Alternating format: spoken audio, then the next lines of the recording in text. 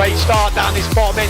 Biggest jumps and he does the best now. Pushing harder than ever. Look at the speed. Plays a massive crash. Takes advantage into second place. Wow. Nice drive. So tasty. Look at this. Super close. This is a massive A great comeback in this He's one. on that top two battle. That's the one we want to see. Welcome back. Day number 2 here in Fuerteventura for the Slalom-X World Cup. And we are going into action hopefully pretty soon. Not as much wind today, so they're just checking the course at the moment. But did you tune in yesterday? Did you see day number 1? It went off. I think let's have a look at the highlights from yesterday and get you guys warmed up for what we've got coming today.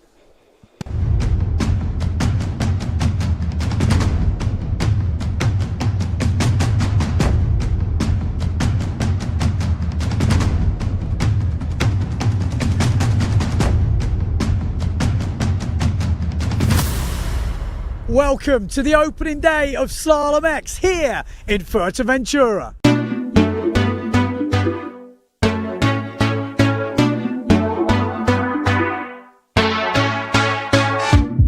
And what a day to kick it off. The Fuerte wind machine was in full effect today. We had waves, we had chop, it was carnage out there.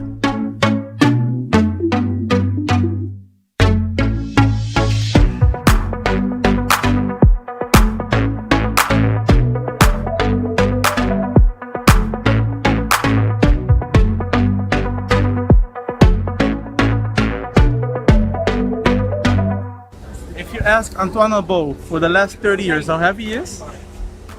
He always tells you 99.9. Look last night. That you can eat now again. Now the basic is done. Okay, so new category in the PWA Slalom-X this year, the under 80 kilo category. We've already had a couple of weigh-ins so far and a couple of people not making the weight. The all-you-can-eat buffet is obviously not helping. But yeah, it's going to be an interesting one. A lot of youths turning up for this category. To be here back in Fuerte after so many years is the best place on tour to me, and it's the event I like the most. Yeah, it's a good challenge. We know Fuerte is super tough. Just staying on the board is a big challenge, so I'm going to focus mainly on that. And you kind of go back and you see all the history of the event, and you remember also how much fun you had every year racing. I actually came 2 weeks ago before the event to have a retreat in the hotel, so I could manage to test the conditions here. In the men, what an opening day for Matteo Iachino. 2 bullets. He looks in great form this year, and it's going to take a lot to stop him. It feels amazing. The gear feels good. I feel ready. So let's see. Just the beginning. We have a lot of racing ahead, so I want to take day by day, but I'm really happy about it. Pierre Mortefon on the results, 2 second places, but that doesn't tell the whole story. He had to fight with everything to get those 2 second places, but he is still right in the game after day 1. Back in the game, and then Cedric was slowing down maybe a bit too much before the last one. That he went full on, and yeah, I tried to catch the swell and it went my way, so it's cool. And then in 3rd place, Tati Franz, a consistent day on the water for him. A 3rd and a 4th. He is right in the game. I just went fully downwind, trying to catch Jordi, Pierre, and maybe Matteo. Somehow I jibe and I got this super long jibe. I'm like, what is going on?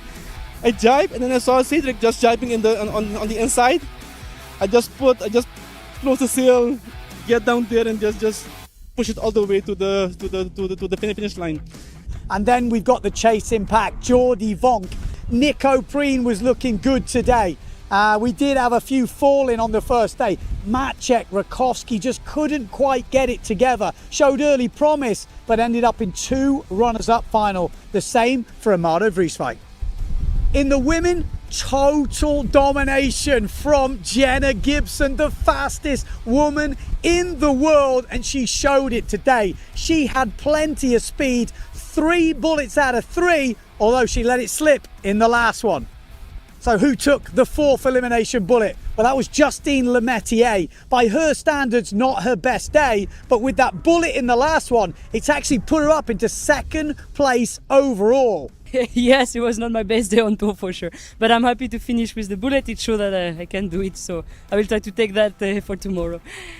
But only by 0.3. Mai Davico had the day of days for her. She looked on great form today, sitting in 3rd place overall, but she's got more to give. I think all the day it's a highlight for me, so I'm really happy about this day. And then we've got to mention Femke van der Veen and Bobby Lynn. Both of these riders had consistent days with great results, putting in 2nd places, and consistency was the key. Oh my gosh, I'm still out of breath. It's like crazy out there. Drives are very hard, especially on the outside. Like the swell is crazy, so you have to time it right or just not drive with the swell, which is super hard, but no, it was good. So that is it. What a great first day we have had. The wind forecast and the waves are gonna get more. We're gonna see bigger stuff happening. We've got 4 more days of action. It's gonna go off. Stay tuned to the live stream. We'll be there.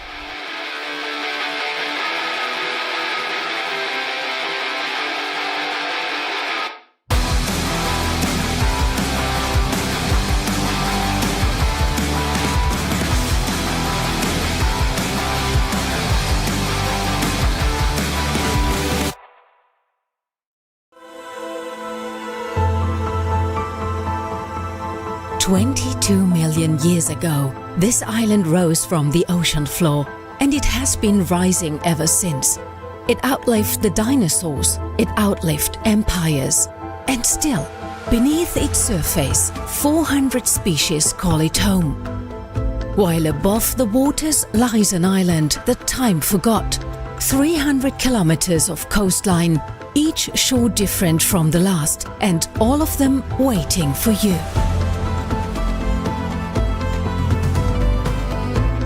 This is where the world comes to fly.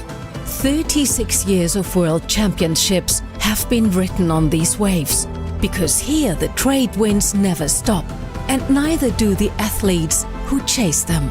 The ocean is always open. But the island gives more than wind and water. From its volcanic soil rises a different kind of treasure, shaped by a culture older than the conquest, by hands that still remember. Here the island feeds you with its land, with its sea, and with its people. And when the sun goes down, the island doesn't shut off. It opens up. Beneath the clearest skies in Europe, you begin to understand. This is an island that doesn't ask you to be a tourist. It asks you to transform. Because for 22 million years, it has been waiting for you. Fuerteventura, the island that transforms you.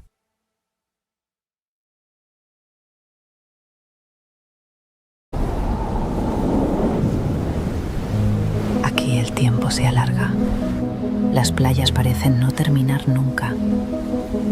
Y el horizonte siempre invita a seguir.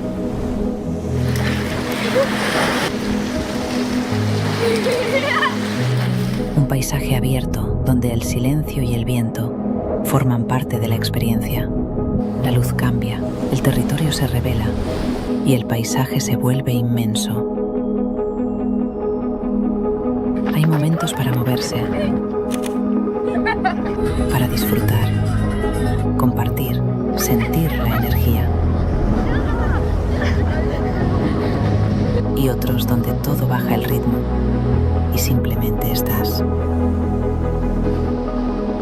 El arte y la tradición conviven. Espacios creativos, calles con historia.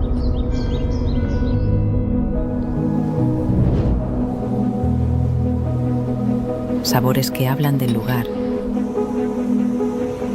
y de su manera de vivir.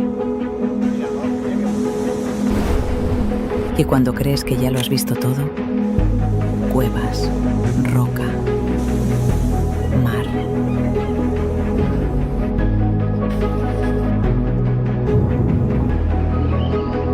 pequeños instantes que lo cambian todo.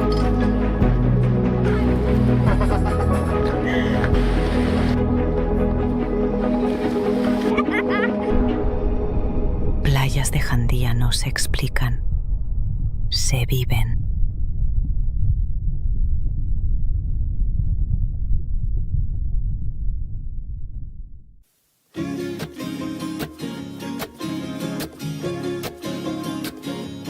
Welcome to the Rene, Egli Windsurf, Wingfoil, and Kiteboarding Center in Sotavento. It's the ultimate water sports playground with loads of space for everybody. Fantastic conditions and all year-round warm temperatures make Sotavento a paradise for windsurfing, kiteboarding, and wingfoiling. In addition to the open sea, we also have a wonderful tidal lagoon. Check out our website to find out the best dates to enjoy this flat water paradise. Our rental equipment meets the highest standards, and we have ordered the latest gear for you.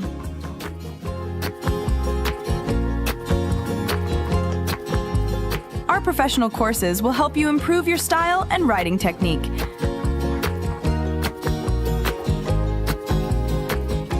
And with the Meliá hotels nearby, it's only a few meters from the bed to the board. Come and enjoy our water sports paradise.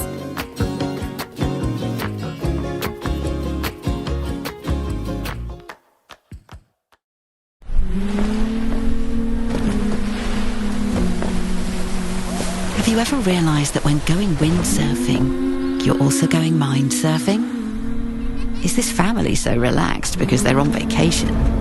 Or is it because visiting the volcano is also included in their vacation? If you feel at ease while being in contact with nature, imagine being in contact with this biosphere reserve.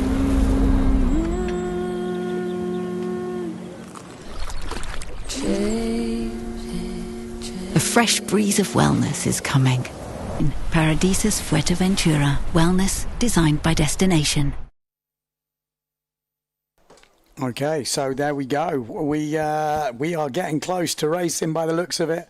But before we do go into live action, I did a bit of a pit walk earlier. Spoke to a few of the guys and girls from yesterday. Got a bit of the lowdown from their perspective. So we're going to have a look at that pit walk, and then we'll be getting straight into live racing.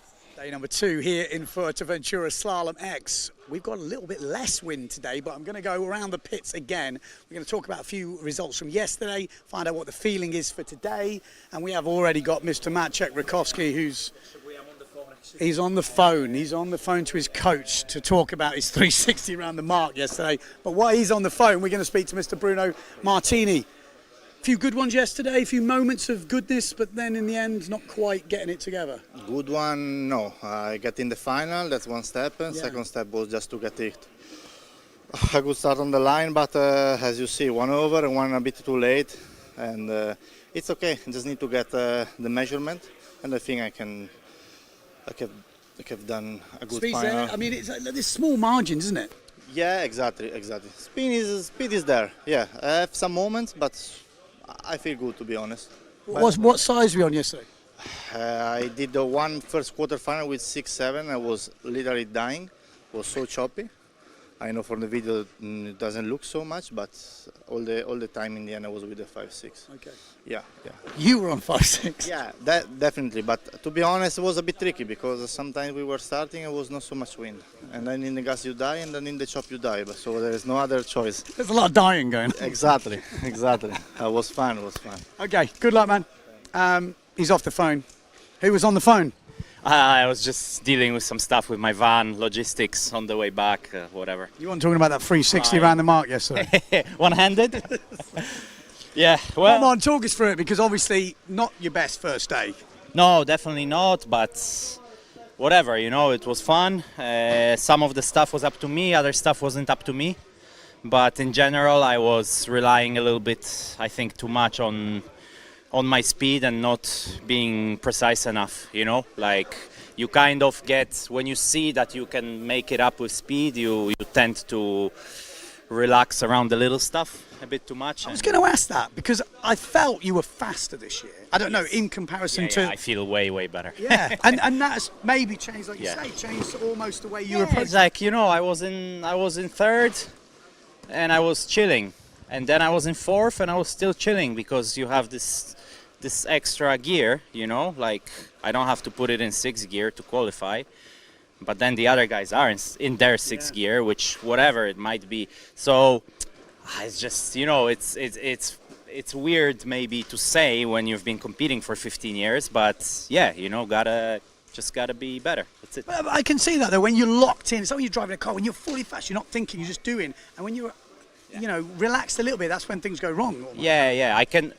The difference is this year I can go fast at like 90%. I don't need to like risk it all. But then sometimes, you know, 85% is not enough, you know. And in the situation where I lost the final, I was not going flat out. I was just going enough to keep the guy behind. And then he had a better jibe. And, you know, it's like, it's just dumb sometimes. I don't know. It's not, of course, it's not easy. And also it doesn't help when somebody else takes you out.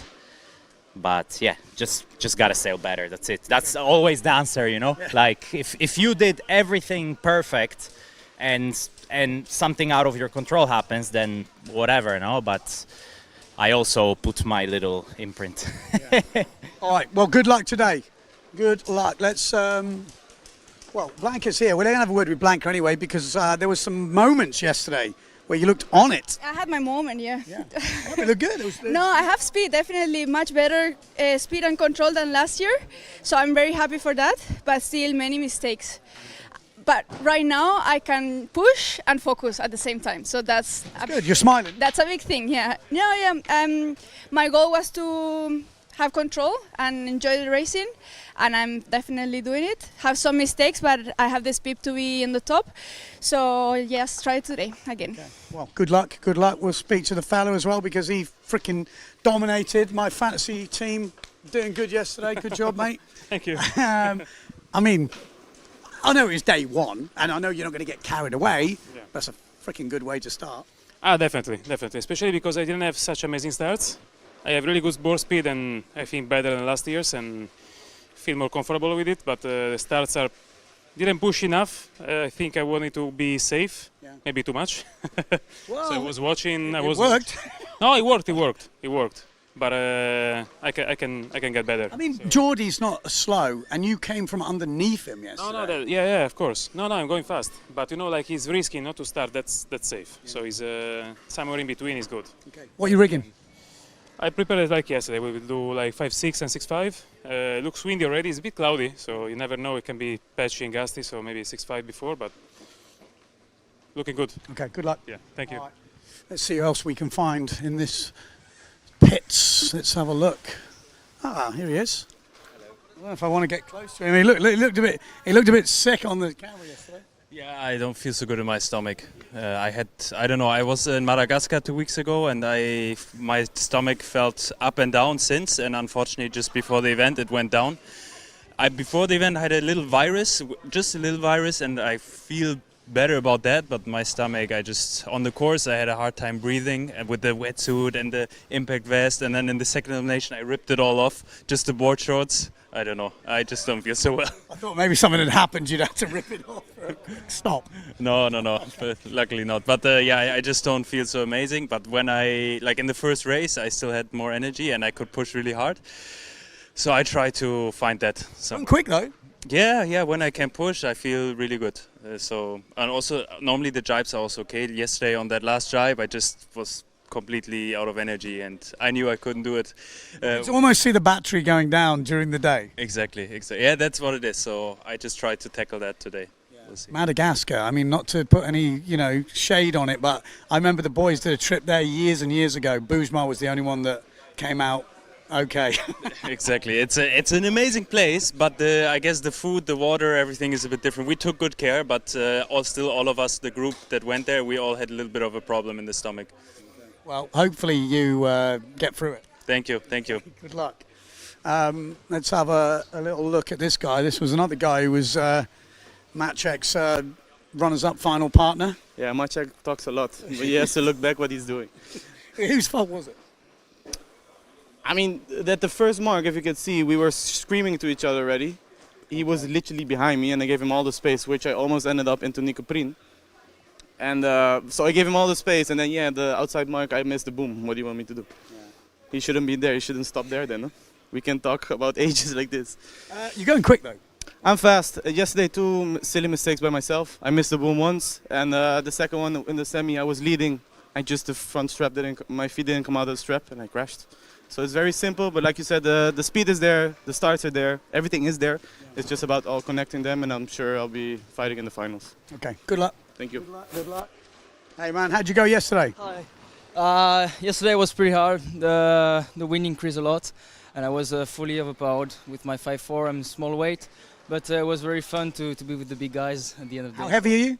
I'm 78 kilos and a half. Okay, so you're in the running for the under 80 kilo. Yeah, here I am. I'm also 18 years old, so I'm very young here. Got a few years to go. Yeah, I hope so. Okay, good luck, man. Thank you very much. Here he is. Hey, this guy was going well yesterday. How old are you? 16. 16, and how heavy? 82 kilos. Oh, you didn't make the 80.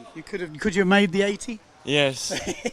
You should have. You had some good races yesterday. Yes, I'm happy with my sailing, but some mistake in quarterfinals, but happy with my sailing. Okay, good luck today, man. Yes, thank you. All right. Here she is. Finished yesterday with a win. You needed that. Yes, I needed it. Huh? Not my best day on tour, but... No, but I mean, like I say, not your best day, but then you look at the results at the end of the day. Yeah, I was surprised. But yeah, it's really tight, and yeah, I'll try to stay on my board a bit more today. Was that the problem? That was my problem. I was swimming 1 to 2 times a heat, so it doesn't work for sure. Okay. So yeah. Same kit? What have you rigged? Yeah, same kit, small board, so 92 liters, Slalom-X Patrick, and then I'm going with the LA 5.2, I think so, because it's already look windy. Yeah, it's already coming. Yeah, it is. Right, good luck. Thank you. Scotty Storman, we've got to ask him about the infamous moment yesterday.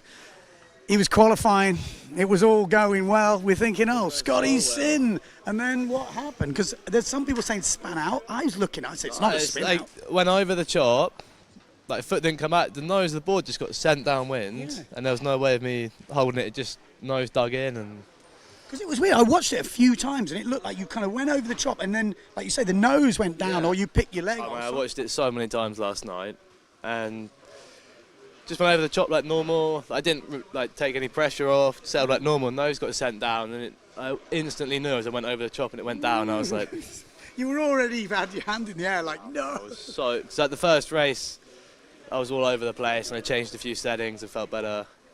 That race, I was like, okay, yeah, let's get back into the rhythm of it. Then that happened, and I've never packed up so fast on the beach and went home.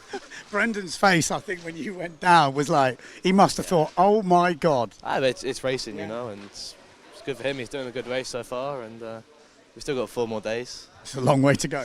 Long way to go, so yeah, today, new day, back on the horse. Good luck, man. Good luck.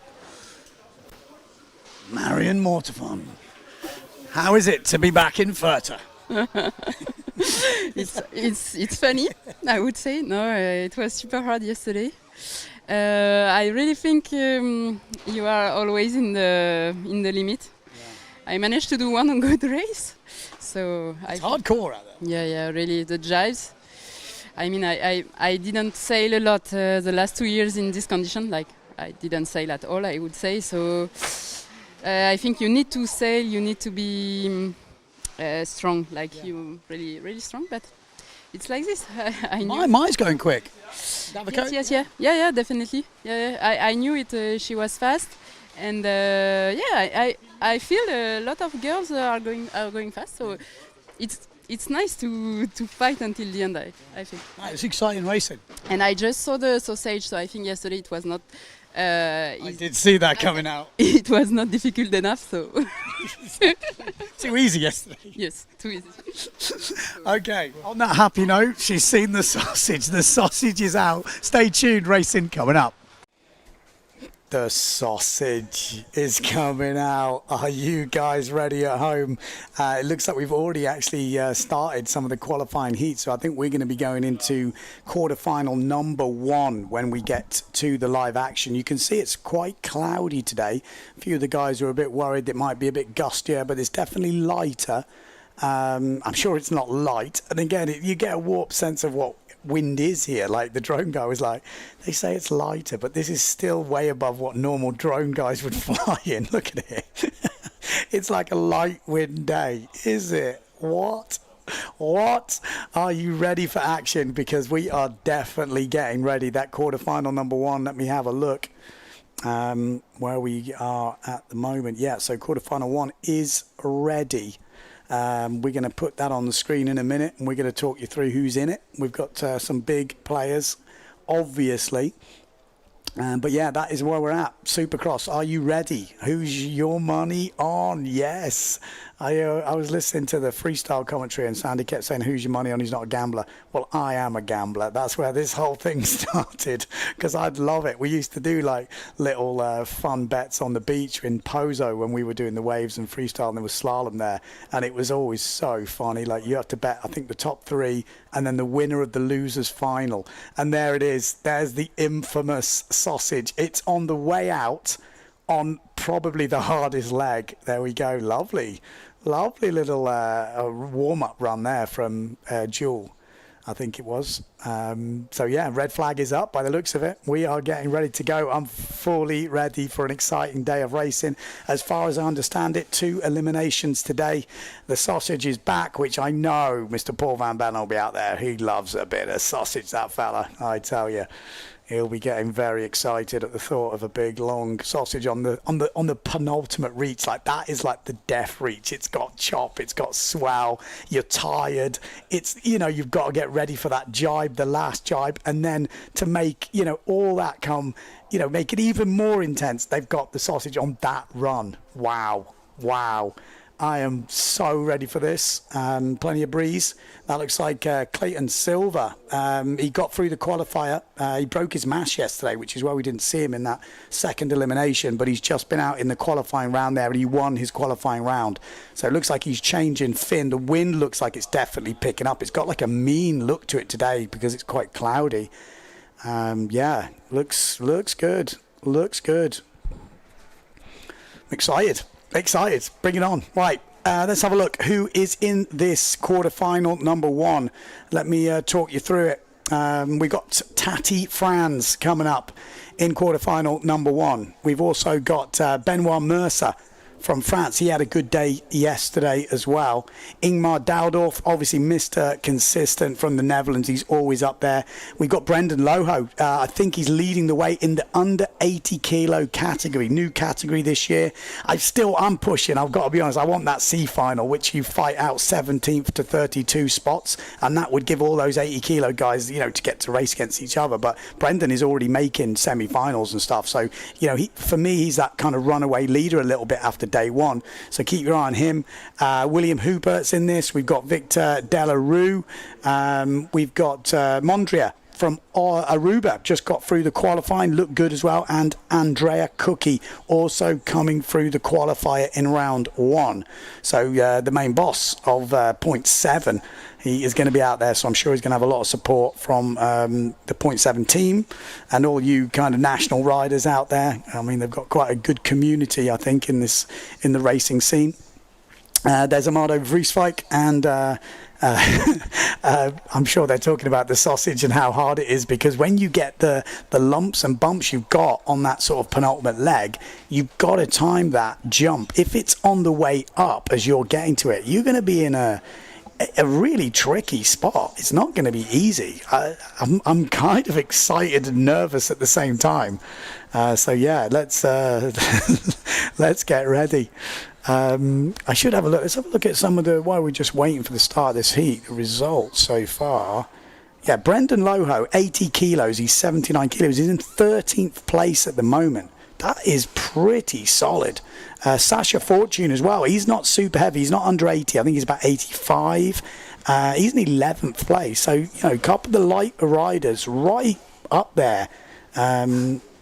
and having it, yeah, really good. Benoit Mercer, he's obviously 90 kilos or something, but he's on the lighter side of some of the big boys. He's in 6th place at the moment, so he's been having a good event so far. Obviously, leader at the moment, Matteo Iachino, 2 firsts yesterday, Pierre Mortifon 2 seconds, and then Tati Franz, who's in this first heat, is in 3rd place. Nico Preen just behind, and Jordi Vonk.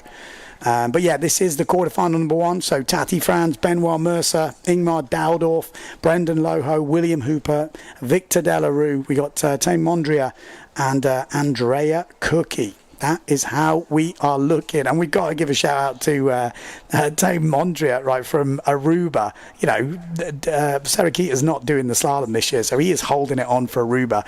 And I know it's kind of funny, but if you didn't tune in yesterday, you maybe wouldn't have seen the weigh-in. You might have seen it on the highlights video. He was the guy in his pants. He really thought he was going to try and make that 80 kilo category, and apparently he was 87 kilos a few weeks ago, and he went on like full mission to get below 80. The problem is at the weigh-in he was 81.5 in his pants, so he didn't make it, and he was standing on 2 separate scales. He started off with his shorts and his t-shirt on, and by the end of it he was like down to the underwear, but unfortunately he didn't make the cut in the end. And he was kind of looked up really upset. He goes, "I've not eaten or drunk anything all last night."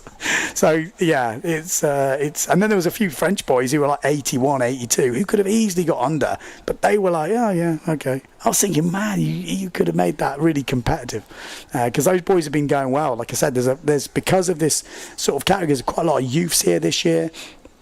We've got 15-year-old, 16-year-old who I think qualified from the Deafy Wind, so they got a free entry into this event by qualifying at the Deafy Wind. So that was pretty cool. I think that was super cool to see. Like, and that's what we got to do. That's why I think this kind of C final, that 17th to 32 place, which if you lose in the quarterfinals, you'd kind of go into. I think that would be such a good addition to this format, and then it would give all those guys a real good chance to really, you know, get those individual results and go against people in their same sort of category. So hopefully we'll watch this space. And Rash Fest, I was just saying to the guys earlier, maybe different colour Rash Fest for the lighter guys compared to the heavier guys, and then you could also instantly see who was in which category, because it's in the women as well.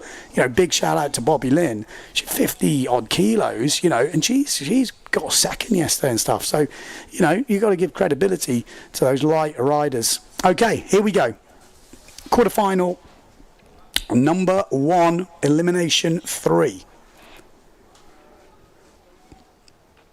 Let's see if we can pick out a few people in this one. Let me just pull my heat board up. We've got, well, it actually definitely looks bigger sails. Brendan on the S2 Maui sails, I guess. That's Brendan Loho. You know, down the bottom end, Tati Franz. Said his sails are pretty powerful at the moment. He was hoping it wouldn't get too windy. You've got Andrea Cookie down this bottom end on the white sail. Looks like a few people are relatively early. There's a big bit of swell, but it's a great start there from Tati Franz. Really nailed that thing in the middle. We've got Ingmar Daldorf in this as well, who looks pretty good on the GA down the bottom end. Andrea Cookie, 107 kilos, I think he was on the scales. But Tati Franz in the middle is smoking right now. Look at the speed of Tati Franz coming out the bottom of Ingmar Daldorf. Andrea Cookie looking good. Then we've got the Patrick of Hooper, I think it is. So where's Mercer? Mercer's fighting it out with Hooper at the moment, but it is going to be Tati Franz third in the competition so far. Tati Franz ran in first. Andrea Cookie in second, or maybe cooked in. Couldn't quite get it to turn. Daldorf comes through. William Hooper comes through. And here comes Benoit Mercer. That guy has got some demon jibing on him. Absolutely killing it round the jibes. Tame Mondria, he's on the 0.7 as well. So we've got 3.7s in this. But at the front of the fleet, it is Tati Franz. At the moment, making this quarterfinal look relatively easy. Looks a bit flatter than yesterday. We have got the sausage to come, though. Daldorf round in second, then Benoit Mercer. Then we've got Andrea Cookie, and that silver helmet hooks in again. That's 2 hook-ins in 2 jibes. Not quite sure what harness lines he's using, but he's definitely hooked in twice there. That's a horrible feeling when you do that. Can't do anything about it, and he's probably out of this race so far. But Tati Franz flying at the front. That is Brendan Loho. Looks like he's on a really big sail. I think he got his outhaul came off then, and he was trying to get it back on, and that's cost him a few meters there to William Hooper, because they are fighting for that 4th place at the moment. Hooper in 4th. We've got the sausage to come. Tati Franz round in 1st, Daldorf in 2nd, then Benoit Mercer in 3rd. Will we see any casualties on the sausage? Keep your eye on it, because that is where the drama is going to happen. The sausage is coming up. Here it comes. We're going to have to probably stay on the sausage cam. Maybe we've got an official sausage cam sponsored by Walls or something. Here we go. Oh, it's pretty close to the mark, it must be. Oh, what a jump there from Tati Franz. He absolutely skied that thing. Oh, it's right before the mark. Oh, perfect timing from Daldorf. That was absolutely epic. Tati Franz and Daldorf easily over Benoit Mercer. Here we go. This is Brendan Loho has moved up. He is up into 4th place. Loho, what a comeback this is. Goes ahead of William Huber, and he's got a lovely bit of swell there to jibe onto. Oh, and that was Terry Mondria. Goes down. Ooh, the Aruban. That's our first casualty of the sausage. But great racing. And easy work, actually. It was quite nice with that swell. Most of the boys there making a really good go of that. But Tati Franz, look at the distance he's got at the front of this fleet. Another great race from Brendan Loho here, under 80 kilos, and he is qualifying again for a semi-final. That's a top 16. He's having a great event so far. Tati Franz qualifies for the semis, elimination 3. We're going to have Daldorf also qualifying, Benoit Mercer, who's also looking good, 6th place in the overall at the moment, Benoit, and then Brendan Loho. This is not good for me, because those 3 are all in my fantasy team. I know I keep talking about it. It's quite, if you get into it, it's actually quite fun. It keeps you really entertained with, you know, all the different legs, because you have to pick people from different tiers. So if you've not got involved with that, get involved. There we go. There's the girls. The Patrick team, pretty much. Tati Franz, 96 litres by the looks of it. Future Fly, and the 0.7. I think he's got that new. What's the word for the seams? The molded, the welded seam sail. Fault. Apologies, my brain has gone. But he has got that. So it's pretty powerful. So we have got an update on the under 80 kilo category, which I'm going to bring you in a minute. We're going to have a look at the highlights from that race. But look at those guys who are bunched up at the top end, and then Andrea Cookie down this bottom end. And we have to have a look, because I felt like he got hooked in on both jibes. Like there, that's usually a sign of hooked in, but managed to unhook. But then definitely on the outside, yeah, that's the classic. That's the absolute classic hooked in jibe gutter.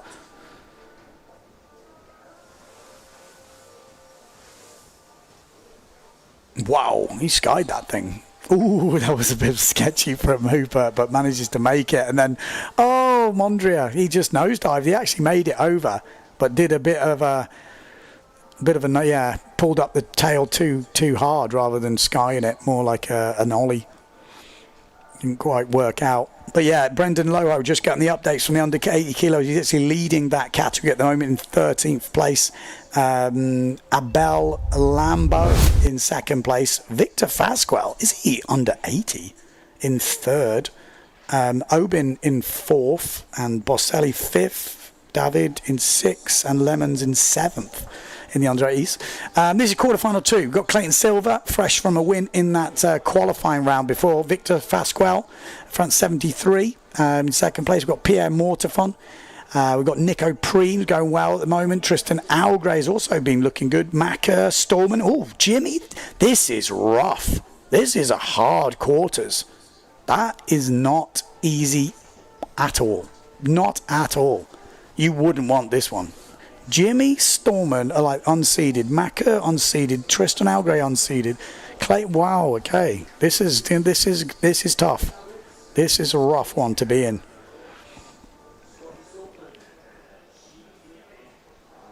Oh yeah, 0.7 Q bonded sail. That's what I was talking about. And there, speaking of the man, Mr. Andrea Cookie. Although he doesn't look like he's on the Q-bonded sail. Maybe he had to give it to Tati.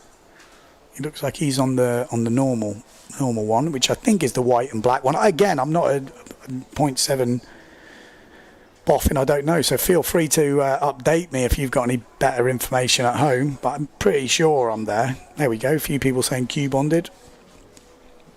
Just looking at the comments on YouTube.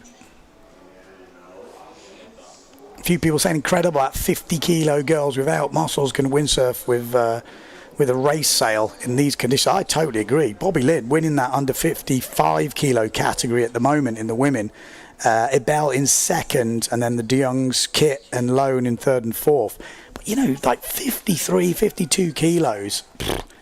I do wonder though, I would think it would be such an interesting concept if maybe some of them raced on a no cam sail. I know I bang on about this, but I reckon in that crazy stuff, it's just so much easier to jibe and sheet out, and they're not slow. Like the no cam sails are not. It'd be really interesting if one brand kind of went down that route. Love to see it. Like, how would it stack up? It'd be such good advertising as well. Imagine they won it.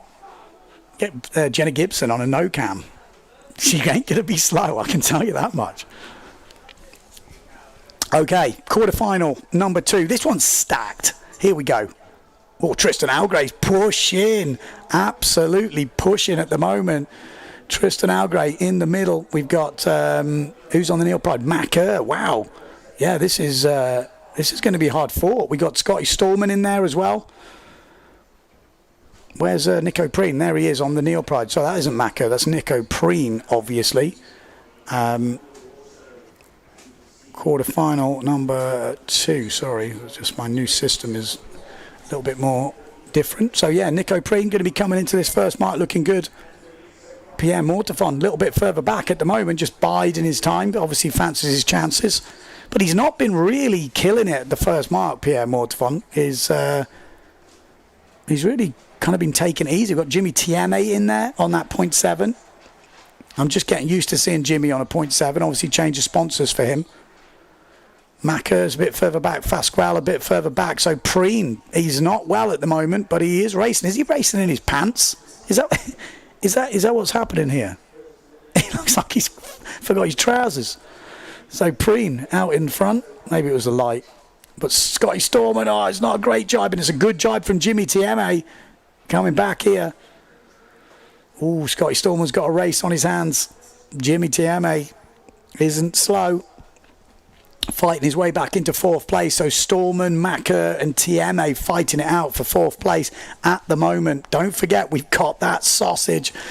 The sausage is going to cause some upsets. You know it's going to cause heartbreak at some point today, I should say. There's Macker. He's not giving up on this. And you're going to have to slow down maybe for the obstacle. So then it just changes everything. It's going to be an exciting next leg. Nico Preen round in first. Then we've got Tristan Algray and Jimmy Tieme's down. Jimmy Tieme falls in a bit of an awkward spot there. No, sorry, that's not Jimmy Tieme. That's Pierre Mortefon. Oh, my life. Are we going to see drama in the second quarterfinal of the day? This is a disaster for Pierre Mortefon fans. He can't afford here. He's going to need some carnage on the sausage. He's going to be looking at this sausage with, please help me out here. Ooh, nice from Preen in the end. We've got a bit of a moment. Nice from Tristan Algray. This is not looking good for Pierre Mortefon fans. He needs a mistake. It's easy for Tieme. Scotty Stallman. Easy for Scotty, although he lands a bit crooked. Macker. This is disaster for Pierre Mortefon. But Jimmy Deere, let's keep on that mark, please. Let's go, because this is all on it. Where's Mortefon? He's back in the game here. He's still got some ground to make up. This is going to be an out-and-out drag race. Keep your eye on the back, because Mortefon is behind Jimmy Tieme. Stallman has gone over the top. You're expecting to see Mortefon coming through at any point. This is the battle for 4th place. Can Mortefon get through? You're just waiting, aren't you? You're waiting to see that nose of his board pop into shot, but it isn't coming. Jimmy Tieme and Stallman are holding him off. I do not see Pierre Mortefon getting back into this. We should have seen him already. There's no... Oh, there he is. He's up top. He's up top. Preen wins it. Oh, this is going to come down to the wire. Surely there's not enough time. Algray, second. He's not done it. Oh, my God. Upset in the second quarter final. Pierre Mortefon. He didn't have his best day yesterday in terms of where he was, but he had a great day in terms of results. And the results didn't really tell the whole picture because it really looked like he was having to race his way back into contention. And in that race, that's wow. That is not. When was the last time you saw Pierre Mortefon go out to quarterfinals? Wow. That's the discard already locked in for Pierre Mortefon. He's still got 2 second places. He's still in the game. But that's a disaster for the Frenchman.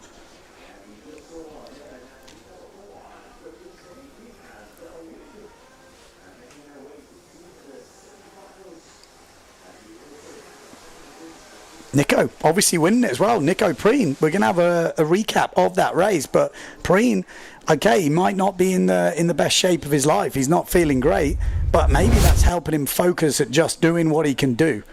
He's he's doing it. He's doing what he needs to do. Tristan Algray as well. I'll just make sure that was Tristan Algray. It wasn't Bruno Martin, that was Tristan. Wow. Well, I didn't see that coming with Pierre. What happened on that jibe mark? That's the question. Here he is coming in. Fine. Oh, just missed the boom, did he? Oh, my life. I thought it was Jimmy Tieme, but no. Lovely jump from Preen. Safe as houses. Ooh, sketchy.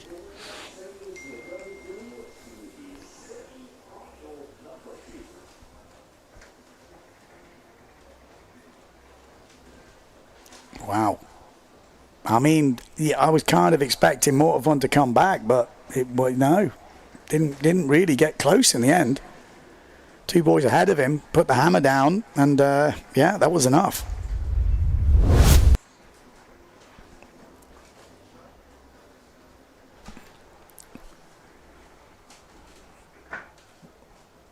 Well, still going strong.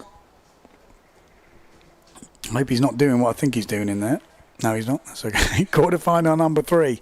We got Lucas Piaboni, 106 kilos or something? Oh, wow, went in on the weigh-in, so he's a big fella.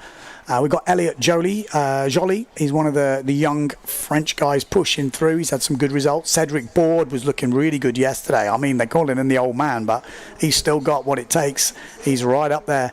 Jordi Vonk's been looking quick. Alexis Mattis obviously looking good. Sasha Fortune's had some good races. And then Jean-Luc Francis, he's 16 years old, I think. That's the 16-year-old. I was speaking to him earlier. 82 kilos, and he's pushing hard, man. Keep your eye on him. And then Lohan Jules as well from Guadeloupe, really quick rider. And there's Pierre Mortefon. That is, yeah, he is the reigning champion. He's never really been beaten in this discipline. Won the 2 titles so far, but this has not really started well. Again, you look at the results, he's still got 2 seconds, so it's far from over. He's still right in the game, but the momentum is not there, you know. It's definitely not there. He's having to fight for it. He's had to fight really hard for those 2 seconds, and now he's had that disappointing out in the quarters. Needs to get back on the horse. They've already said 2 eliminations today, so, you know.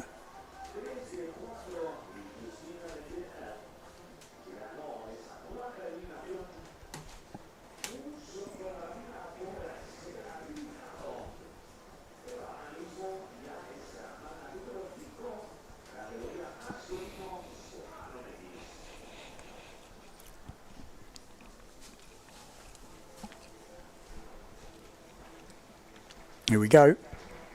Lining up for this quarterfinal, number 3.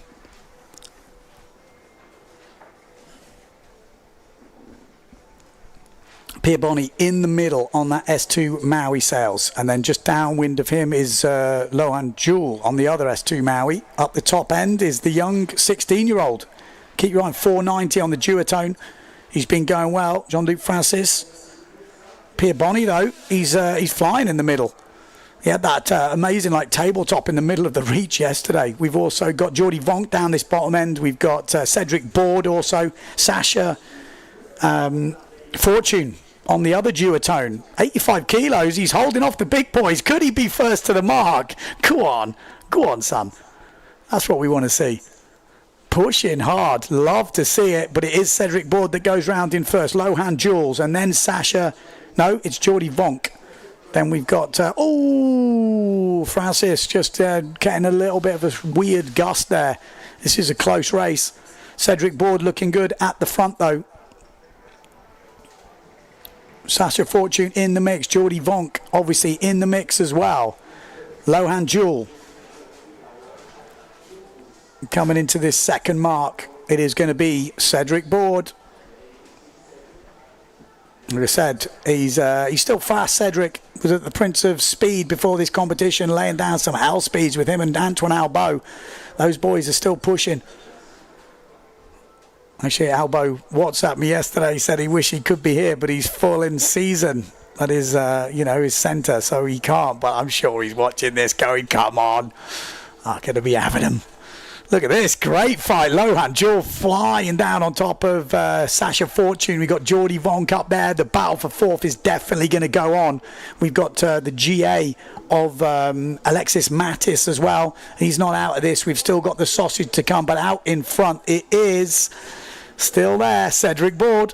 And he is famous for his what do we say, his unique style of going over the obstacle. He's had a few moments in the early times, and then he got it together. He was always doing it hooked in, and then he changed his style. So it'd be interesting to see what he does. He's leading the race. He's got all the time in the world.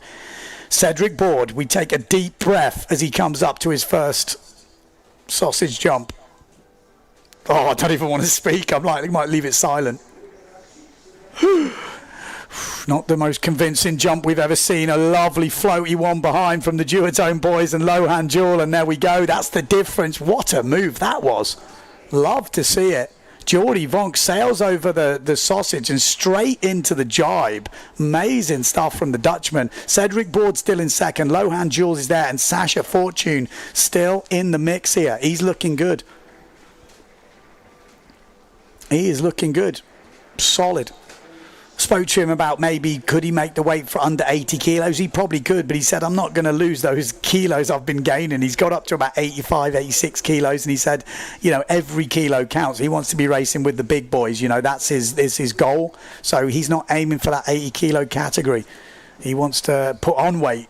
He wants to get up to over 90. And then, but he's still doing a good job of it here at 85. 100 odd kilos, 103 kilos for Jordi Vonk, and he wins it.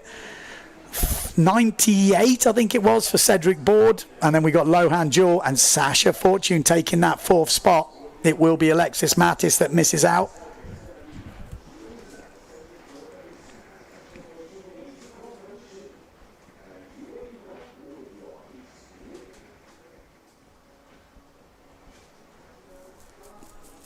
But that's what we like. I mean, there's a lot of talk about getting rid of the obstacle, the sausage, whatever you want to call it.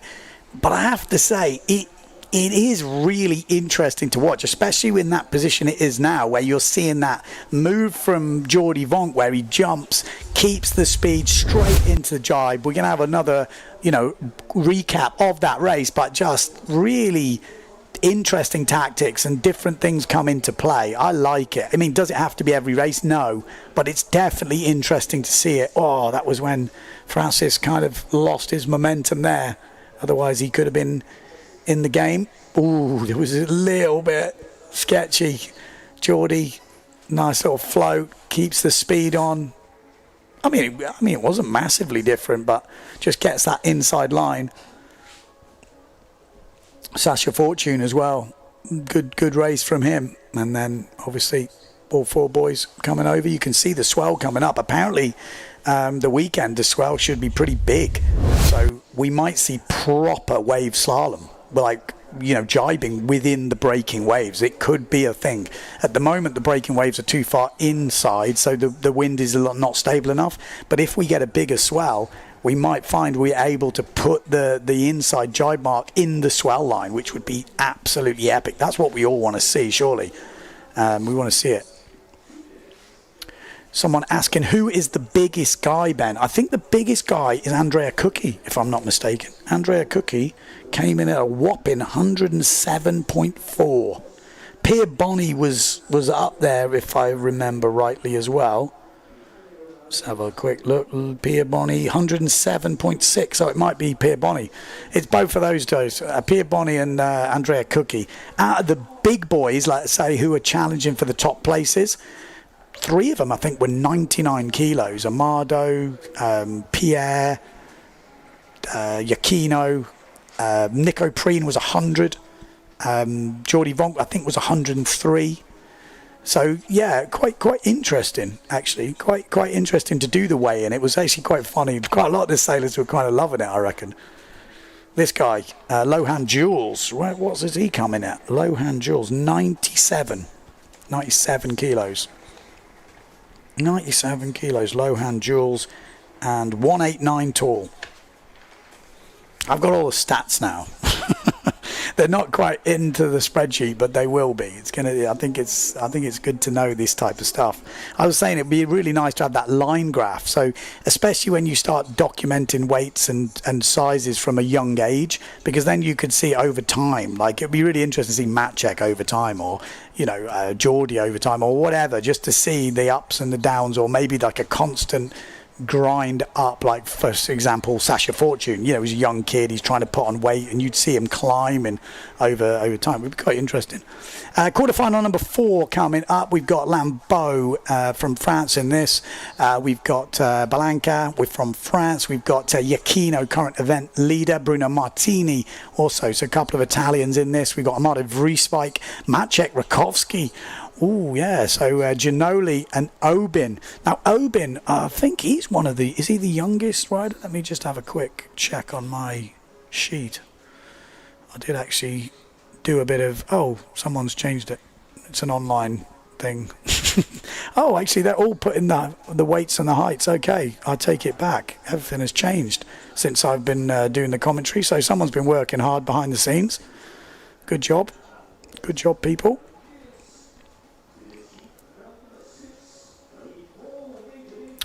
Yeah, Obin, 15 years old. There you go. I knew there was that name rung a bell. Height 170, 66 kilos. Wow. That's pretty impressive. And he's on the PWA racing with the big boys. And there we go. Good start. Maciek Rakowski. He is hungry today, isn't he? You know it. He is absolutely starving, that guy. He wants to show people what he's got. Maciek Rakowski leading the way at the moment. We've got Amado Vrieswijk in there as well. Also got Matteo Giacchino down this bottom end. Where's Bruno Martini? We don't see him at the moment. We've got 152, which is Titoon Ginoli as well. So he is one of the lighter riders, I think, coming in. I'll give you a bit of a clue now, but it is the 2 Neil Pride guys. Look at that jibe from Maciek Rakowski there. It looked like the Italian went wide on. Bruno Martini's in the water. He's in the drink. Not what you want. Not what you want to be doing on that first mark. He's not quite getting it together at the moment, Bruno. But still lots to go in this race. Matteo Giacchino leading. Maciek Rakowski in second. Amado Vrieswijk. These two have had some, let's say, coming together. They've been racing very closely in the last day or two. Well, we've only had one day, so what I'm on about in the last day. So those two will be talking to each other, I'm sure.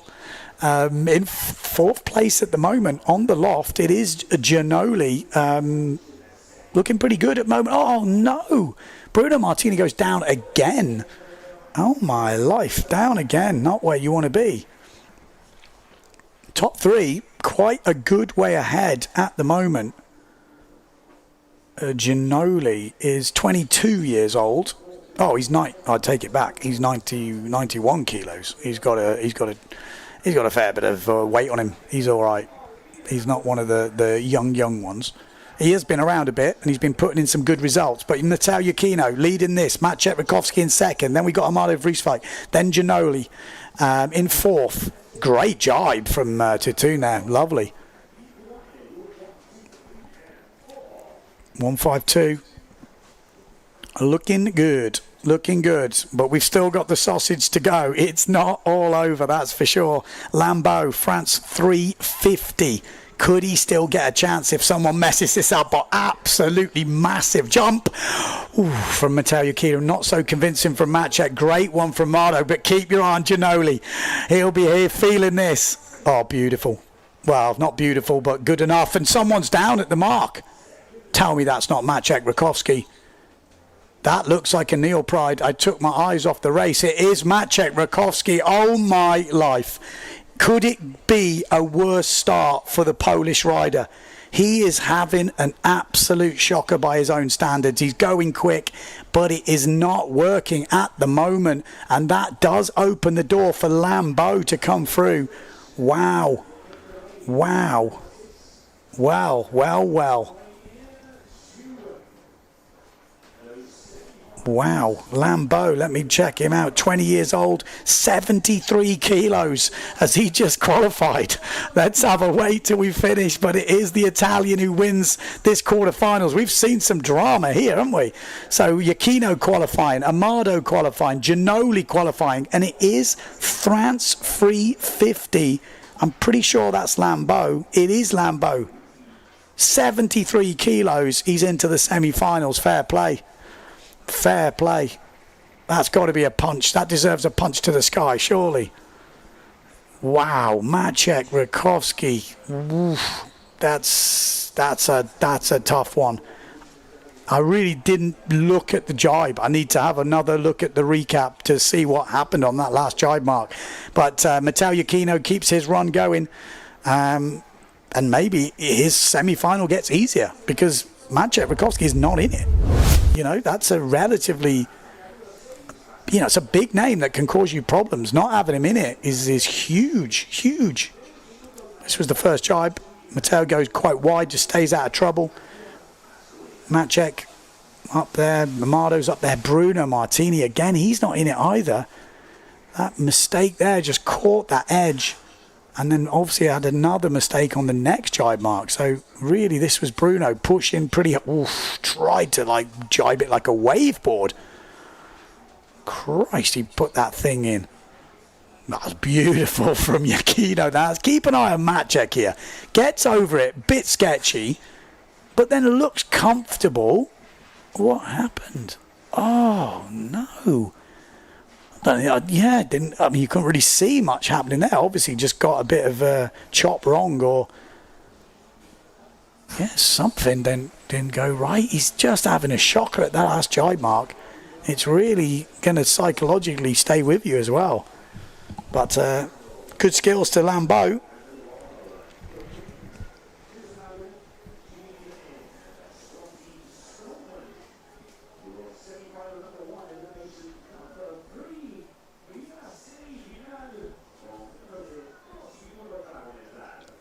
People saying it's obviously not all about weight, it's height as well. Yeah, I tell you what, I will go through. I've got all the heights. We were just waiting for him to come in, but some of these guys are not.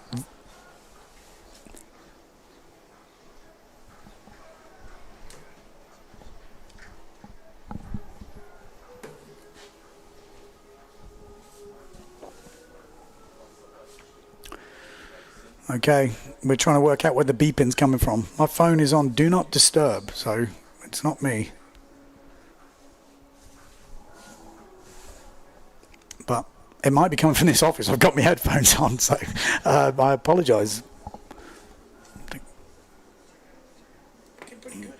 Okay. Yellow flag is up, so we're going to go into semi-finals.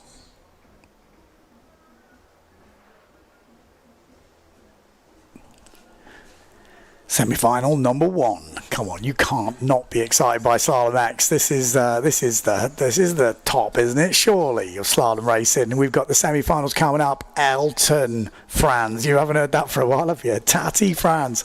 Ingmar Daldorf in this. Benoit Mercer. We got Brendan Loho, Nico Preen, Tristan Algray, Jimmy Tieme, and Scotty Stallman. Who is going to make it? 4 guys will go through to the winners final. 4 guys will go through to that runners up final. Someone said you can't blame Amado for that, Maciek. Oh Oh my life, yeah. We've seen a few upsets. If you just tune in, we've already lost Pierre Mortefon at the quarter-final stage. That is huge, huge. You can't make it bigger than that. Just tell me the last time we lost him at quarter-final stage. This doesn't happen. So that's crazy.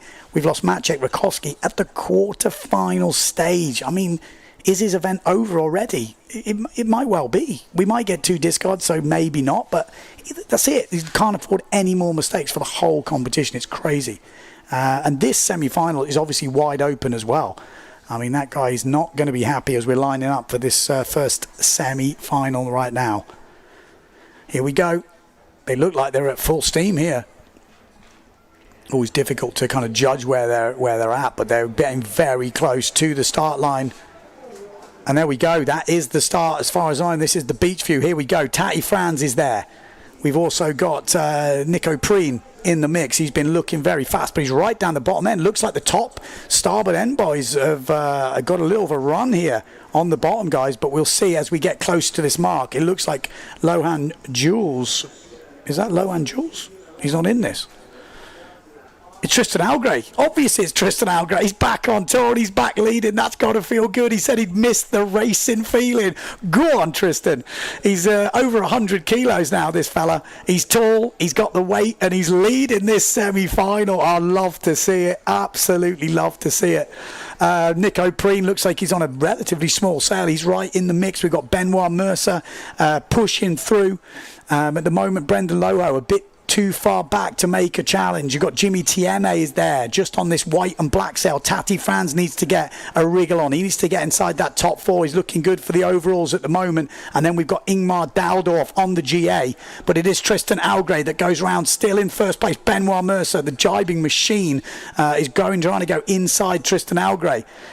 Nico Preen still in the mix here. Daldorf goes low. We've got Scotty Stallman as well. Both of the GA riders are pushing hard here. This is a great race. We've got Tati Franz and Jimmy Tieme behind. This is going to come right down to the wire. Exciting stuff in the semi-finals. Day number 2 here of the Slalom-X in Fuerteventura. This is how it should be. Tristan Algray, look at him go. He's got a face of a guy who paid for his flight on his sail. Literally the face printed out. It's epic. And he's leading the semi-final. Go on, Tristan. So Tristan goes round in first. Jibes first. Benoit Mercer in second. Nico Preen in third. Then we've got the GA boys, Stallman and Daldorf, and Tati Franz has gone down. Oh no, it's a disaster for the Bonarian. That's him out of the running. Jimmy Tieme is not out of this though. Jimmy Tieme fighting back. We've got the infamous sausage coming up. Nico Preen taking a lower line so he can go upwind for the jump. That's a good tactic, I would say. Tristan Algray, first time he's ever been over the sausage. He's never ridden the jumped the sausage before. Oh my God! And he didn't do it that time. He just went through it. Oh my God! Tristan Algray didn't even jump the sausage. Just boosted through it. Oh my God, what a last mark this is. Nico Preen's in trouble here. He's got a small sail. Jimmy Tieme trying to go over the top. No, he's not in trouble. He's got going. The GA boys are going to fight it out for that 4th place, but it's going to be too much. Jimmy Tieme is going to take 4th. They've got a hell of a lead, the top 4, but what a race from Tristan Algray. Not convincing over the sausage. He's going to have to practice on the sausage a bit more because that looks sketchy, but he did what he needed to do. Benoit Mercer, great race again from the Frenchman. He's been looking very good, sitting in 6th place in the overalls, and he's going to make another final here. Good skills from Benoit. So Benoit wins it. Tristan Algray gets himself into a final. Go on and see his face when he crosses the line. That is a hell of a race. Nico Preen makes another final, and so does Jimmy Tieme. Is that his first final of this competition? Looking good. The GA boys go down. Tati Franz not making the final. That's pretty big. That's Benoit Mercer. I wonder what Tristan Algray looks like right now. Like I said, if you saw the pit walk I did yesterday, speaking with Tristan, and it was just funny. He's like, I missed the racing feeling, man. I needed to get back on it. I'm just here for fun. I'm on holiday. And he's now in the final.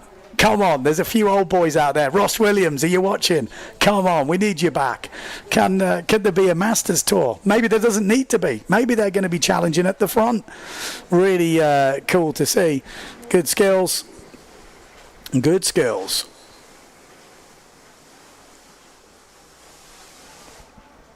I've got to see that.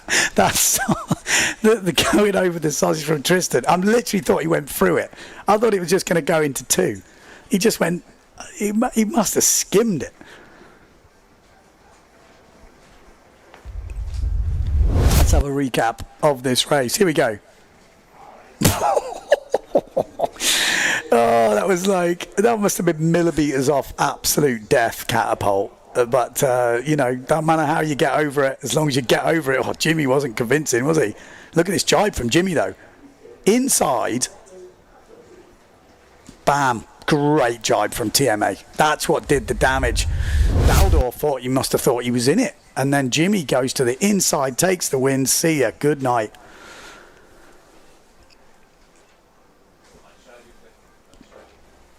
Well, there we go. Excitement in the first semi-final. Will the second semi-final deliver?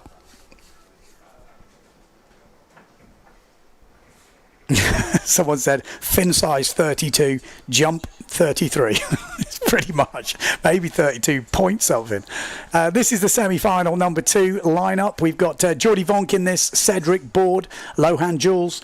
We've got Sasha Fortune, Matteo Iachino, Amado Vrieswijk. We've got Tatun Ginoli and Abel Lambeau.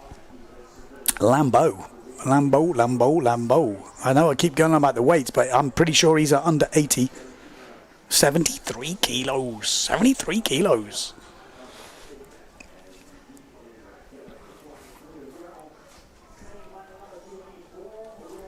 $73. You're in the semi-finals. Impressive stuff. 2 minutes to go.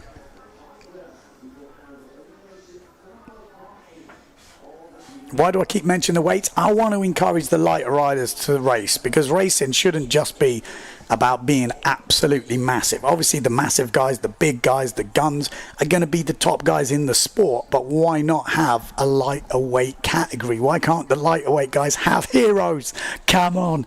And it's the same with the women, that everyone's different sizes. It shouldn't just be down to who's got the size advantage, which in windsurf racing, it does actually make a difference. So yeah, I'm excited to see it. And we got to give them some credibility, because racing out there is not easy at all. There's Jimmy TMA. Andrea Cookie on the beach. The good that last jibe from Jimmy, that was the real difference maker. In that field, that when you're racing, that's what it's like. Being out in front is great. Or being, in second and third, great. But the actual race, when you jibe in someone, you take their wind, you go ahead of them the last mark. That's what racing is all about. That's what you get the adrenaline from. It's not so much like just racing around the course. It's the actual race. Like Pierre Mortifon had to race yesterday. He probably would have had an amazing day. He doesn't like it because it's stressful. But in terms of the feel of racing, that is what it's all about.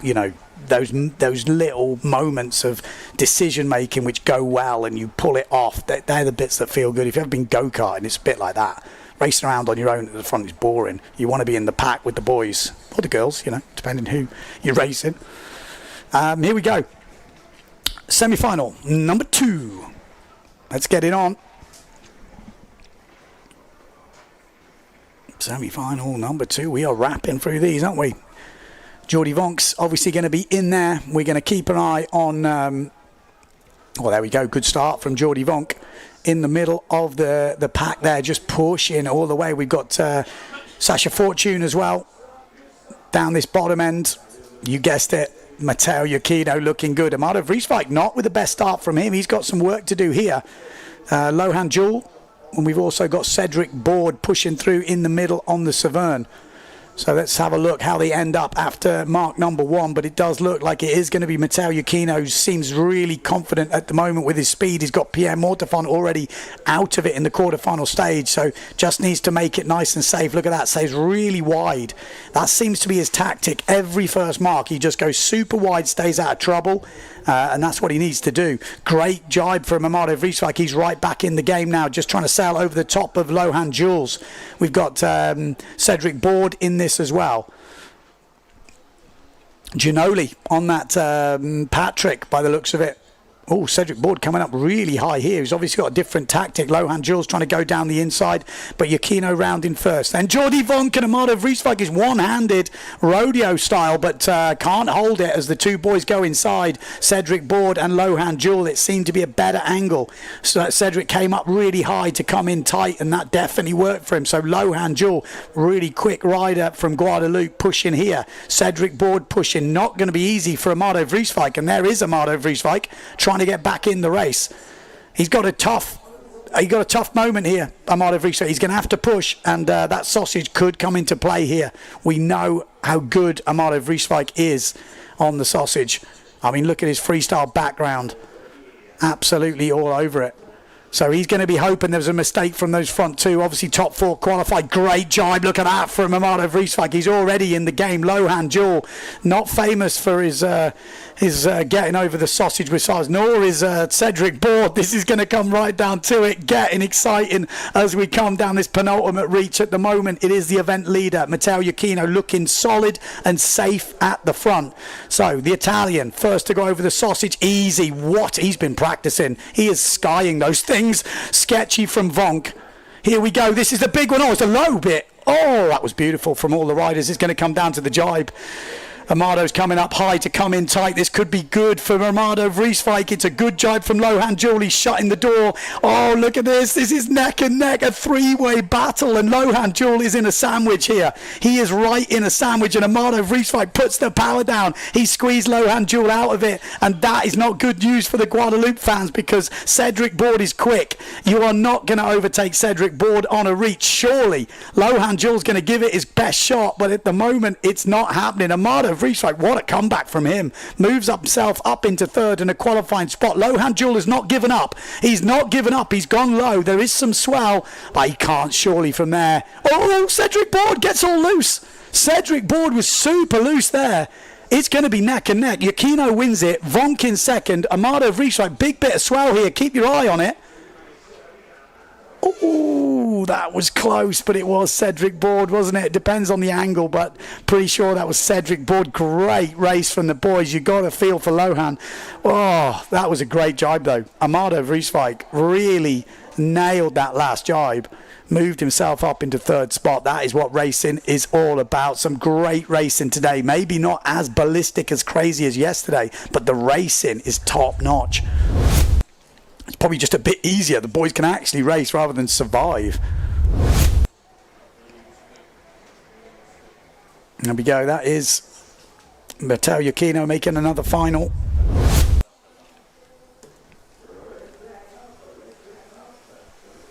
And there we go. This was a rerun. So Giacchino, like I said, goes wide on that first one, stays out of trouble. Vonk comes through a little bit. Then Lohan's looking good at this point. Amado's looking good. Cedric Board's looking good. Little wobble there from Amado. Manages to like rodeo it one-handed. The two boys go inside him. You know, didn't put a bad race together. But this was a good jibe. Got him right back on his tail of Lohan Jules. It was just neck and neck racing. Look at the jump on Giacchino. He looks so confident. Vonk maybe not so much. Lohan here. That was nice. Cedric, nice. Amado jumped downwind. And then look at this. Yeah, Lohan had to go through the wake of Cedric. Amado keeps the power on, just a couple of pumps there, and just gets it on a little bit tighter. Then Cedric heads up, and that just caused Lohan to not really find space, and he can't free off to keep the speed. Amado goes over the top, and then from then on, it's a kind of a one-horse race. He did a good job, though, to come back here. It would be great to see that sort of finish line a bit more staggered, because if the, you know, depending where the boy would be there, could make it really interesting, that final reach, especially if it paid to go downwind. There he is, man of the moment. I mean, he's looking good. He's looking good. We've still got the final to go, though. You blow the final, it doesn't count for as much as it could do. You win that final, he's looking at 3 bullets in a row. That would be insane. Okay, next up we've got the women's fleet, full fleet. And the first time we're seeing the sausage in that women's fleet. So could that mix things up? We've obviously got to all the riders in this. Lemaitre finished yesterday with a banger with that bullet. We've got Bobby Lynn yesterday finished, I think, with a second. Van der Veem's been super consistent. Alabau showed some good speed. Gibson dominated those first 3 eliminations and then didn't quite go her way in the 4th one. She's definitely got the speed. Bell's been looking pretty solid. Merlin, and then, Biagilini, Philip, De Jong, the 2 De Jongs, Mortefon, Davico's been looking fast. They're all there. They're all going to cause, their own problems within wherever they are in that fleet. But keep your eyes on Jenna Gibson. She has got speed to burn, man. It's kind of crazy. Like I said yesterday, it's a bit like Bjorn of the old days, where he kind of just decided when he wanted to put that power on and when he needed to. He had this extra gear. I think it's a bit easier today in terms of sea state, but we've got the added obstacle of the sausage. So let's watch and see. Yeah, I'm excited. I'm excited to see where this goes. Obviously, Lemaitre really needs to get back on the horse. That win yesterday was a good way to finish the day. She's been sitting in the hotel room in a much better place by winning that last race, and she'll come in today all fired up, ready to go. And like I say, the sea state is a bit easier today. It's not easy, but it's easier than yesterday, because yesterday was nigh on impossible. Okay, here we go. Lining up, we've got the prides of the De Jongs up on that top left-hand side by the looks of it. We've got the Patricks of Mortefon, Davico, Lemaitre. Oh, and it's postponed. It's postponed. We're not sure why, but there is a postponement flag for anyone who's not a racer. The red and white pendant is the postponement flag, so something is wrong. Could be the course, could be someone sailed in the wrong heat, whatever it could be. It's be a postpone. Oh, we've had a mass snap. So a mass snap on the course we're hearing. So obviously you can't have someone in the water on the run up, because that was pretty dangerous basically. So that will be what is happening. So we will get a restart, I guess, pretty soon. Let's have a look on the comments on YouTube. Why doesn't Sarah Kita participate in Slalom-X this year? She said it was too much. She wanted to concentrate on the waves. She was saying she also had the freestyle. She said she would be keen to do the slalom if it was a one-off event. She obviously has the world title in freestyle she wanted to win. Micah Hooverman has been pushing. If you watch that whole battle, Hooverman actually won the single elimination. So she pushed Sarah Kita really hard. Sarah Kita came back in the double to still win the world title. Yeah, so that is why Sarah Kita is not competing. That's what she said. There we go. There's the mass snap. Is that Lemaitre? That could well be Lemaitre. Oh my life. This is, yeah, it does look like her. It's not where you want to be. Yeah, that's... Or more... Yeah, well, apparently we've got an interview with her. So let's go to that interview and see what she had to say. Justine, you ended on a high yesterday. What's the game plan today? To try and be more in the game straight on the first few races. So yeah, just trying to be more regular at the front. That's my plan for today. We've got the obstacle on Elimination 1. How does that make you feel? I'm excited for it. Actually, I like when there's a bit of obstacle. So yeah, I'm just excited for it. There's a lot of swell and chop, so I hope we'll find something to jump it. But yeah, I'm excited for it. The level of the girls seems higher than ever. What was it like sailing with such a good fleet yesterday? It's intense. We have 14 on the start line, so that's a lot. So when on the first reach everybody's fast, makes a tricky first stripe. So it's already tricky with the chop and the high wind. So when you add 14 girls at the first stripe, it's pretty epic. But it's really good. I'm happy to see a very densified fleet. Is good. We've also got some new French girls on tour this year. Yeah. Lola's been killing it yesterday. Yeah. What's her background? Where's she from? She's from south of France, so it's quite windy, and even though she's pretty light, she's always on the water. We had a training this winter. It was nuclear wind. We went back to the beach with Mae, and Pierre and Lola were the only ones that kept sailing. We're like, but she's 50 kilo, and no, I'm not surprised to see her sailing really good in those conditions. It's her conditions. Awesome, that's good to know. I don't know her at all, so thanks for the insight. Good luck today. Yeah, thank you. Well, good luck today, but that's not good luck, is it? That's is it Lemaitre or is it Mortefon?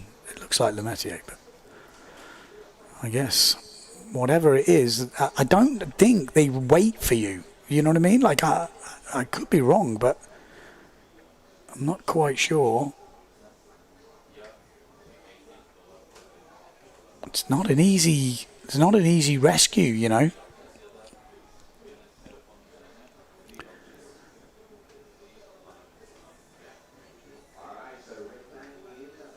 Red flag is up.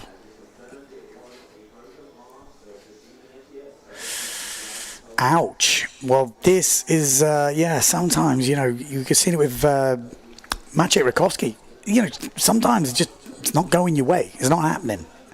But the red flag is up. So that's 4 minutes till the start. Lemaitre has to get in, get a different sail, and get back out. Otherwise, that's a last place. Oh, you kind of feel like, do they wait? I mean, they can't. It's not how it works in the rules, you know. But that's why you've got discards for mass breakages and stuff like that. It's not really for bad races. In theory, that's the original reason for it. You're going to have some bad luck over a certain amount of races, and that's why you have discards. But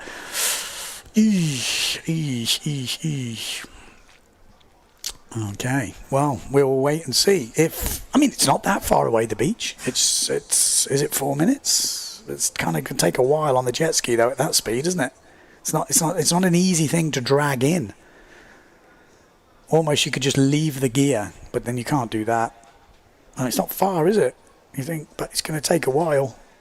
Maybe like the gear comes in, a sail comes in on one, and then you go in on the other, get your gear, come out. Well, it doesn't look like it's going to happen.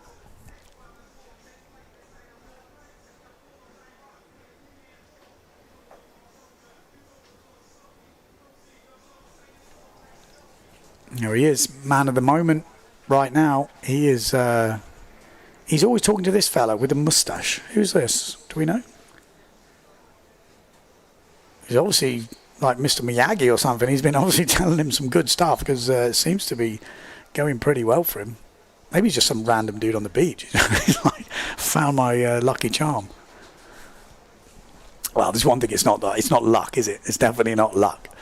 But that is a mighty fine moustache, if I do say so myself.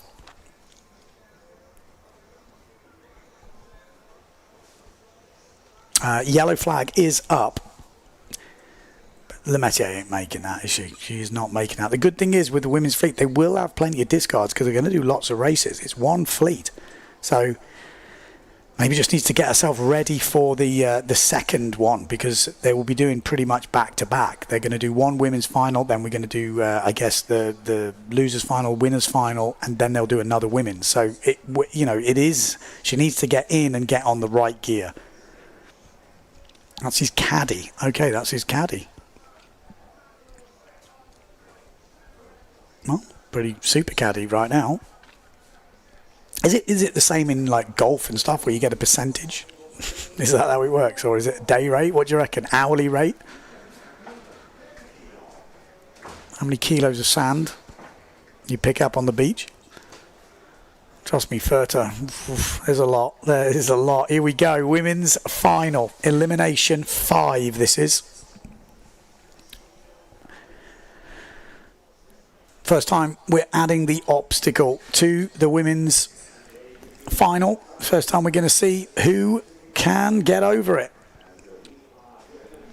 It's not easy. We've seen a few of the guys having a few moments, but have you been practicing? You know, because the difference is you could see, I think Matteo Iuchino has been practicing. He just looks better at it this year.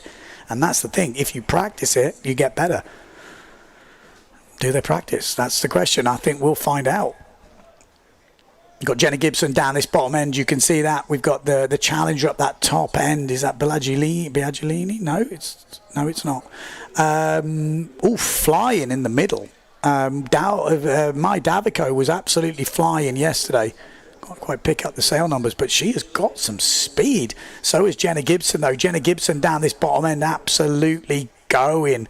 Look at this. Mai Davico, we've got to give her some shout-outs because she has really improved over this winter season, I think, and she is really in contention now for podium places. And she is looking better and better every race, right in contention every time. But Jenna Gibson is the one to go round in first place. So first place, Jenna Gibson, then Mai Davico. Then we've got Van der Veen, it looks like. Then Blanca Alabau. We've got Marion Mortefon in the mix. And then there's a bit of a pile-up on the mark. Oh, not what you need. Bobby Lynn coming through, or one of the De Youngs coming through on the Neil Pride. Oh, and Jenna Gibson has dropped right off the plane there. She's in a hole, and it's Blanca Alabau that's come through to take the lead here. She's looking over her shoulder like, what happened there? I'm miles out. How did that happen? So she got a lovely gust. Mai Davico's there. We got Van der Veen, Bobby Lynn, De Jong. Not easy to tell the De Youngs apart, actually, but it is Blanca Alabau that goes round in first place. Marion Mortefon up into first place now with a lovely inside jibe. And we've got Mai Davico as Van der Veen, I think, goes down. Bobby Lynn.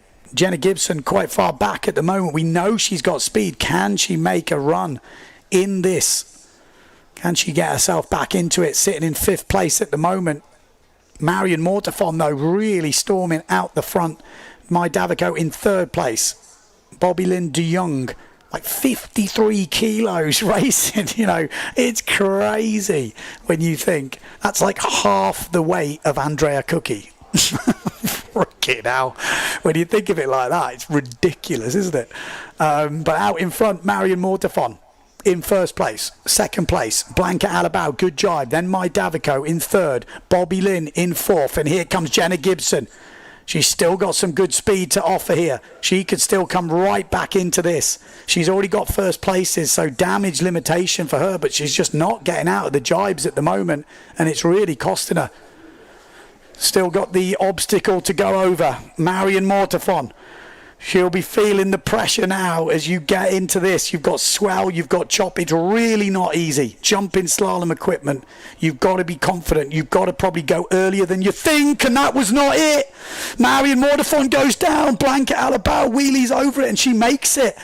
Oh my life, Marion Mortefon in the water. Oh, Mai Davico goes down. Bobby Lynn with an air. And my good God, that was a huge tabletop from Jenna Gibson. Massive jump from Van der Veen. Oh my God, apologise for the shrieking. I'm shrieking like a girl here. Jeez. Oh my God, it's carnage. It's absolute carnage out there. Oh my good gold. Yeah, well. Oh, it just looks, it's brutal enough without that, but you've got to take your hat off here. Blanca Alabau has been putting the practice in. Maybe she's been practicing with Matteo Iachino, because it's definitely paid off. And Jenna Gibson is coming back here. She's got the speed. She could come back to second, which would be a massive comeback for Jenna Gibson. We know how fast she is. She's going to try and hold her off at the moment. No, she could come back to third. It looks like Blanca Alabau is going to win it. Jenna Gibson is absolutely flying down this last reach. Like I say, fastest woman in the world, and she is making good use of that speed. Blanca Alabau wins it. What a race from Blanca. De Jong gets another second place, and Jenna Gibson has somehow come back from the dead to get a third place in that race. Davico in fourth, and it looks like Van der Veen has to settle for fifth place, even though she made easy work of the jump. Wow. Well, that was carnage. That was carnage. Did you see that jump from Gibson? It was like a tabletop. Look at the smiles all around. The shore break action is in full effect here. Oh my God, it's nervous times commentating on this stuff. We're gonna have a recap. We are gonna have a recap. I know you mean I just heard him only got the highlights, but I thought it was carnage.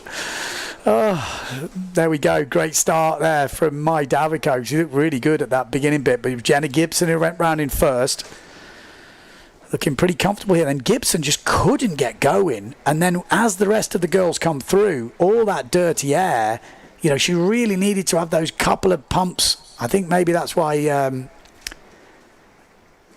Aquino's been going super low, staying out of trouble, and that outside jibe mark. We lost Van der Veen, I think it was. Bobby Lynn went through. Oh, that from Mortafon. That was hard to watch. That's a little jump there from Blanca Alabao. And then Mai Davico. Oh, she had to go there, didn't she? You had to go early. Bobby Lynn. Bam! Look at that. Some height there. Gibson comes through with the tabletop, but somehow keeps the rig flying. That was the big difference maker. Oh, there was some brutal takedowns. Absolute carnage. Scary, but also kind of like you can't take your eyes off it, like car crash TV. Blanca Alabao, though, great win for her. First win maybe in Slalom-X. I'd have to check that. Bobby Lynn, another second place. And then Jenna Gibson with that comeback all the way to third. Impressive stuff from the Brit. Keeps that win alive. Really needed to get that top 3 in that race. But, yeah. And obviously, Lemaitre not in it.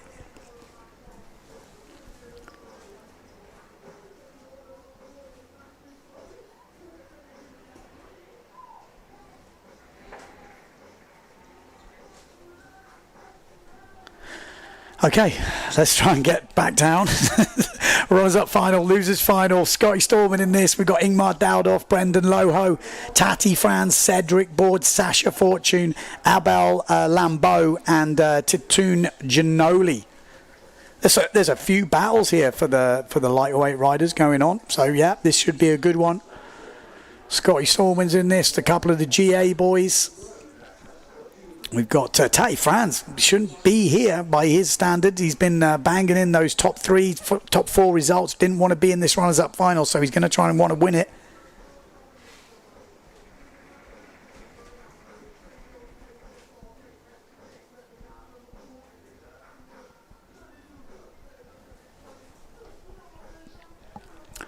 Runners-up final. Come on, boys. Let's go. Let's go.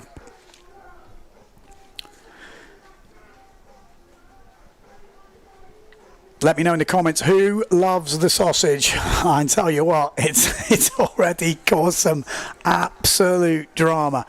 Is it going to cause some drama in this heat? Men's runners-up final. Great start up this top end again from, I think, Lambeau with a good start. Then the GA boys come through. We got Scotty Storman, Dowdorf at this top end. Tati Franz looking good in the middle. Then Sasha Fortune also a little bit further down. We got Cedric Board by the looks of it flying in this bottom end. Sasha Fortune he's been going quick in the middle. Definitely a name to watch out for. But one of the GA boys flying. Is that Dowdorf or is that Scotty Storman? It's Scotty Storman. Scotty Storman has found his form, and Scotty is going to go round in first place. Love to see it. The Brits at the front. We got Tati Franz in second. Then we've got Cedric Board. Then we got Sasha Fortune. Ginoli's in there. Dowdorf a bit further back. Then Brendan Loho, Lambeau, all there or thereabouts. And as we've seen with the sausage, I mean, anything can happen. It doesn't. No one's safe. No one's safe. That's for sure. It doesn't take any prisoners, just takes you down. Full power. There we go. Scotty Storman right in the game. He had a real disaster yesterday. He was in a qualifying position and then fell off right at the end, just wiped out. Brendan Loho, what a jibe from the young Frenchman there. Inside about 3 guys, and he's right up in the mix now. Dowdorf behind him. Then we got Brendan Loho just ahead.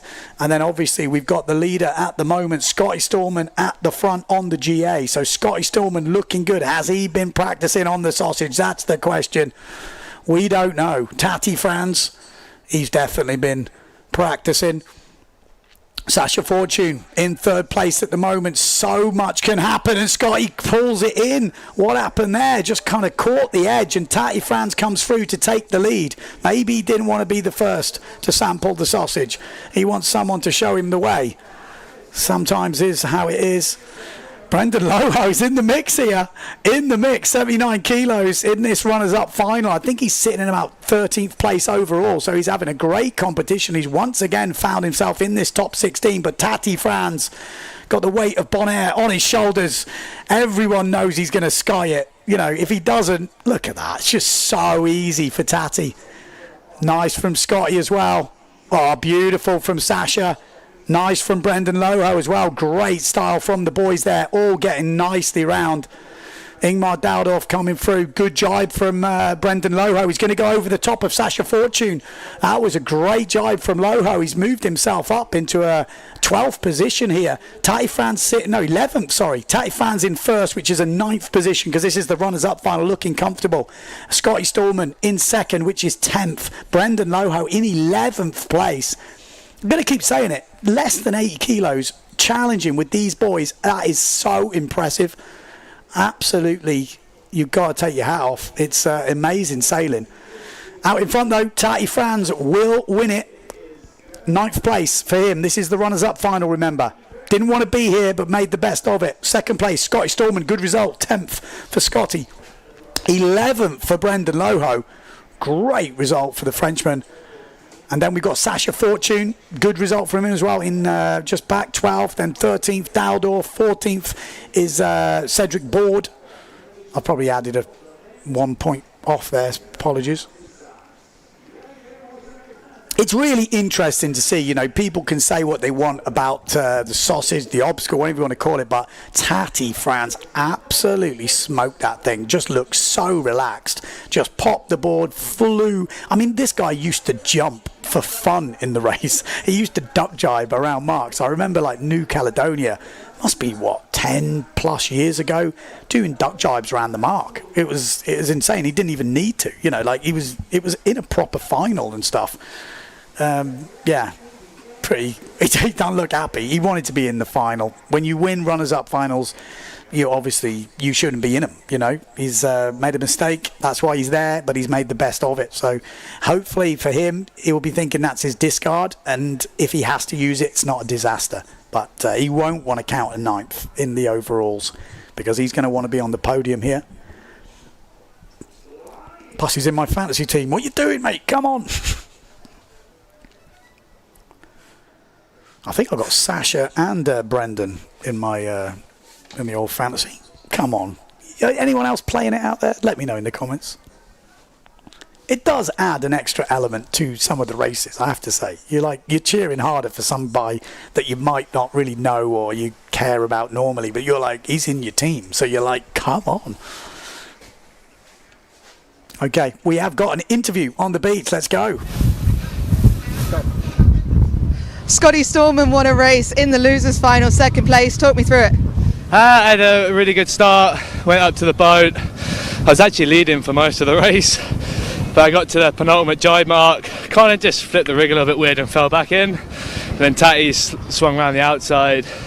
I managed to keep the 2nd in that one, so it's nice to get some results on the board after a pretty shocking yesterday, but confidence is out, I feel much more calm and relaxed, so yeah, super happy.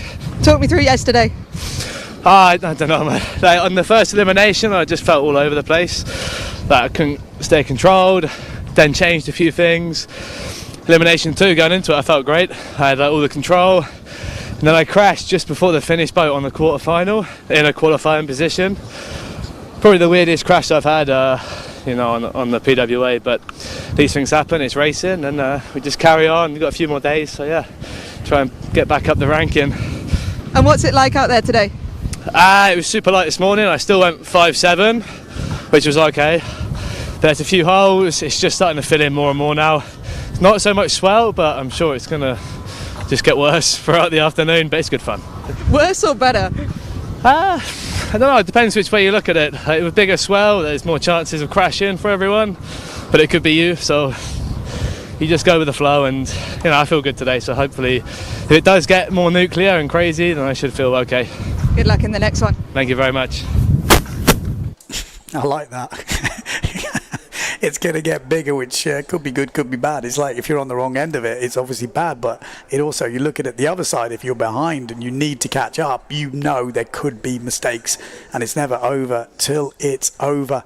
So yeah, interesting. 5.7, so he's on, he's still on the small stuff.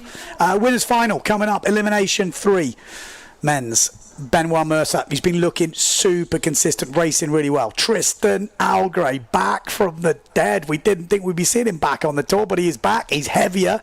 He's still a tall bugger, and he is flying right now. We got Nico Preen in this, who's been looking super good. Could he win it? Jimmy Tiame's been racing well. Matteo Iachino is a machine right now. Jordi Vonk was saying he's got what it takes. Maybe today is his day. Amado Vreeswijk, he's got the speed. He made a few mistakes yesterday. Again, could he, if he gets that start right, he could be a challenger. And then Lohan Jules as well, really fast, coming from Guadeloupe. Keep your eye on him. So here we go, getting ready for this start. We're going to try and pick out where everyone is. Matteo Iachino likes to start down that pin end. It usually means you're confident in your speed. Jordi Vonk also down that pin end on the duotone, golden kind of black sail.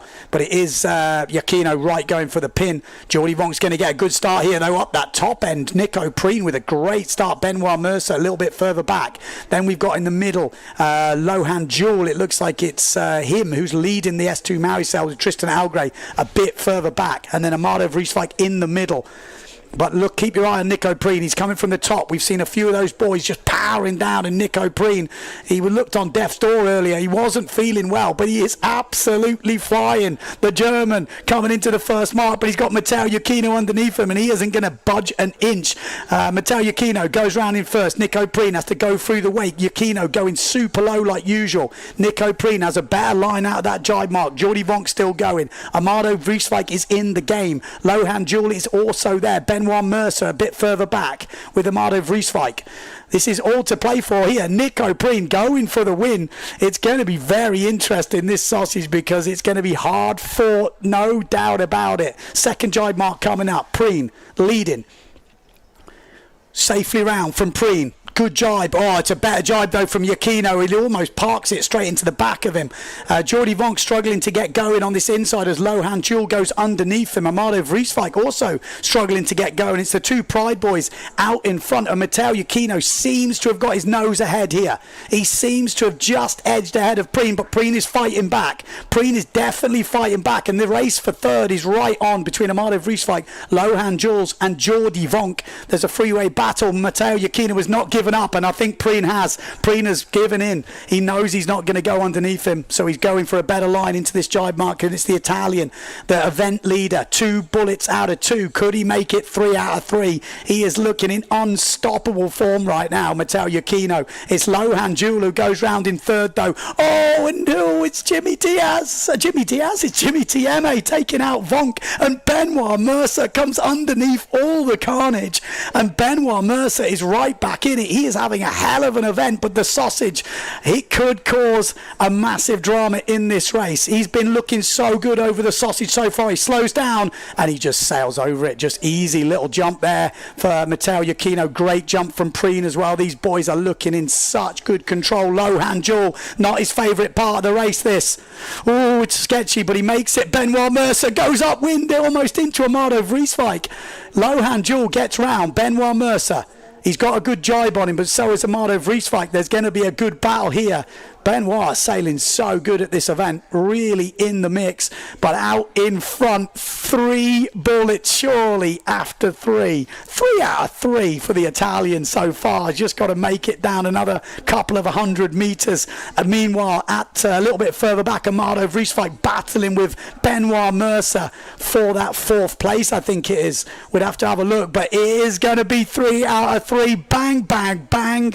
Matteo Iachino is looking in unstoppable form right now. Impressive stuff. Nico Preen, solid result for him in second. And then Lohan Jules, what a race from the Guadeloupean. 3rd place for Lohan Jules. And then Amado Vreeswijk, well, I'm guessing, we couldn't quite see actually Benoit Mercer there. It looked like maybe Benoit might have got that next spot, but it's 4th and 5th, Amado Vreeswijk and Benoit Mercer. And then obviously we're not going to see the other riders a little bit further back. But what a race. What a race. Total domination at the moment for Matteo Iachino. Can you see another winner? We're only on day 2, but he just looks every bit the champion and not like making a mistake. He is there or thereabouts in everything. Ridiculous form at the moment. There we go. Great start from Preen up this top end, and Jordi Vonk down that bottom end. Coming around that first mark, you can sort of pick people out. It was a good jibe from Preen. Yukino goes super low. I think just staying out of trouble, wants to get clean air, and he knows he's not going to get parked down there maybe. Preen with a good jibe, and then that was a great jibe from Yukino, just slams it in on top of Preen, and that was where the kind of difference was. As soon as they get up to speed, Preen at this point kind of goes, I'm not going to go underneath him, there's no point, settle for second, and who knows what can happen at Sausage. And watch Jimmy Tieme here, every right to stay on that inside, but then Vonk jibes early, flips the rig early, and that's what causes the problem, and that's not good news for Vonk at that point. Benoit Mercer goes underneath. Amado Vrieswijk as well managed to get out of it. Look at that, it was just so easy. Didn't even worry him, just little pick me up. A good jump from Preen as well. Lohan Jewel, little bit of a forced one, but it made it count. And then Benoit Mercer sailing right up into Amado Vrieswijk. And then obviously the win from Matteo Yukino, second for Preen, and then we look back, we couldn't quite see where Benoit was. I mean, it would have been close, 100%. I don't know which. Oh, there we go. No, Amado. It's definitely Amado, isn't it? Well, I'll say definitely, depends on the line, but it looks like Amado might have got that. We'll give you official results when they come in. We're going to have, obviously, interviews on the beach as well.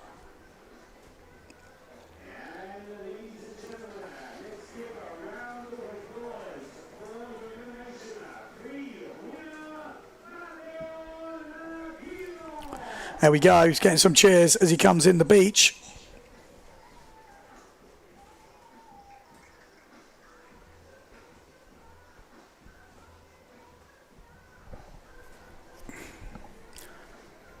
There's a few people, I'll say a few people. Victor in the comments is questioning the sausage, like where does the sausage come from? I mean, this came from the riders. They wanted to spice it up, they wanted to do different courses. It's not going to be in every race. The idea is to maybe put it in a couple of races.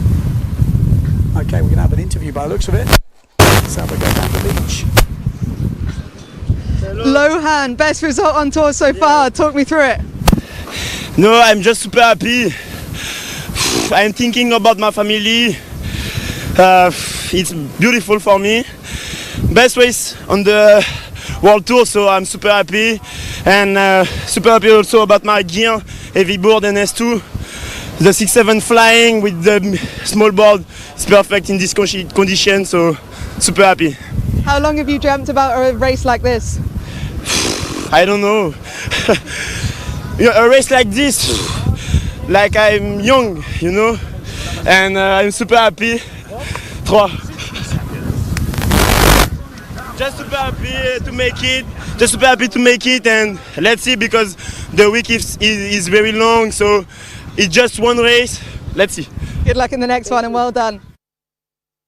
Love it. When you see that emotion, that's what you realise. You know, when you see it on the TV, like, yeah, it's a race. This guy does this, but the emotion is there. These guys are putting everything into this. It's not easy. You travel around the world with loads of kit, costs money.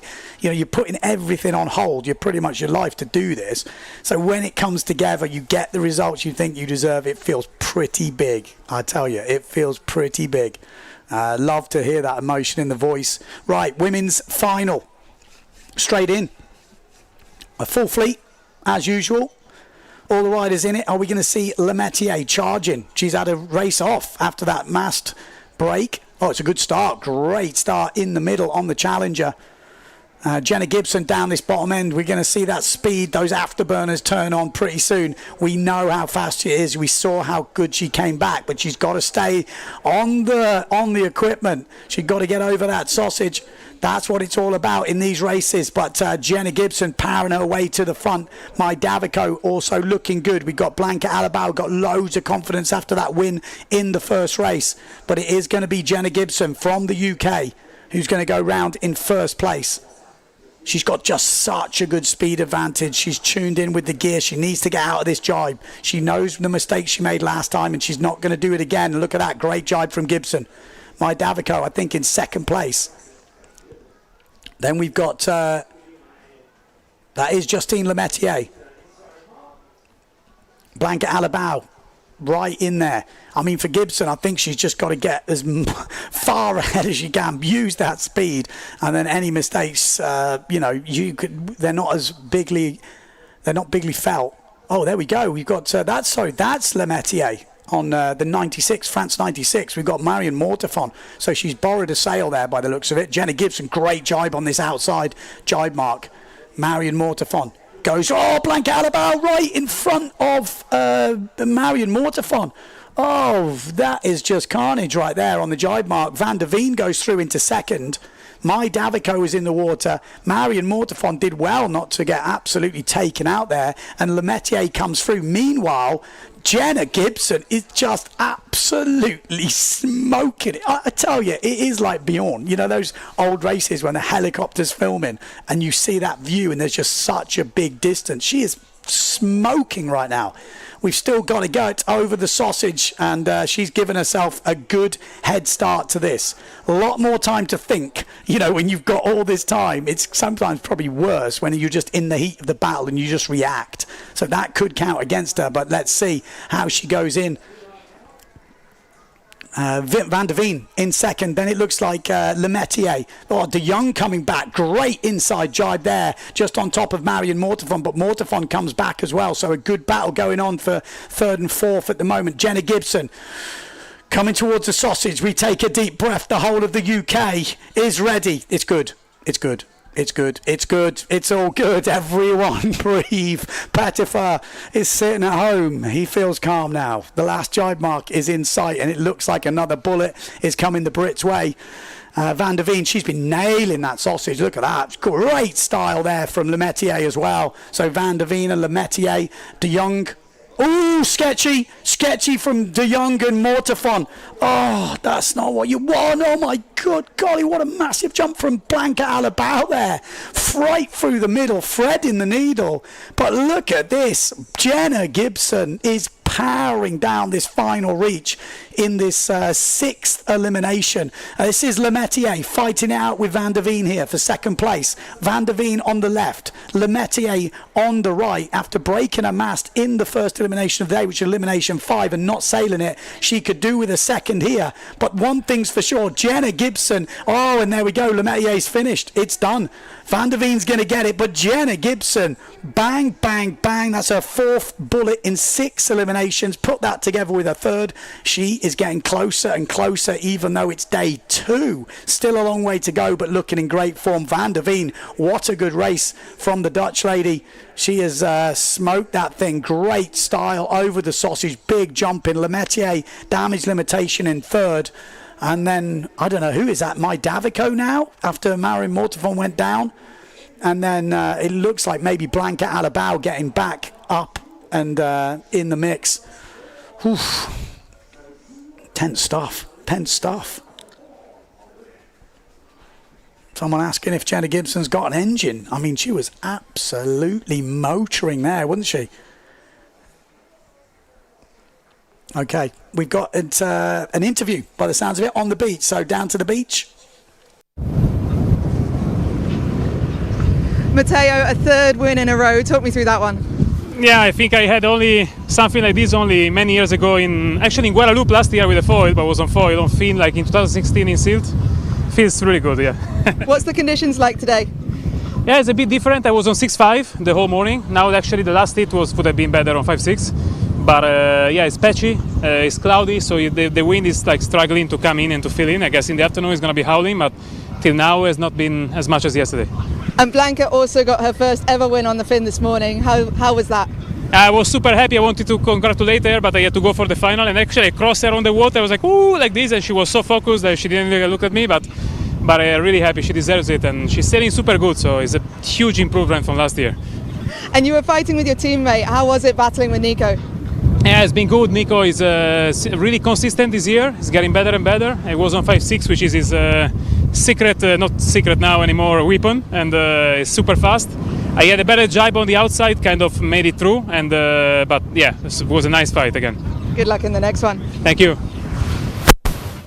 Love it. Anyone who's known Blanca, when she's in that tunnel vision, nothing's going to shake her. Even Matteo giving her the claim as he goes past her on the water. Oh, Jenna Gibson, she looks pretty broken. I wonder if she's okay. it's a hard race. She was pushing. I think that's kind of her tactic. Just use the speed, get far ahead. If something goes wrong at the end, you've got time to recover. And she is so devastatingly quick. I keep saying it, but she is the world record holder in speed. She's just come back from the Prince of Speed, like dominated there. She's got the nautical mile record. You can't list them all, but she is absolutely flying right now. And we're going to go down to the beach. Jenna Gibson, what a victory. Talk me through that last race. It's quite a lot flatter than yesterday, which is nice. I'm able to pick up a bit more speed. But the conditions are really gusty. So on the race before, we'd had some completely glassy patches and it was still quite light on that one and some of the jives, but there was just enough to keep me planing. So very happy. Yeah, on the one before, you also didn't find the obstacle that easy. But you made an incredible recovery. How did you manage to hold it? I'm not sure. My back foot came out of the foot strap on the jump. Kind of Bobby was trying to pick her line because a few people had fallen in front of her. So I had to do a last minute swerve before the jump to try and avoid her. So I don't know how my foot must have just slightly dislodged and didn't quite have the right takeoff angle. So. But somehow, landed in water start position, so was able to get up and go and then just power down the last reach. And what's the setup been this morning? 5.7 today. Just to get through those holes. It's actually way too big in the gusts. Many times I've considered coming in to change down, but you just can't do it in these conditions. So you need that little bit of extra power just to get through the holes, eh? Yeah, just being a bit heavier than the other girls. It's really light in the holes, so glassy at times. So, and especially before the start as well, you can have moments where you can't get going before the start. So, kind of more of a safe option for me to go big, really. Well done in the last one, and good luck in the next. Thank you. Yeah, Jenna Gibson, absolutely flying. Yeah, take a drink, boys. Take a drink. That's it. I mean, we're going to have a look at the highlights from that race. I mean, what domination this is at the moment. When she's on, she is on just so much speed. It's crazy. Look at where she is on that start. And then you look at the distance at the first mark. It's almost like cheating she's got that much speed. But incredible stuff. Good racing from all the girls. If you just watch how many places change position and who's fighting where, it's an amazing race. Like, really is. Look at this. Look, Mortefon's there. Blanca goes down into Mortefon. Somehow she powers through to stay on. Van der Veen goes inside. Davico has already fallen off. Then you've got Lemaitre on the left. Bobby Lynn comes through to the inside. There's just absolute so much going on. It's hard to do the live commentary because you're like, woof. And that was the moment, for Jenna Gibson fans, the UK would be having a bit of heart in your mouth there. Oh, that was a great jump from Lemaitre. Really good stuff from her. Bobby Lynn, ooh, yeah, that's not where it wanted to go. And then Mortefon at that top end. It's hard to take sometimes, Ooh, look at this Blanca. Tabletop through the middle. Like I said, threading the needle. Blanca Alabama. Look at this. She changes her approach, goes through the middle, and then just skies it. Oh, man. Again, I don't know how long they're going to have the sausage for. It's not going to be in every race. That's what we've heard. And that was kind of a moment there where Van der Veen really, she is definitely is showing she has got what it takes to really push for the front of this fleet, Van der Veen. Yeah, we really saw that last year as well, but she's just carried on from where she left off. So some great racing from the ladies. Love to see it. Exciting stuff. Okay, we've got more interviews coming up on the beach.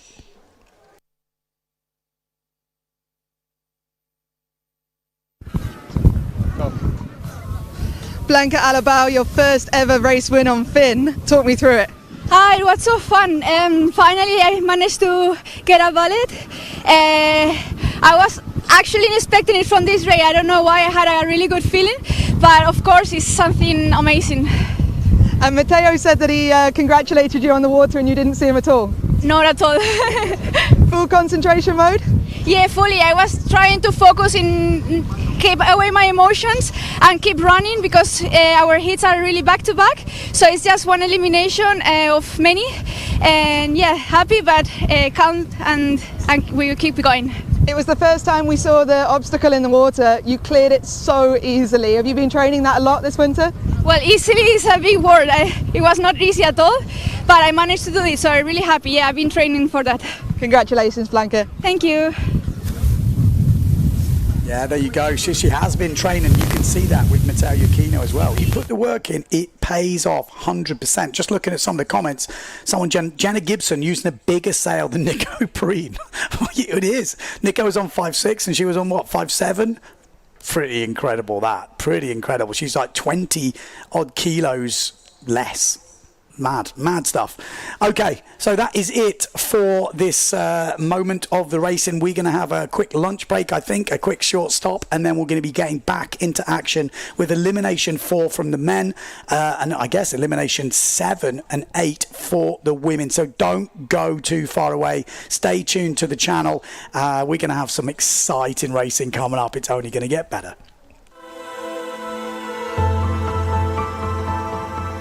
22 million years ago, this island rose from the ocean floor, and it has been rising ever since.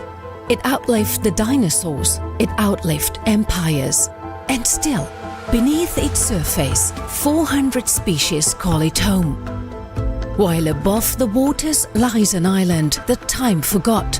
300 kilometers of coastline, each shore different from the last, and all of them waiting for you.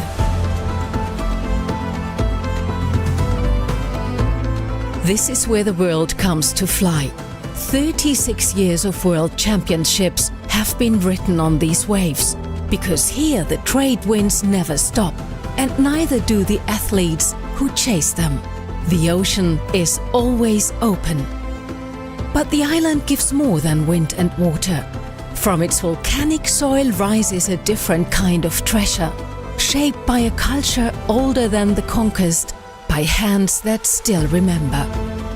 Here, the island feeds you with its land, with its sea, and with its people. And when the sun goes down, the island doesn't shut off. It opens up. Beneath the clearest skies in Europe, you begin to understand. This is an island that doesn't ask you to be a tourist. It asks you to transform. Because for 22 million years, it has been waiting for you. Fuerteventura, the island that transforms you.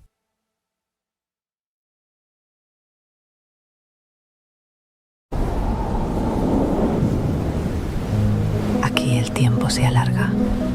Las playas parecen no terminar nunca.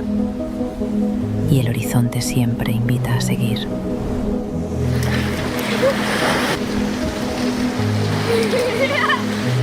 Un paisaje abierto donde el silencio y el viento forman parte de la experiencia. La luz cambia, el territorio se revela y el paisaje se vuelve inmenso. Hay momentos para moverse, para disfrutar, compartir, sentir la energía. Y otros donde todo baja el ritmo y simplemente estás. El arte y la tradición conviven. Espacios creativos, calles con historia.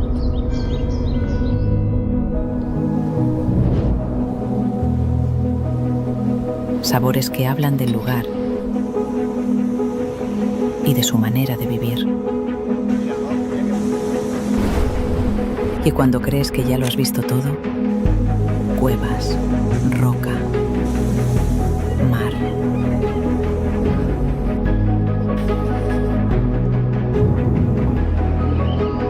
Pequeños instantes que lo cambian todo.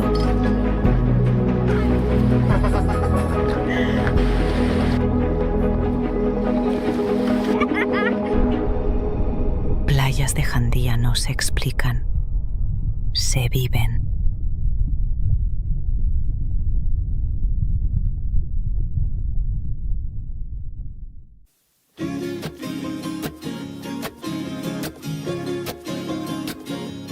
Welcome to the Rene Egli Windsurf, Wingfoil, and Kiteboarding Center in Sotavento. It's the ultimate water sports playground with loads of space for everybody. Fantastic conditions and all year-round warm temperatures make Sotavento a paradise for windsurfing, kiteboarding, and wing foiling. In addition to the open sea, we also have a wonderful tidal lagoon.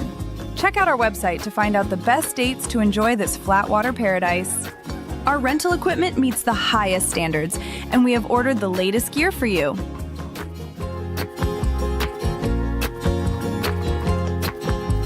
Our professional courses will help you improve your style and riding technique.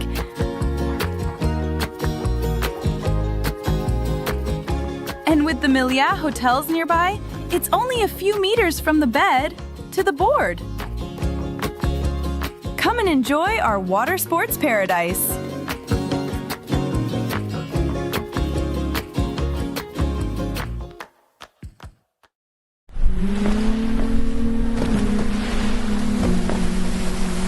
Have you ever realised that when going windsurfing, you're also going mind surfing? Is this family so relaxed because they're on vacation?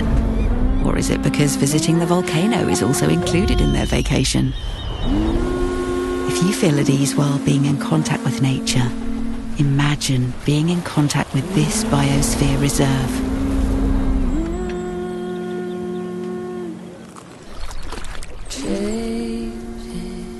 A fresh breeze of wellness is coming. In Paradisus Fuerteventura, wellness designed by destination.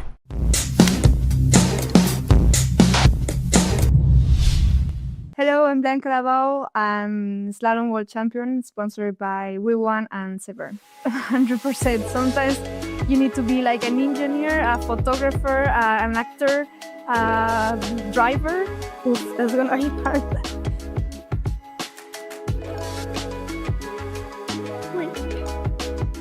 Suddenly I switched off the mind and I had a crush with her just to show her that she had to respect me. So I have to fight for that. Got this. Quick fire. Name? Blanca. Age? 28. Nationality? Spanish. Brands you currently represent? We1, Severn, Sorus, Tenerife, Oshi. When did you make your tour debut? Tour? Debut. When did you start on PWA? I started on PWA on 2019. My first event was Japan, and then we flew to Korea straight. Favorite discipline? Wave. Yeah, I love wave sailing. If you could only sail one spot for the rest of your life, where would it be? That's a tricky one. I think Tenerife, because the waves are amazing and I'm close to my family. But I think Hokipa was really nice. Top 3 windsurfers of all time? You actually asked me this question, and after I realized that the Moreno twins are one of my favorites because they've been pushing the limit since the limit, and they are still pushing it. So both of them, and then Sarakita. If you could listen to one song before a heat, what would it be? Something calm, something chill. Not specifically one song. If you could be a professional in another sport, what would it be? I think a surfer. I love being in the ocean, so I think surfing. What's your biggest windsurfing ick? Someone that thinks and believes that it's a pro, but it's not. Or, I don't know. Yeah, that. What are your 3 most used apps on your phone? WhatsApp, Instagram, and Pinterest. She's a Pinterest girl. Fully. Let's get into it. Blanca, let's start with where we are right now. We're in Tenerife. We're at your house. What sparked your decision to move here to Tenerife? First of all, Mateo was living here, so he introduced me actually to these conditions, this place. They were doing already the trainings here. So that's why Mateo moved here, and that's why I also moved here. Like, the training in the winter is amazing. All the pro riders of all around the world are coming here, and we spend a lot of hours in the water doing the training, but also off of the training, we go wave sailing, we go surfing, so we can combine all the disciplines. and we can be more hours in the water because it's sunny. The days are really long, so we have a lot of time to practice. And then you're here as well now in the summer? Yeah, that's a new thing now. Since 2 years that we have some events in the Canary Islands, we decided to move here and spend here more time. Now we build this house that is home, so we have our peace here. And having a settled location to call home, do you think that's helped you to relax your mind a bit more than constantly traveling around the world? Yeah, 100%. Before, I had just some storage with my clothing, and I was a little stressed because I had to move everywhere. I never have a moment to calm down, to make my own coffee and my own piece of glass. And yeah, I love this moment, but actually it's a bit tricky to leave home as well. Because when we are traveling to other destinations that they are not that cool as Tenerife, it's like, now I have to go there and to the cold or to these conditions instead of being here just training and enjoying the summer and the good weather. So let's switch it back. How did you first get into windsurfing? Where did you grow up? What's your early windsurfing days like? Actually, I born in a landlocked city in Sevilla, and there we had a river. I learned windsurfing in this river, Guadalquivir is called. Actually, my sister and the other Olympian from Spain grow up there and also learn how to windsurf there. But there is a club that all the better kids are going to Cádiz with a bus every weekend. And this platform, it was super easy and nice to enjoy and to grow up as a windsurfer, because my parents just need to leave me there in Sevilla, and with the bus, with the club, I will go to the ocean to practice. You've not always been into the PWA disciplines. You actually started on big techno, then went into RSX. Talk to me about that Olympic pathway that you were on. I really enjoyed this part that I'm telling you from the beginning to the starting to be professional, because I had a lot of support from the federation and from the clubs that I think is a really nice base for all the kids, and it helps to grow up and to create a community to keep pushing and to keep training. So your parents just need to leave you there, as I said, and it's something super cool. But then when you integrate there, I realized that I was really close in one place and I couldn't express myself as an athlete.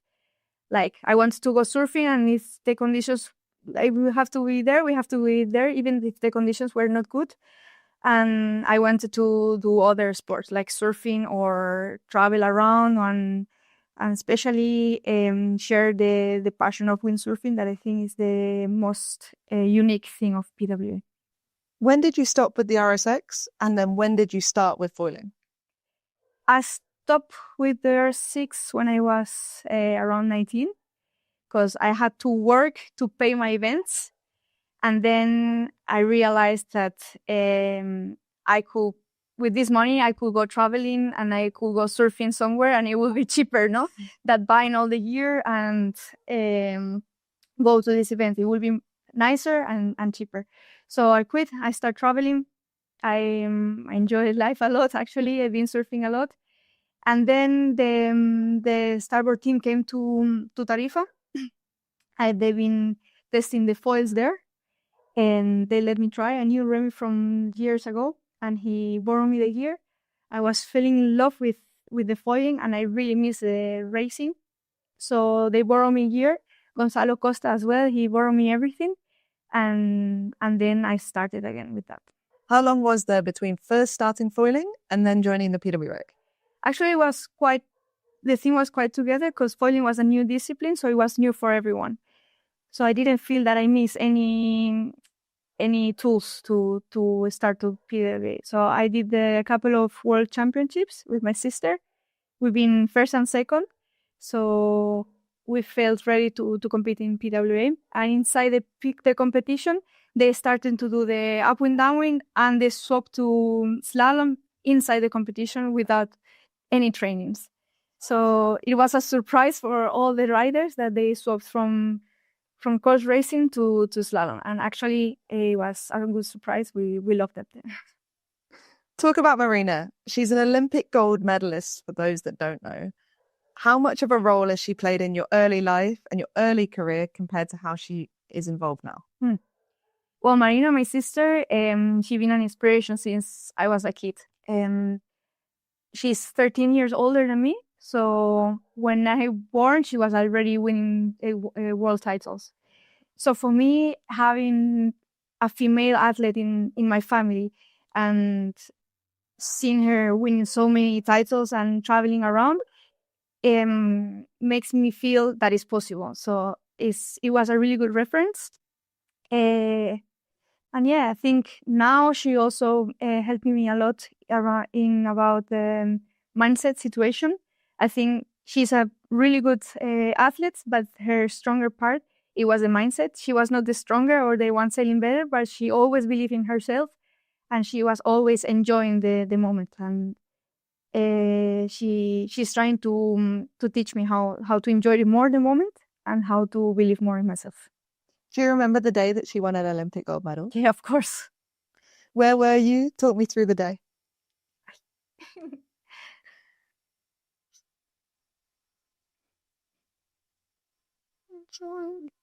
Wait.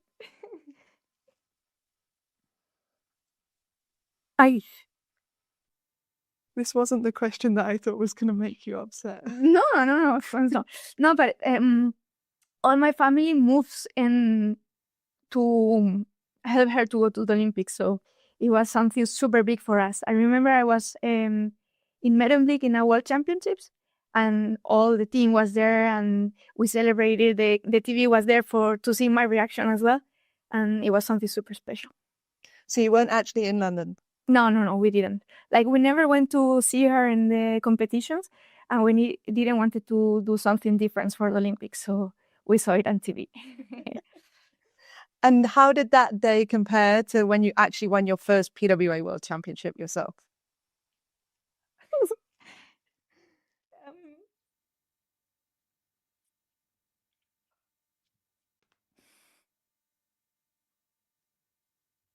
Wait. It was actually quite similar, the feeling. We've been working through the whole year, the whole life actually, to have this goal, and we finally achieved it. And when you put so much energy in something and you finally do it, it's like something really special. Talk me through that year. 2023 was undoubtedly your biggest sporting achievement, but it wasn't an easy year. I think many people don't know the story of what actually happened that year. Can you talk a little bit about that as a whole year? Oof, that's gonna be hard.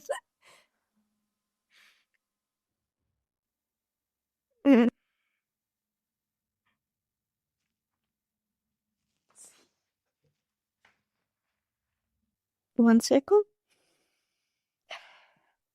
Okay. So, in 2022, I had to say bye to my mom, and it was super stressful because I have to train, take care of her, and travel a lot for Beyond 2. But then on 2023, I was like just focusing on the event. And yeah, so I have more time for myself, and it was helping me to forget about it. So I was dedicating my 100% on this, actually my 120%, because I got injured and because I was pushing too hard, and I had to train and take care of myself. I think it was something mental as well. Like, I put so much pressure on myself that I got this injury, and yeah, but it was hard, but it was super nice because I learned a lot about myself, and yeah, I pushed myself, and it was nice to recover about this and to have the trainings and the winnings as a present for her. You won in Pozo. It's one of the most legendary windsurfing events on the planet. How did you feel that day? I didn't feel anything special, actually. I just won it, and I was happy, but not realizing what I was doing it. Like, my focus was the world title, and I knew that it was the first event, so nothing was was done, and I was already focusing on my shoulder, on my injury, and recover for the next events. So I was happy, of course, but I thought it's gonna be like change my life, and it was like, no, I actually feel more when I lose than when I win. When I lose, I'm like, I want to do more, I want to train more, and the feeling is something different. Of course, it's I feel like I release the stress. I feel more like done with what I'm doing. I felt that what I was doing was right, but I was already focusing on the next event. Next event, Fuerteventura. Bit of a roller coaster. You got into some trouble that event. You then came back and put yourself on the podium. Talk me through Fuerte. Fuerte was hard. I didn't feel... In Pozo, I was much faster than in Fuerte. Then I arrived to Fuerte and the girls improved. So I have to fight again to be on the top. It was not my week. I was a little bit out of mind. My sister went there to support me, but she was not the best supporter last time.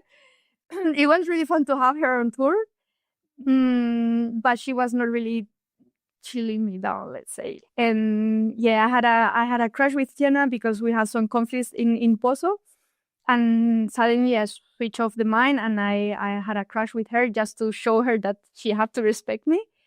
And now we are friends, but in this year we've been a little bit separate.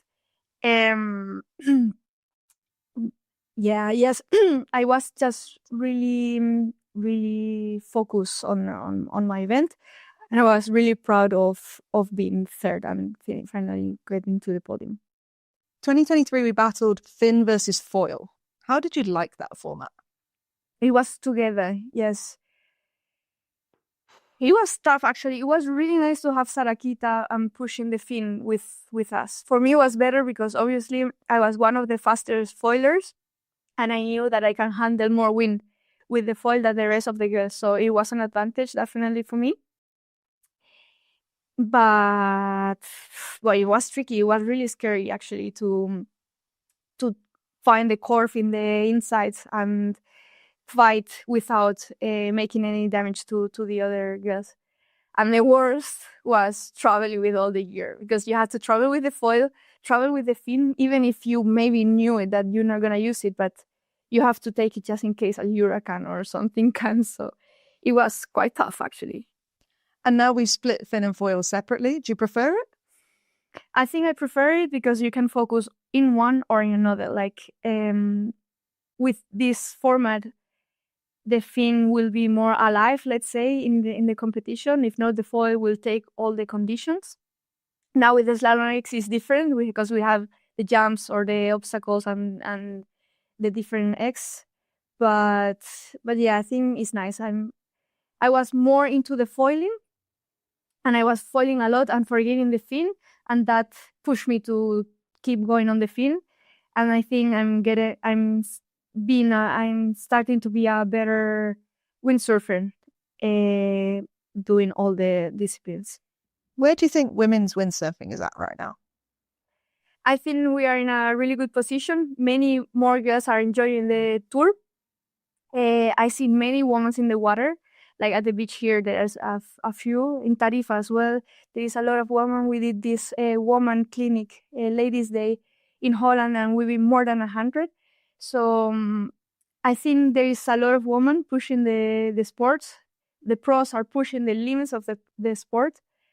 In foiling, in freestyle, now we saw these battles. It was amazing. In waves, we see doubles. So racing speeds were like crazy. I think the level is increasing a lot. We are pushing ourselves. What I miss a bit is more support from the brands.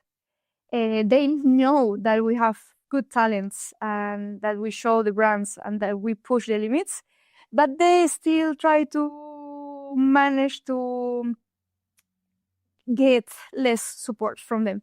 So I feel really grateful with my sponsors. They are really happy with what I'm doing with the sports, with my events, but I think it can be better. You've actually nailed some really good outside sponsors recently. How have you gone about that, and what's the journey like to securing the money from outside the sport? Yeah, I think the sponsors from the outside is a really important place you need to complete the tour and to be professional. It's really tough to get sponsors from the outside. Windsurfing is a great sport and have a lot of values, but it's a small sport, so the reach that you can show is not comparable with other sports. But in terms of social and values, is something amazing. So if you manage to switch and to show this to sponsors, they will get it. No, I've been lucky. I have those Oshi and Tenerife.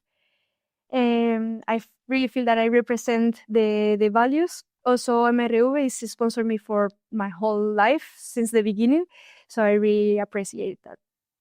What would you say to young riders coming up who are struggling to find the funds to start on the tour? Yeah, they just need to believe in themselves and keep pushing. No, anything is for free.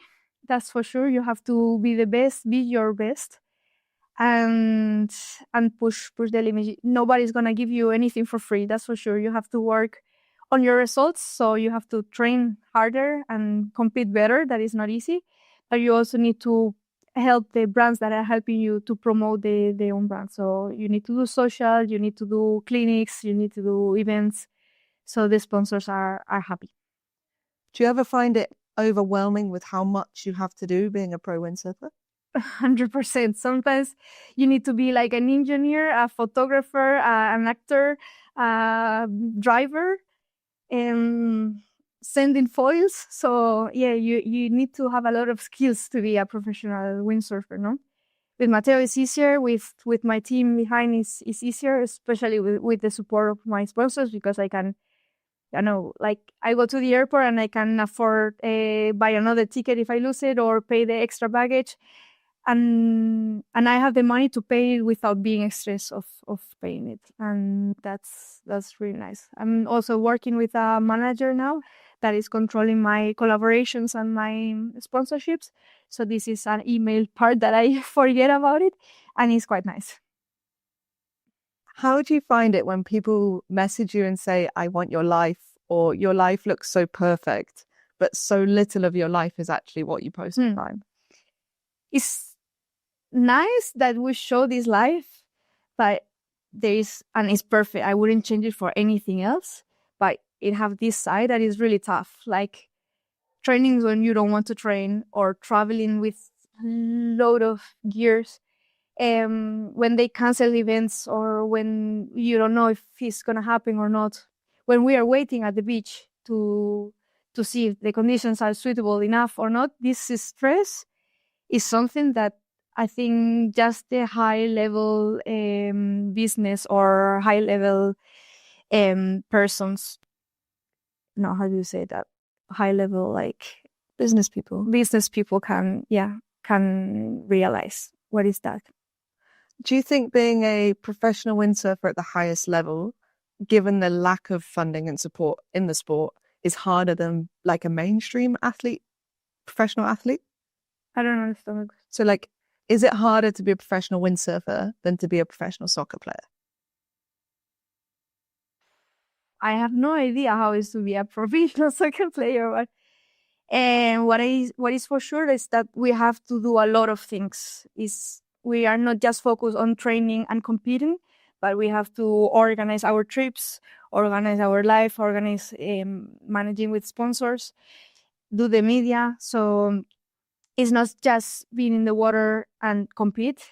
It's tuning the gear, do the development for next year, fight to have more prototypes, fight with your team to take the better prototypes or to test in different ways. Like with the boys especially, they want the sail soft, the harder, and with more power in the backhand, and I like it more neutral. So I have to fight for that.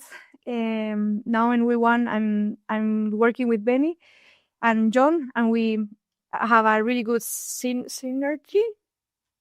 But yeah, you have to do a lot of stuff that is not just on you. Like also when you have to receive the gear, you have to order the gear, and that it takes longer than you expected, and you receive it in last minute, so you have to trim everything last minute, and this is also tough.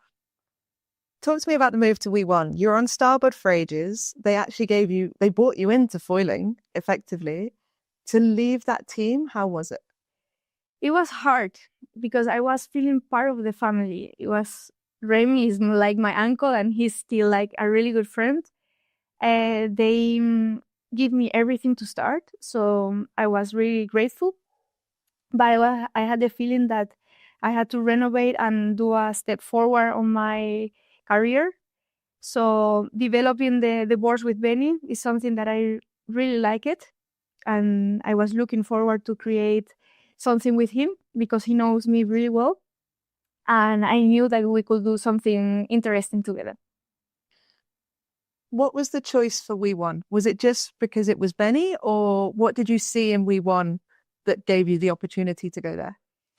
Yeah, first of all, they are small brands, so I wanted to go to something smaller that I can speak directly with the person in charge, and the things will go faster. So Benny is next to me, so I could go to Tarifa and just do the test in one time.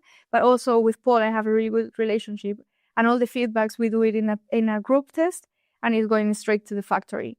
So from me to the factory is just one step, and this is the thing that I really really like from the brand.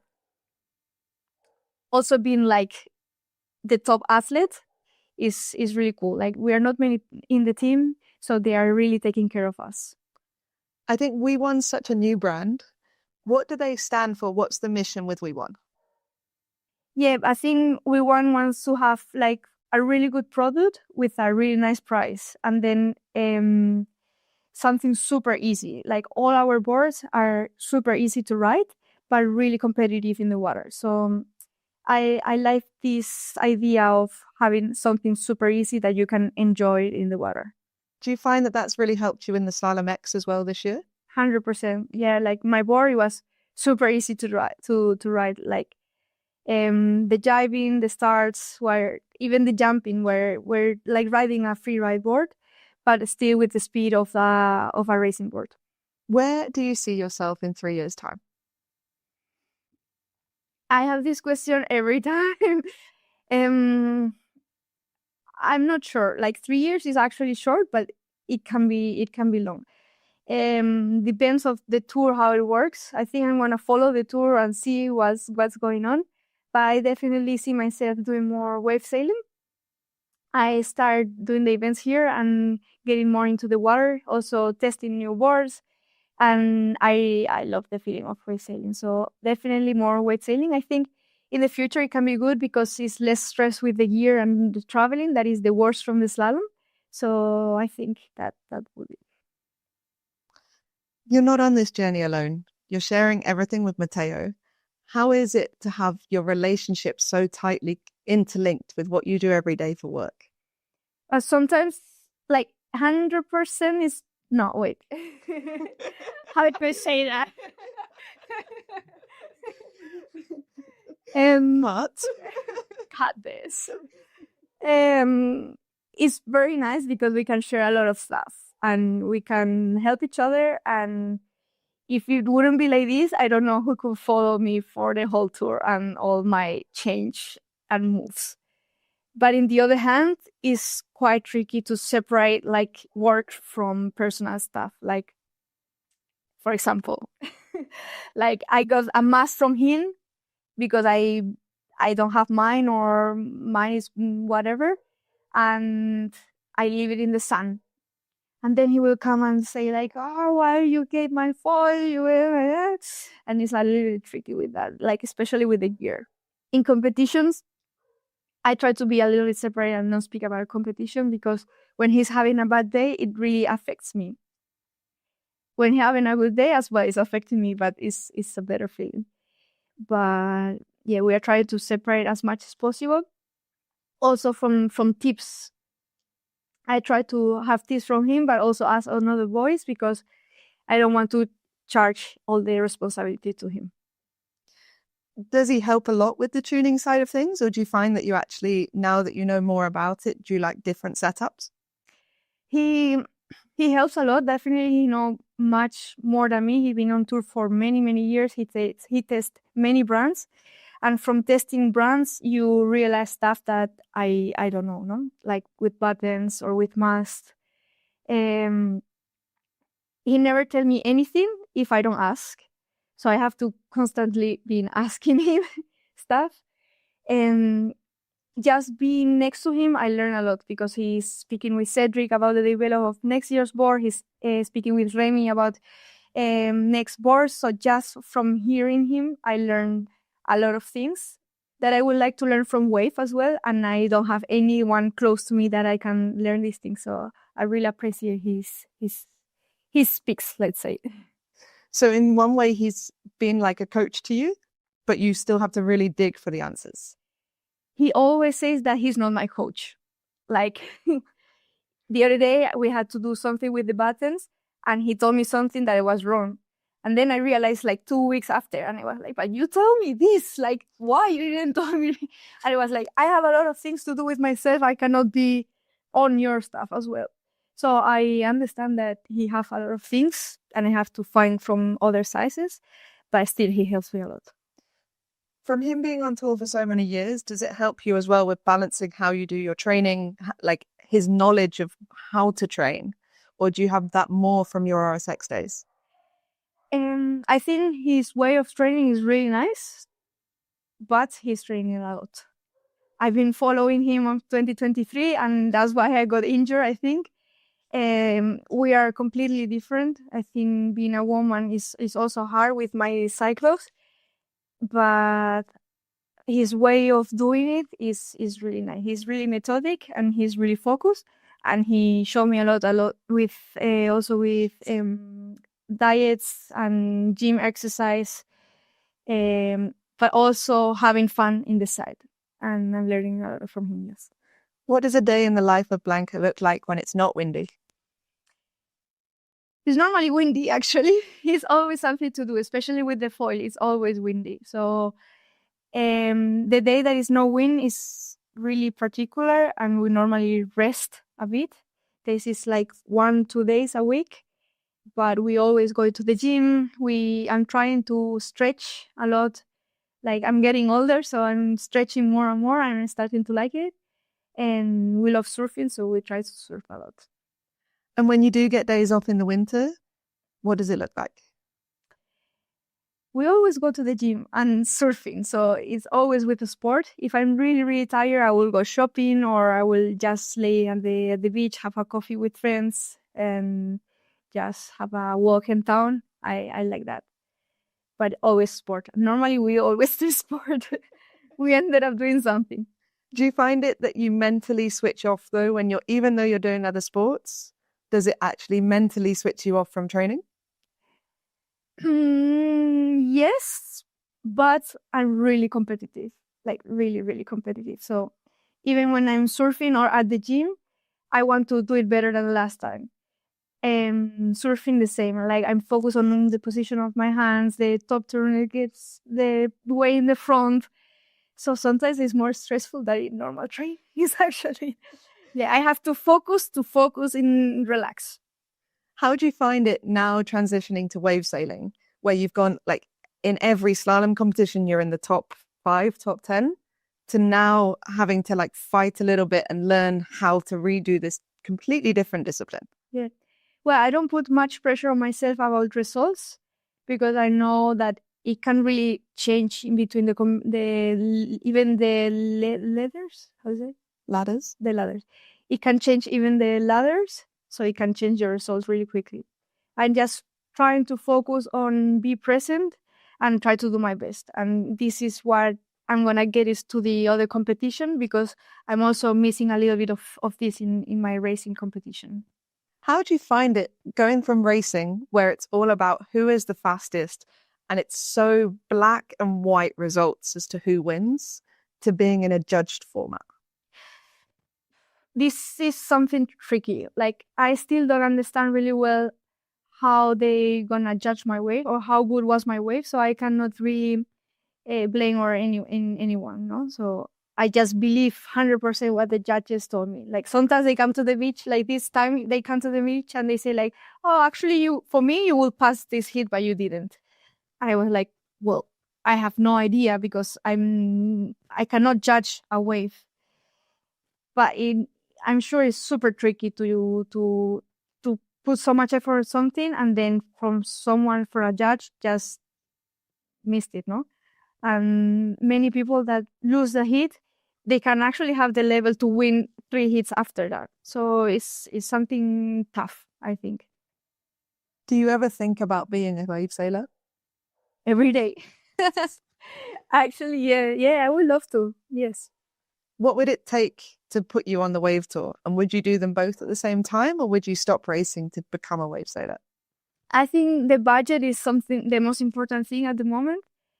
My sponsors are supporting me to do the slalom tour because I'm good at it, and we think I can have the results, but not on the wave yet. So the wave tour is quite expensive because they have Chile, they have Japan, like Costa Rica, Maui. So they are quite expensive events. And for the moment, I don't have budget for that. I will speak with my sponsors and see what they think about it, and hopefully they support me, and soon I can do the wave tour. I have been training here, not like as I do in slalom, but I've been enjoying a lot of wave sessions, and I think I have the level to get into the tour. If you look back in 20 years' time, what will you tell people about your time on the PWA World Tour? I think I will just remember the good memories, like travel with all my friends all around the world and be like this community everywhere. Visit new places, knowing different cultures, learning different techniques of windsurf, and improving myself as an athlete. That's the thing I will take, I think. Everyone says the same thing, that they won't remember the time that they were stood on the podium, but they'll remember the friends and the memories that they made along the way. Do you think that's an important thing to share with the next generation? Yeah, 100%. I think this is the way you have to be an athlete. This is the real success in life, no? Like enjoy the moment and enjoy the way until your goal, no? So this is something that the PWA have really on blood, and other categories doesn't have it. So that's one of the reasons that I like PWA, because everyone is like enjoying the moment and enjoying the way until the world title. I think that's a beautiful place to finish. Thank you very much, Blanca, for welcoming into your home. Thank you. And good luck for the rest of the season. Thank you.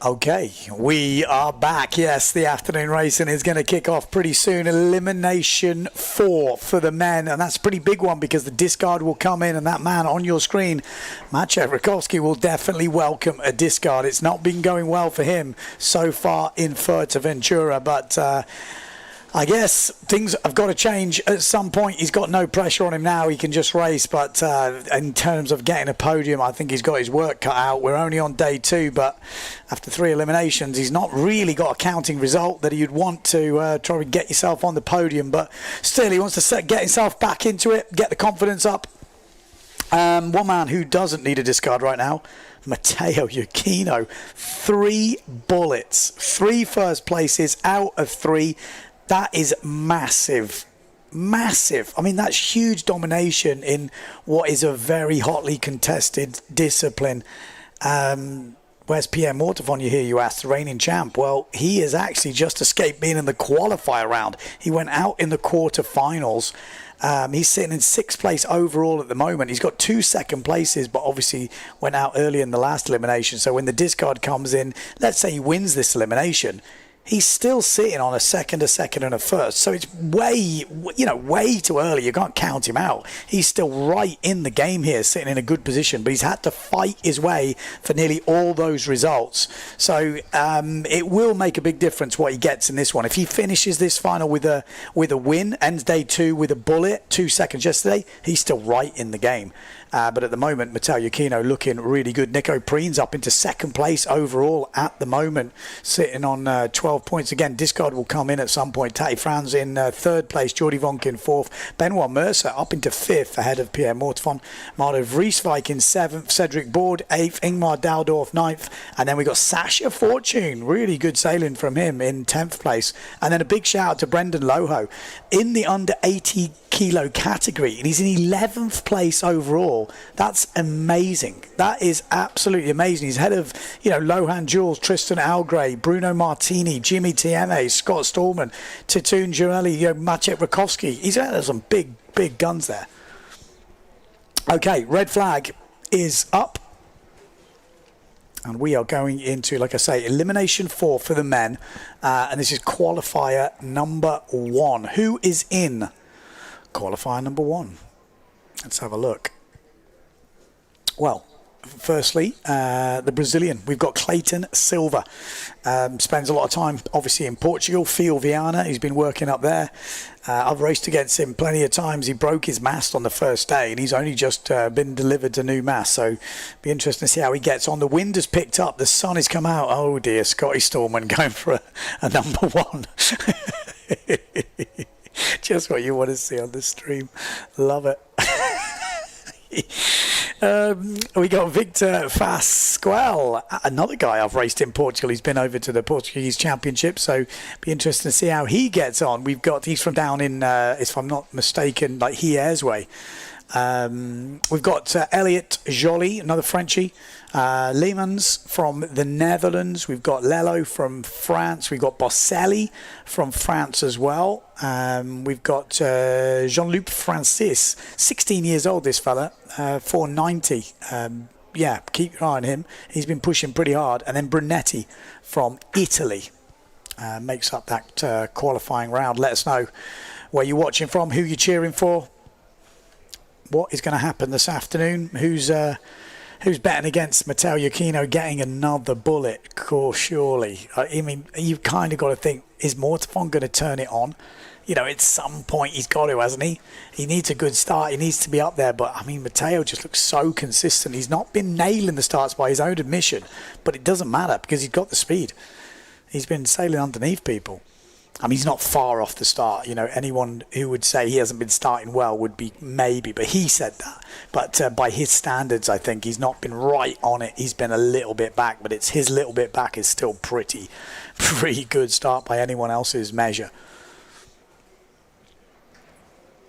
Sun is out though. The wind is definitely, I would say it's picked up, but it could be that it's sunny and it just looks windier. It might not actually be windier, but it does look it.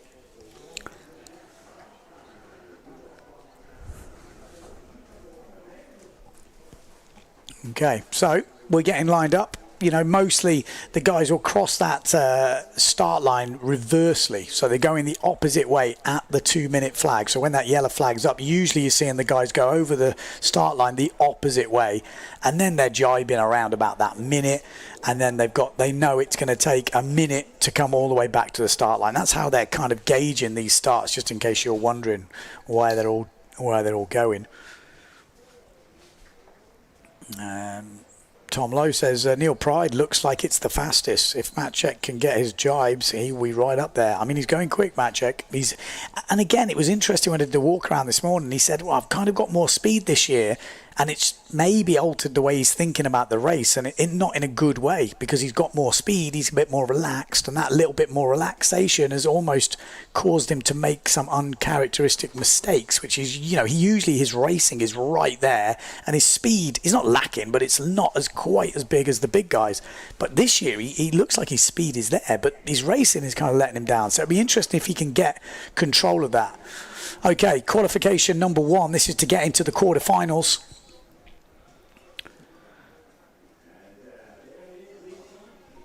Oh, it's a good start. Really nice start up at that front. Is that Giannoli?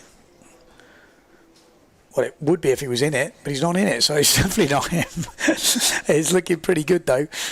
We've got Clayton Silver on the Challenger. He's easy to spot. We've got the duotone of... my brain's gone. Francis, Jean-Luc Francis on that duotone of F France 490. We've got Jolly 902. Definitely the wind has picked up. These guys are looking pretty stacked, if I do say so. So you've got Jolly on the Severn. You've got Clayton Silver on the Challenger. But round in third, looks like Fasquelle on the Loft. So Fasquelle round in first. Clayton Silver in second. Then we've got Francis in third. Like I said, these two have raced together in the Portuguese Championships. In the end, it was Clayton Silver that won it.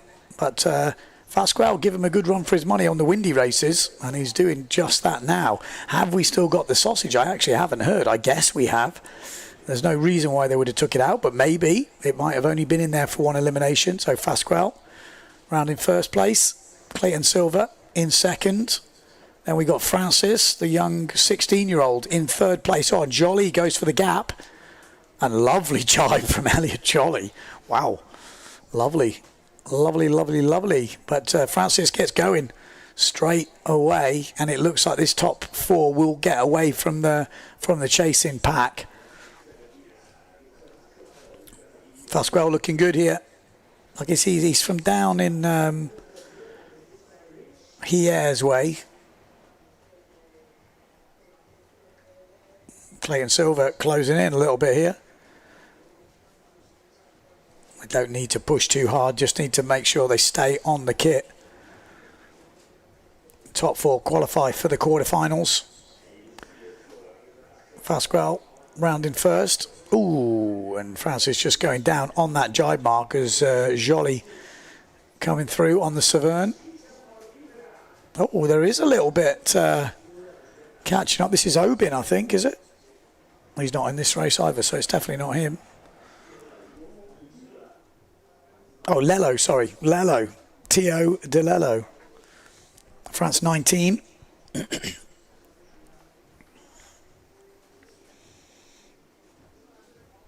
Oh, we have got the sausage. There we go. Couple of little jumps there to make it over. And they do make it over nicely. Oh, here we go. Francis, Jolly. Oh, that was a very, very, very... That wasn't a great jump, was it? He really didn't look confident there. And that's how you do it. Lello. That could be the difference. Very hesitant for Jolly. Oof. Clayton Silver now at the front. Fasquelle chased him down just to take home this qualifier.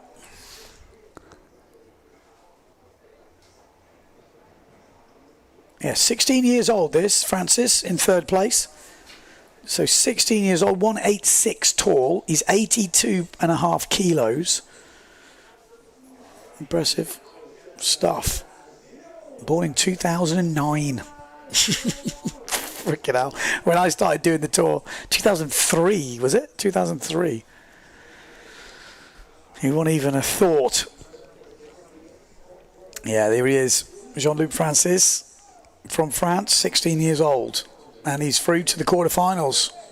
Good skills. Good skills. And then Lalo. Looks like he is 23 years old, 190 tall, 82 kilos.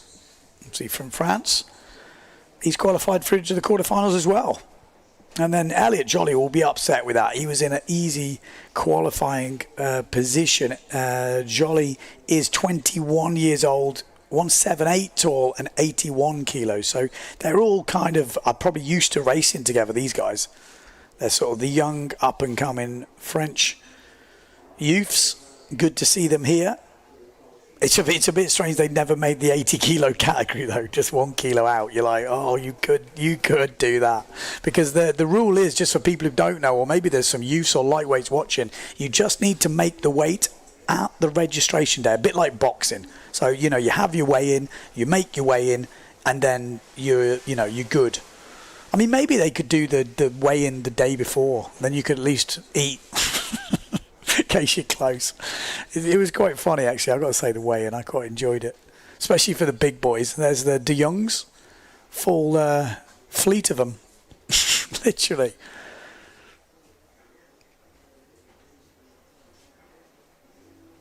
Miami tuning in. We got Tilo.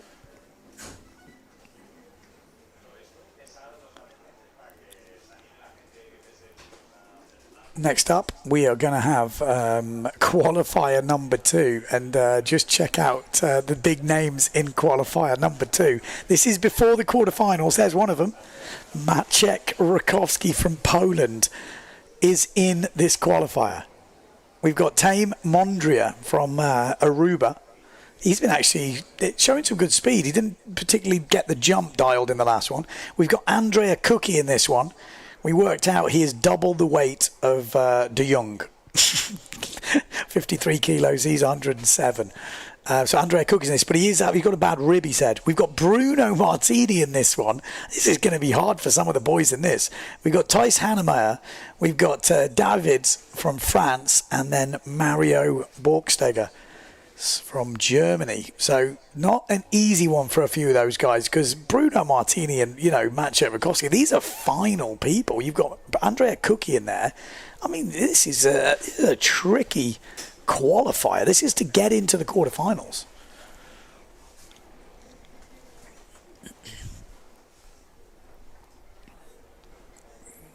Yellow flag is up.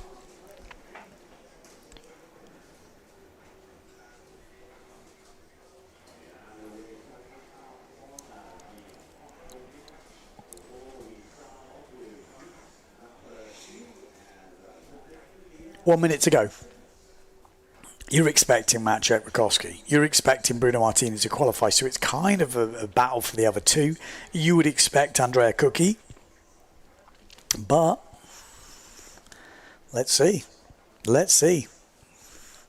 Mondria, like I said, on the black 0.7, he's been looking pretty good. He just is jumping over the sausage was not at the best from when we saw him last time, which is really what caused the problem. Not really his speed or his racing. But here we go.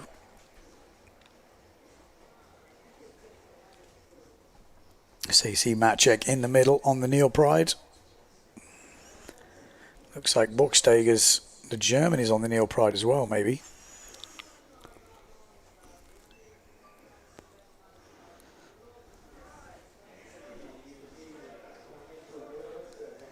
We've got Thijs Hannemeyer on the North Sail. Pretty Bruno Martini pushing the line up here on the S2 Maui sails. He's not going too easy. Yeah, and it is the Aruban who's up in the mix here. But Maciej Rakowski powering through in the middle. You've got Andrea Cookie down this bottom end.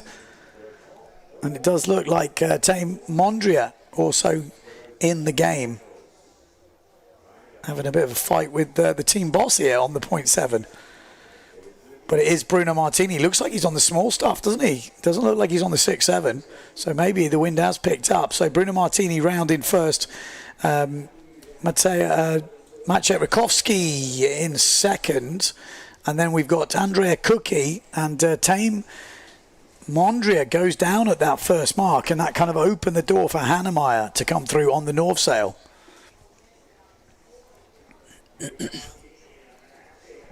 Borgsteger's looking okay on the Neil Pride.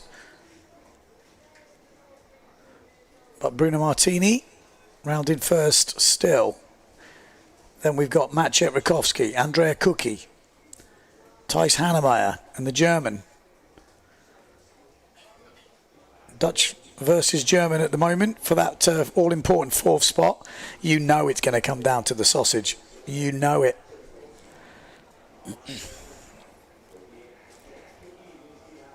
We've got Bruno Martini here. On the S2 Maui sails. It's like a wee one. Is it a wee one? Oh, hello. Little moment there for Bruno as Maciej Rakowski will go onto the inside here. Doesn't need to push, they just need to make sure they qualify. But top four qualify, remember. Excuse me, voice is already cracking. Andrea Cookie's looking okay. How's he going to get on with the obstacle? Oh, Thijs Hannemeyer just catches that inside rail. Oh, Borgsteger's having a look. Here we go. Now I need to keep it nice and clean. Confidence is key. Oh, beautiful from Bruno. Good from Maciej as well. Nice and clean, boys. Good job. Borgsteger's, he'll be feeling the pressure now. It's windy. It's a little bit flatter, so maybe a bit easier. If you get caught on the wrong side of the chop, I think you've got to come in from low and head upwind if you're unsure. That's kind of and then you get the wind under the board, or you just hit it full speed and do a long jump. Oh, Borgsteger's looks a bit hesitant. Oh, he's solid though in the end. Had to little pull his heels up. Oh, that didn't look good. That didn't look good. Was that Cookie? Oh, that's not going to help the rib. Oh dear. No, Cookie's already through. Oh, Cookie's already gone. That was the Aruban. Yeah, that was the Aruban. And we've got Borgsteger's in the water. Hannemeyer does have a chance here. I tell you what, Thijs Hannemeyer is coming back in this. This is going to be back from the dead. Thijs Hannemeyer, where's he gone? Oh no, he's gone down. Oh, the door was wide open. Mario was going, come on, go and take the fourth spot, but it wasn't to be in the end. So Bruno wins it. Maciej in second is Andrea Cookie. And that is it's a 100% fail record for Tame Mondria, and now he's going to have nightmares about the sausage. There's no two ways about it. He's going to wake up in a cold sweat thinking about that sausage. Not good, not good. That's not what you wanted. You didn't want 2 out of 2 fails, because they were pretty hefty fails as well. They weren't just tickling it. He went down hard, man.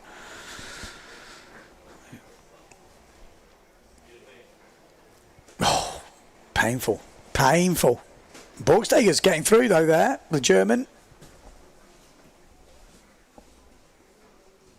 Borgsteger's. There he is. Not used to being in the qualifying round, that's for sure.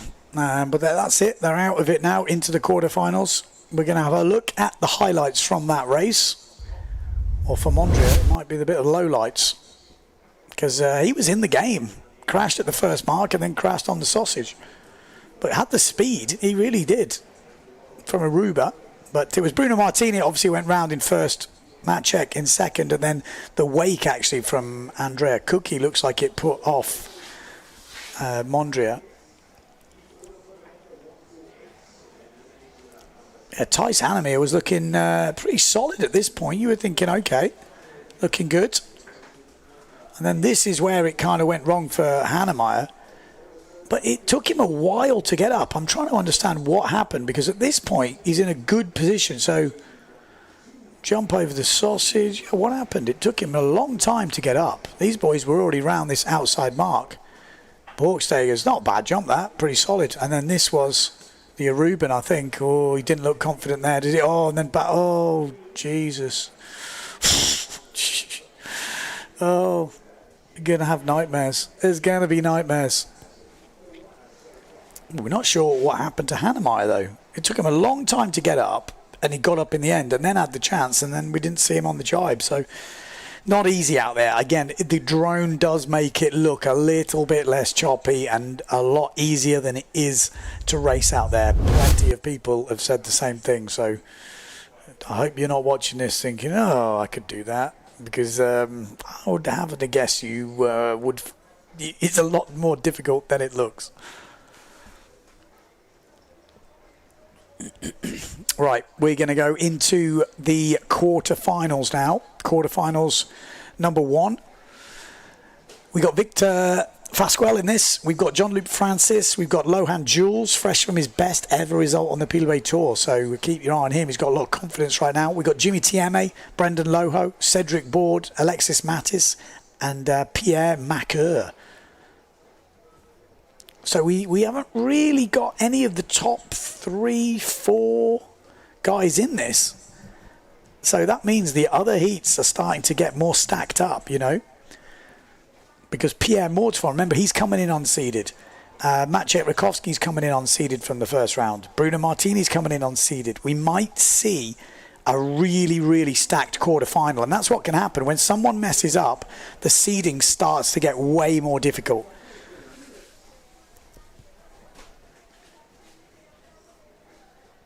That's kind of why we want to see that C final. We can sort out those 17th to 32nd places much more cleanly than the average points that we get at the moment when you go out of the quarterfinals.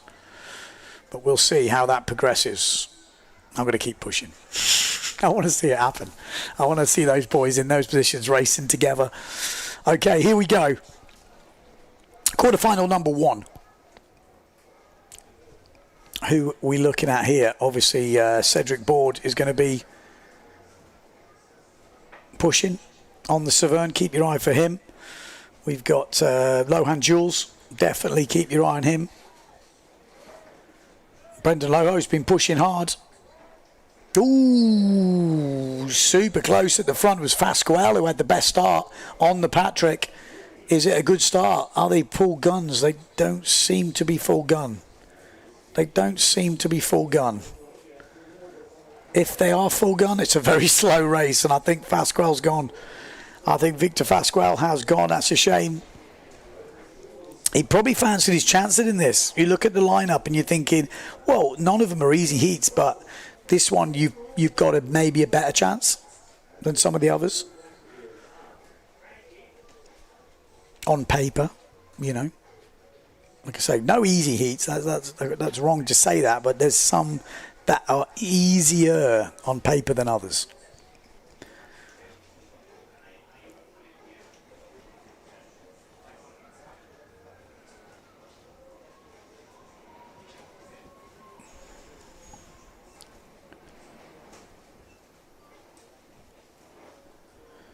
Tommy saying, yes, Mario, very nice. The training the last half a year in Bonaire was successful. I can't imagine Bonaire would be anything like this, but I guess time on the water is good.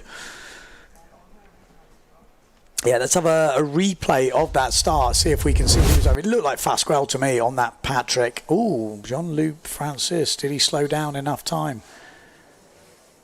Ooh, oh dear. Oh dear, Mr. Jean-Luc Francis, you might be over as well. There's a GA there, which is close. Is it Mattis? He might be close, but maybe just behind. Let's see what the ticker says. General recall, that's what we've got at the moment, waiting to see who's over. It looked like Fasquelle and Jean-Luc Francis, maybe Mattis. Maybe. If it is, there's only 5 guys left in this, but maybe it's just 2.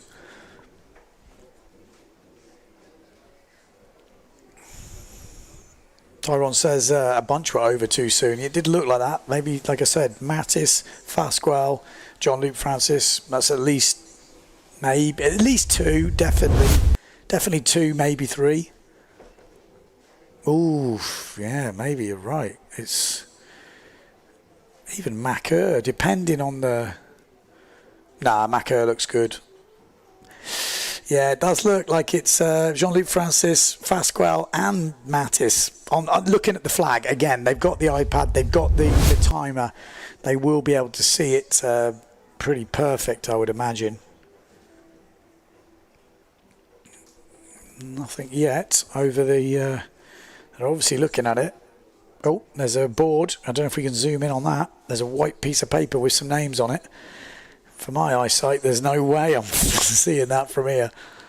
Fasquelle, what are you even doing there? You should just go in. There's no way you've made it, surely.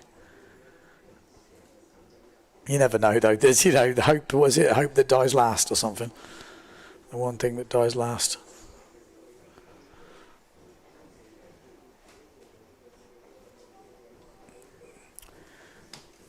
Okay, still not official confirmation. So it's just waiting.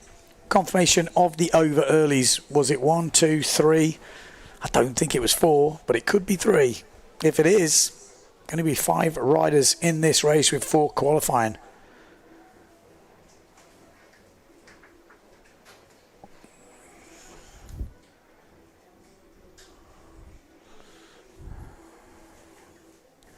I bet we can probably see who goes in early.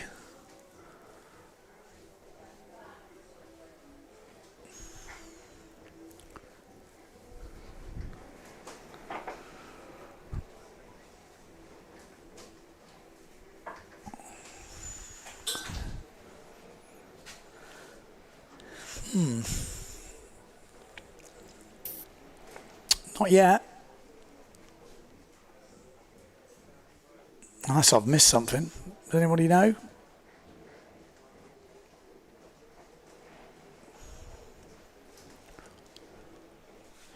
Anybody? Oh, here we go. Oh, it was 3 sailors. It was France 490, France 73, and France 495. Ooh dear. So, just to confirm. Oh, 495. Ah, no. Yeah, it was. It was Fasquelle, Francis, and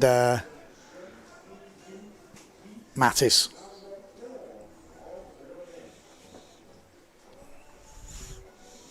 I'd check that. Yeah, 490, 73, and 495. Macker. Can we have another replay of that? Because that's... Stop. Ah, they've... So Mattis is not over. Mattis is 997. Oh, and one other sailor. So it might, okay, because basically you can see the Neil Pride there at the closest to the boy. He's over as well. So then Mattis is definitely over. So it's 4 riders over. That means they're going straight to the next elimination because there's only 4 guys left in it. Wow. Okay. So yeah, Jean-Luc Francis is over, Fasquelle, Mattis, and Macker. Bang, bang, bang, bang. Someone said it will all be Frenchies that qualify through this, which they are true, but 4 of them are out. So I'm guessing we're moving straight on to the next round. Let's see if they sail it. I don't think they will. Wow, 4 over earlies. It's been a while since we've had that happen. So are they going to sail it? No, I guess not. They don't need to. Yeah, so there is, I saw that. It says 4, which you'd imagine is elimination. It's like it's the 4th heat. So I guess that is, they've moved on to the next one. So we were on, 3, which is the first quarter final, because there was 2 qualifiers and then 1 quarter. And then now we've obviously moved on to the next quarter. So we'll be going straight into quarter final number 2, is what I understand it. Yeah, I saw Preen there, so that would make sense. I mean, there's 4 guys out. There's only 4 guys left in. There's no point sailing it. So straight into quarterfinal number 2, which is Clayton Silver is in this one. We've got Teo DeLello. We've got Nico Preen, who's having a good comp at the moment. Jordi Vonk. We've got Titoon Giannoli. We've got Pierre Mortefon. Okay, so he's ended up, that's not such a crazy heat. Lucas Pierre-Boni and Scotty Storman. Because Mortefon and Matchek could have ended up in a very similar heat, or Bruno, and then you also got the top seeds as well. We could have ended up with a crazy stacked heat. This is pretty stacked. But maybe not as crazy as it could have been. Obviously, top seeds in this, Preen, Vonk, Mortefon, and then you're kind of looking at, okay, who takes that 4th spot? Looking on form, you'd probably say Scotty Storman's going to take that 4th spot. But as we know in racing, it doesn't always work like that. So who qualified from the heat before then? Just to let you know, if 4 guys were out, it was the other 4 riders. The other 4 riders would have been Cedric Board, Brendan Loho, Lohan Jules and Jimmy Tieme through to the next round without even having to do anything. So, Brendan Loho's form is through the roof right now. He's made nearly every semi-final, the top 16. Pretty cool. Good going. He's showing the light riders the way to go. I would be interested to know what kit he's on. We should do an interview if we can with Brendan to find out what size he's on, because he is under 80 kilos, what board he's on. This is crazy windy conditions, does he have a smaller board? I guess he does. It won't be the normal small board like some of the big boys have got. Although I spoke to John Sky in the Deafy Wind and he was telling me, you have to be careful with going too small because it doesn't work like that. He was saying as you're lighter, you don't go through certain holes, especially in the Deafy. He was kind of, going for a bigger board. And I was like, really? So it's kind of an interesting, different way to look at it.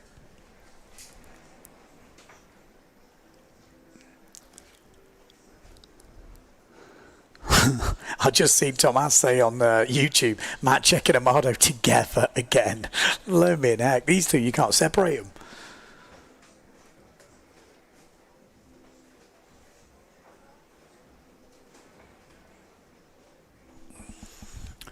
Okay, so getting ready, quarterfinal number 2 coming up.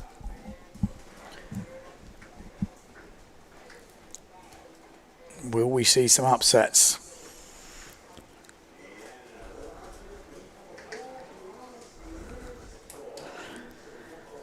Okay, into the last minute. Scotty Storman looks like he's on the far left on that GA. Then we got Pierre Boni on the yellow and orange S2 Maui sails. You've got Nico Preen on the Neil Pride, purple.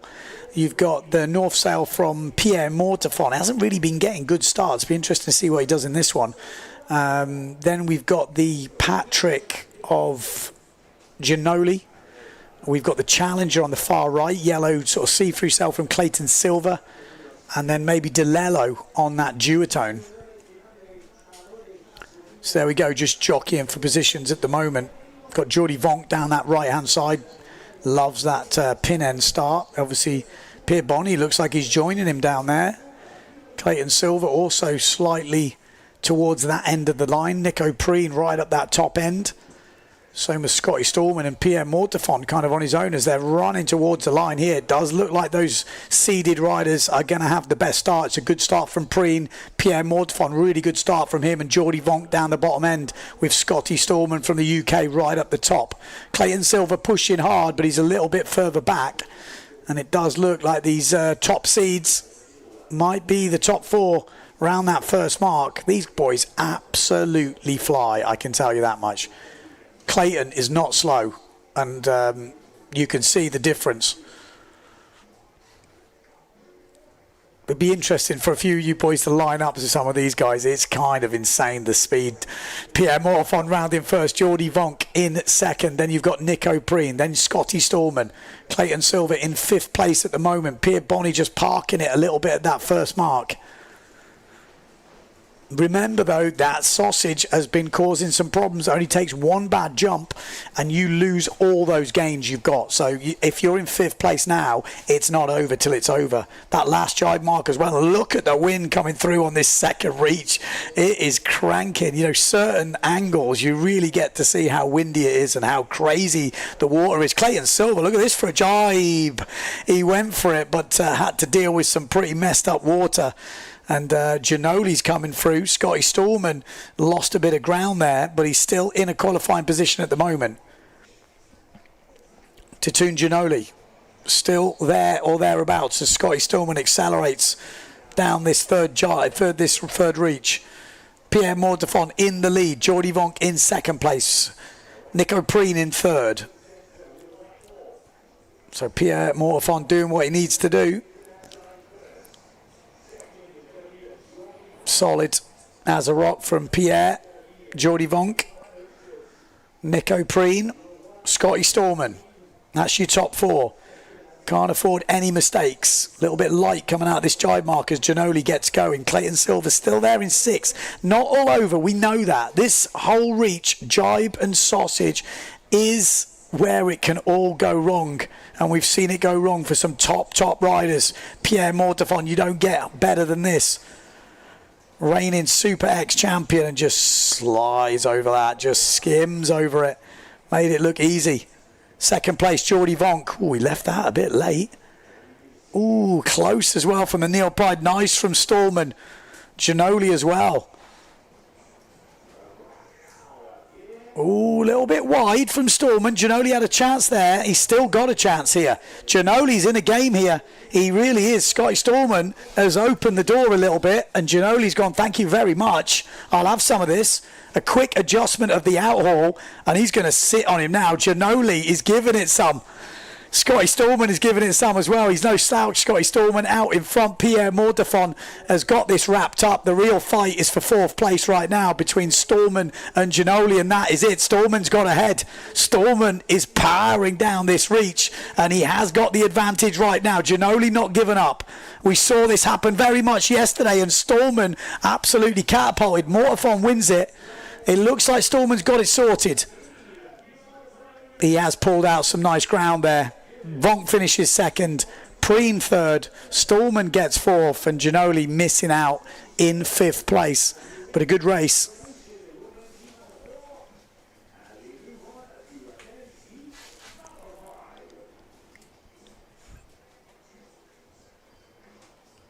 Pierre Mortefon is edging his way back. Like I said, it feels like he's had a disaster so far, but he hasn't. 2 second places and then a bad result. He gets a first in this elimination. He's so in the game, it's untrue. Total domination so far from Matteo Iuchino, but still, there will only be a few points in it if he wins this elimination. So still all to play for.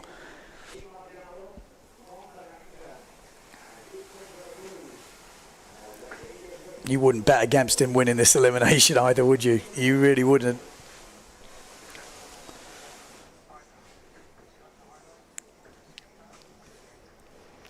Yeah, so we got the red flag up for the next heat.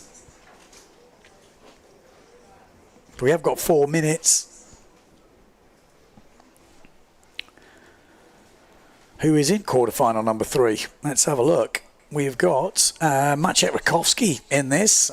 You know who's coming if there's Maciej Rakowski in the heat. We've got Andrea Cookie in this heat. Benoit Mercer, again, he's been racing really, really good. Amado Vrieswijk shown glimpses of what he could do. Could it be this elimination which he puts it together? Sasha Fortune, another guy's been racing well. Ingmar Daldorf, consistency. Tom Balanca, and we've got Victor Delarue. Victor Delarue, now he was quite a light rider if I remember rightly. Let's have a little look down my list. Victor, where are you, mate?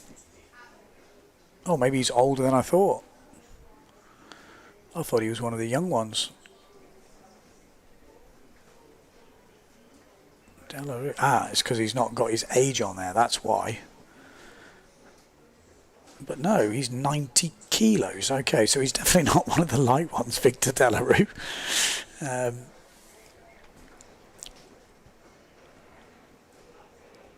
Victor Delarue, 193, 90 kilos. Is that him? Okay. Well, there we go. He's been holding it on with the big boys, so it makes sense. He is a big boy. He is a big boy. But can he handle the sausage? That's the question. Tom Blanca. Let's have a look. There's a few new names for me, so I'm just trying to get my Tom Blanca, 19 years old, 184 tall, and 81.5 kilos, obviously from France. He's going to be on the Taboo. No, he's not. Yes, he is. Taboo GA. Tom Blanca. And obviously we know the rest of them. Sasha Fortune. Like I said, he's definitely one we're going to be keeping an eye on, Sasha Fortune. He's showed really good glimpses over the years. He's only 20 years old, 85 kilos, 185. Obviously pushing, definitely pushing.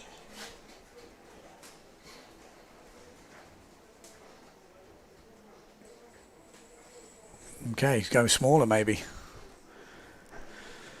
Benoit Mercer. Give me some stats, Benoit. Give me some stats. Mercer, 24 years old, 92 kilos, 183. He's definitely put on a few kilos. I think I remember he was 85. So, you know, he's been pushing the weight up a bit. You need to have a bit of weight to compete with these big boys at the top end. A few bits of fin twiddling going on, and we are getting ready to race. You'd expect Maciej Rakowski. You'd expect Mercer, Vrieswijk, Daldorf maybe. That's probably the seeded riders. Andrea Cookie will be there on that first reach, no doubt. And then we'll have to see how he goes. There we go. We got Cookie in the middle on the black sail. Oh, it's a great start from Sasha Fortune. If he's not over, that was a hell of a start. He's really pushed it. We got Tom Blanca up this top end. We've got Benoit Mercer as well on the Severn flying. We got, oh dear me. Sasha Fortune, see you later, mate. You are gone. There's no way you're surviving that. That was pretty obvious, I think. Oh, or maybe not. How many duotones we got in that? I mean, he was gone, wasn't he? Oh, well, maybe Cookie was relatively close. He might be pretty safe. I mean, definitely Sasha Fortune. I'm surprised he didn't pull a few more people because he was gone. He was absolutely gone, and he was having a good run. I think he was in 10th place in the overalls, if I'm not mistaken. Let's have a quick look. Yeah, going into this elimination, Sasha Fortune, 10th place overall. He'd had a 12th, a 13th, and a 12th. That's Pierre Bonny. 106 kilos of French muscle.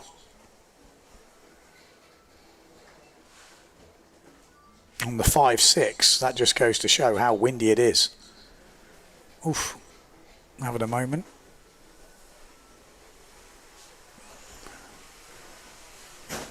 What is it? That's meditation. She's lost her watch. No. Psyching herself up, maybe. Look at that helmet from Clayton Silver there. That's a beauty, mate. That is a beauty.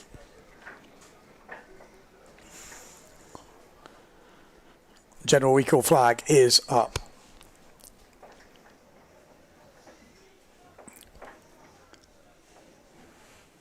Fistrup saying, I'm in love with the Gastra colours this year. A bit of old school, isn't it? It's got to be that old school Gastra sort of rainbow on it. You like a rainbow? Liking the rainbow.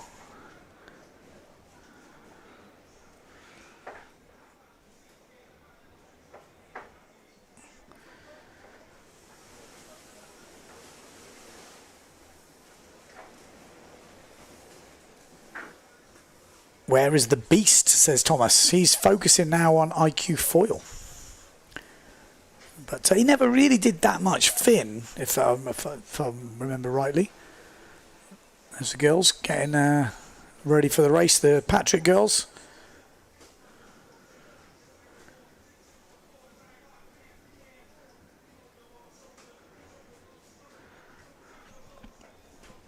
General recall flag still up. The helmet of the Brazilian is like the old Ayrton Senna helmet. Oh, well spotted. Like it. It's pretty cool. I like it. Maybe that's why. Subconsciously, I knew deep down it was a cool helmet.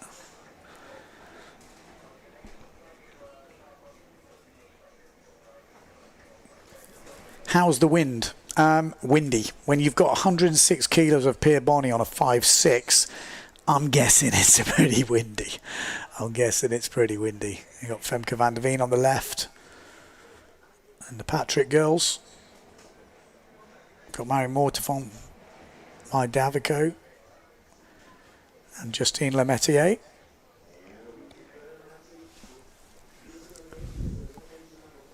There we go.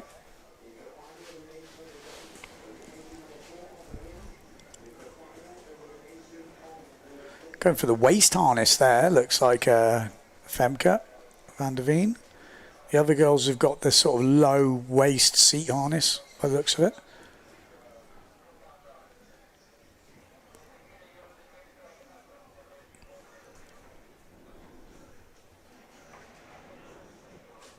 So I said like 30 knots average. I think it might even be a bit more now, but yeah, 30 knots, I guess. I'm not very good with knots.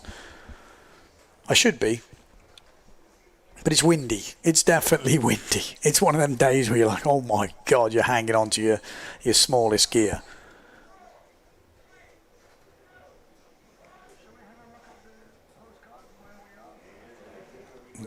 Yeah, let's have a look. Let's have a look where we are.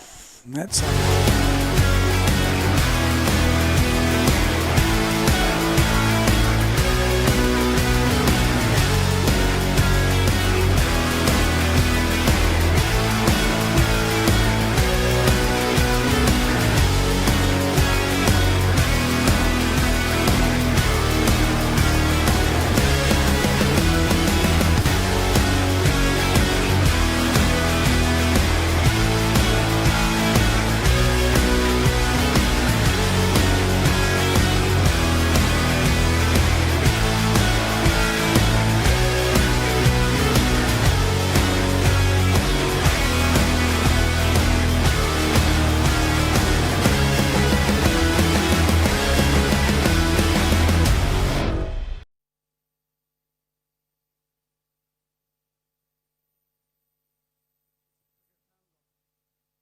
Okay, we're getting ready. About a minute to go.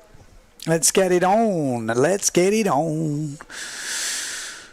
Restart of quarterfinal number 3. Maciej Rakowski, Andrea Cookie, Benoit Mercer. We got Tamara Vrieswijk, Ingmar Daldorf, Tom Balanca, and Della Rue. Obviously missing Sasha Fortune. He is out over the line early. Actually, I never checked that. I just assumed. Yeah, Fortune jumps the gun, that's it. So it is just one rider over. So 7 riders in this with the best 4 qualifying through to the semi-finals.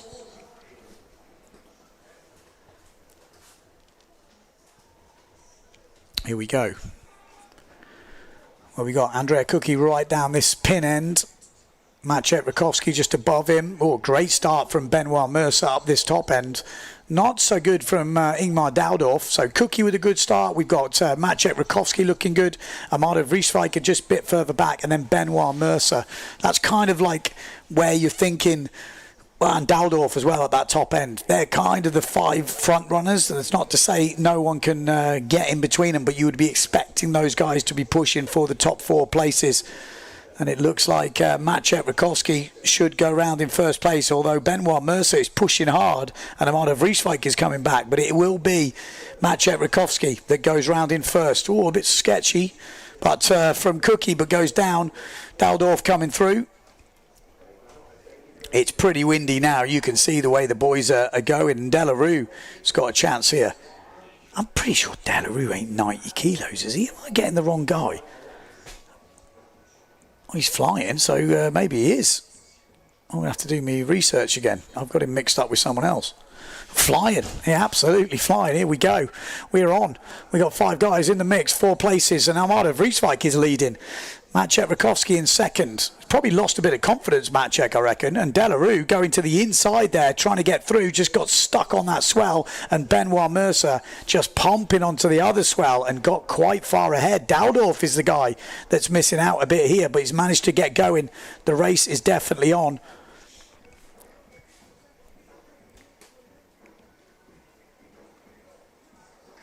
He don't look like 90 odd kilos, does he? He's not. It is the guy I'm thinking of. He's no way. Someone let me know in the comments, because I'm confused. The stats are wrong. Someone's giving me the wrong stats.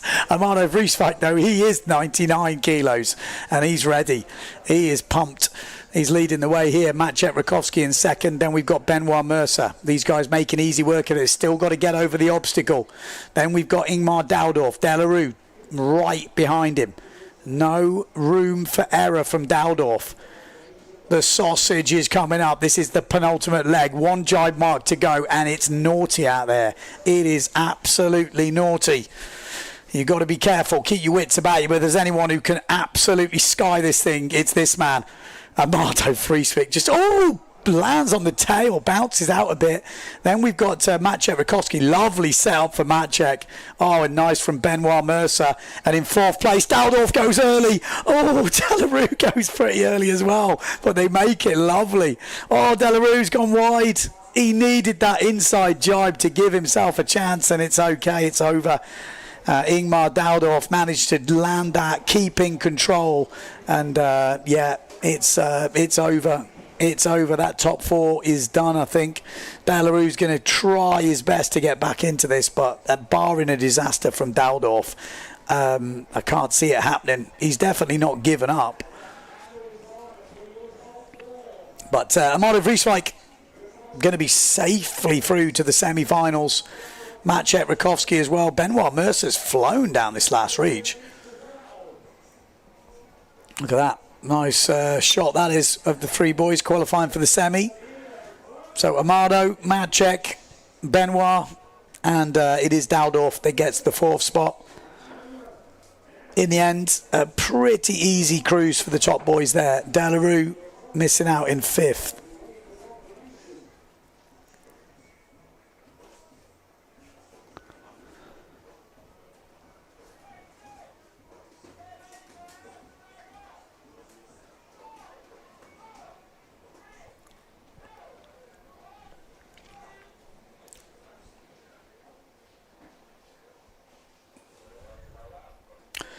Someone says I need a course on pronunciation. You're right, I probably do. But if it's about French names, which I'm sure it is, maybe it's my accent as well doesn't help, because I'm not going to do it in a French accent. We've had this conversation a lot. I'm not changing to French to pronounce some names. Like I wouldn't expect a Frenchman to say profit. He'd say profit. So, yeah, maybe there's a bit to do with it.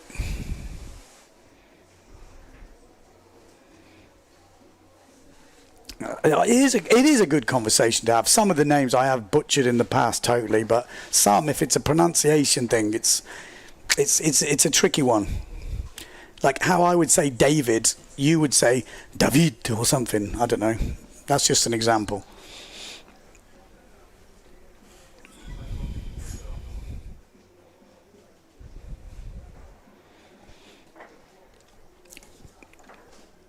You get the idea. Also, trying to commentate with the different accents is pretty difficult as well. Try it.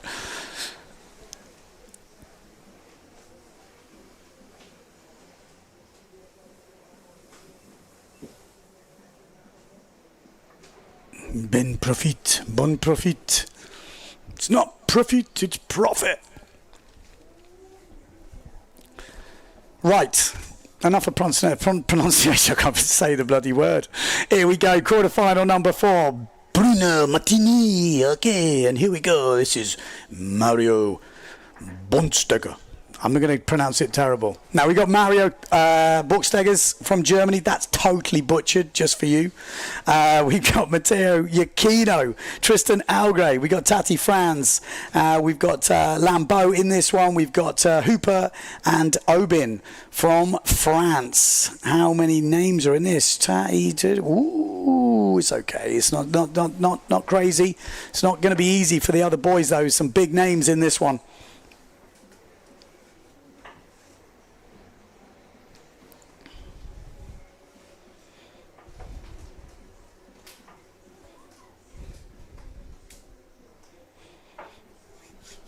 Someone saying we need more nicknames. It's true, you know, we got a bit boring as it's gone on, haven't we? We're just pronouncing the names. You're right, we need to pick up some nicknames. But we need more competitions for nicknames. You've got to get more into the riders.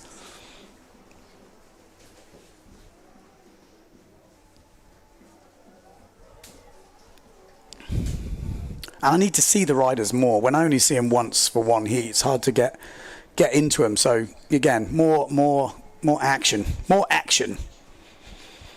Let's see who we've got in this one. Who can cause an upset?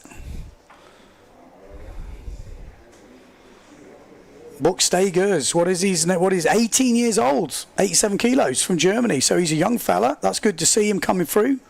Lambeau, 20 years old, 73 kilos, Lambeau. Yeah, Delarue, there's no way he's 90 kilos. Come off it. I knew it was him.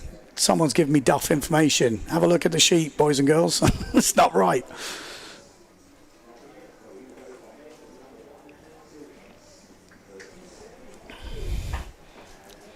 I'll eat my hat if he's over 90 kilos and 190 tall. There's no way in the world.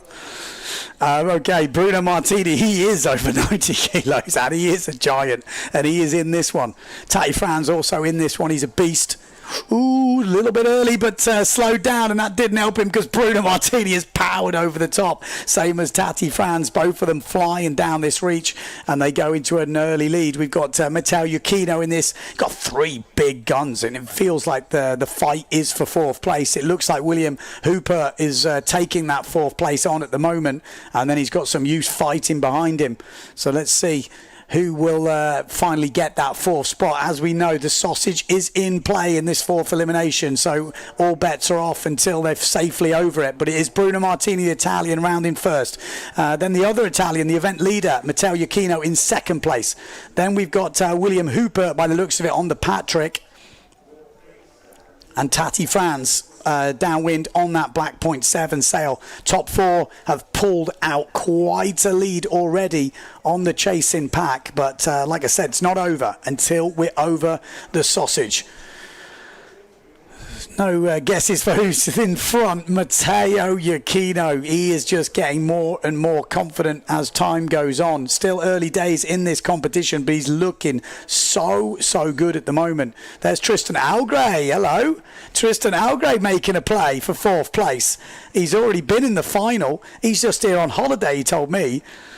It's a shame we can't see that dude's face on his sail. I still think that's like the best thing I've seen for a while. If we get a close-up of it, it's worth it. Look at the length of lines on Tristan Algre. They must be like 40s or something. My good God. They are absolutely mahoosive. Matteo Iachino, though, making easy work of this quarter-final. And like I said, there's big guns in this, but that was a bit sketchy. Sketchiest jibe we've seen him do. Bruno Martini behind him, Tati Franz, and then the fight for fourth is on Tristan Algre. He's going to the inside. It's going to be difficult, but he makes it count. He's a tall fella and he weighs over 100 kilos these days. He used to be a bit skinnier. He's got a bit more weight on him now and it's helped his speed. He's always been fast, but he's got an extra gear now. William Hooper pushing. This is going to be a real good battle. This is going to be the second chance Tristan Algre gets to go over the sausage. The first time, he didn't even jump it. He went through it. Lovely jump again from Iachino. And Bruno Martini, not great from Tati Franz. Keep your eye on that sausage. Here we go. Tristan Algre, second attempt. Oh, we didn't see it. We didn't see it. What did he do? He made it cleanly over. Easy. Keep your eye on fourth place because Tristan Algre, last jibe coming up. What a jibe. What a jibe from Algre. He's still got it, isn't he? He's still got the magic. He has still got the magic. Good skills from Tristan Algray. It's going to be difficult to overtake him on a reach, but hang on. Hoopert's given it a good go. Hoopert down that bottom end. He's not given up yet. He is definitely not given up. And oh my life, Tristan Algray getting loose on this last leg. It's not all over. William Hoopert absolutely flying. I think he was holding the Speed World Champions on the foil, and I think he's in trouble here. Keep your eye on that race. Where are we going? Oh, I think he's done it. He's got done. William Hoopert. What a race that was for Hoopert.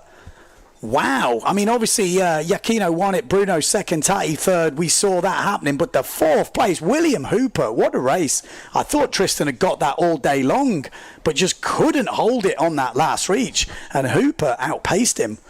Wow. Great race from William.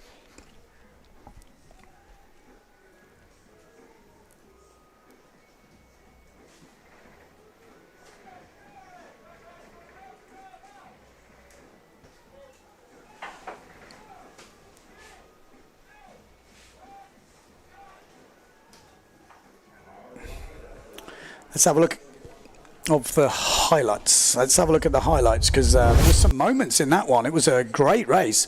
Hooper with a great start. And then Bruno and Tati come flying through.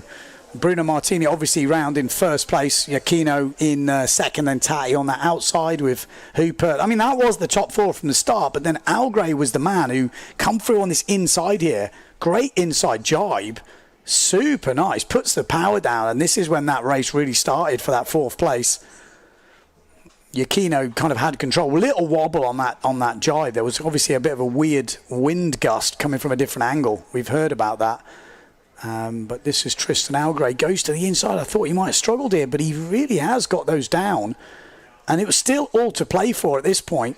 Over the sausage. So clean from Giacchino. Nice as well from Bruno Martini. Tati got a little bit weird and stuck there in a little bit of swell. And then we had that fight with Tristan Algray. Oh, he nailed it. Absolutely nailed it, didn't he? Nailed it. And same with Hooper. That was a great one from Hooper. And then he came down low on this. And this is when Tristan got all loose. And he sort of lost it. He couldn't kind of hold it. And then William sort of had that. Yeah, he kind of lost the fin or something. He just lost all the drive. Good race.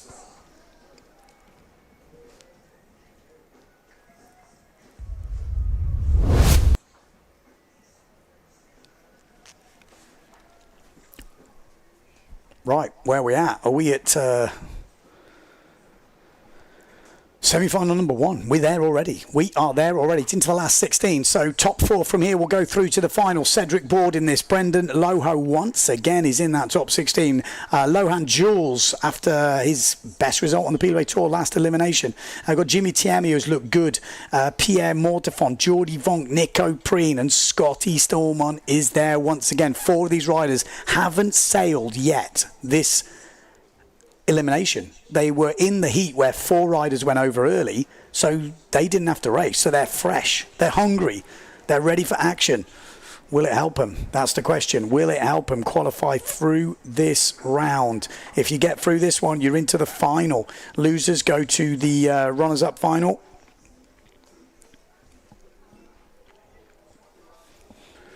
There's Tristan Algray. Oh, you're going to be a bit gutted with that. You know, you're ahead. You're on the last reach. You kind of think it's there. But it ain't as easy as that. They make it look easy. That last run, they are, flat out, flat stick, foot down, full gas, on the edge of control. And when you're all on that, I would like to see a sausage on the last reach, 20 metres before the line. I think it would be pretty insane. There's the face. Look at the face on the sail. That's the best sponsor ever. Yeah, shout out to whoever that is. His name's on the sail as well, I think. Is it What was it? Marco? Marco. Stop moving.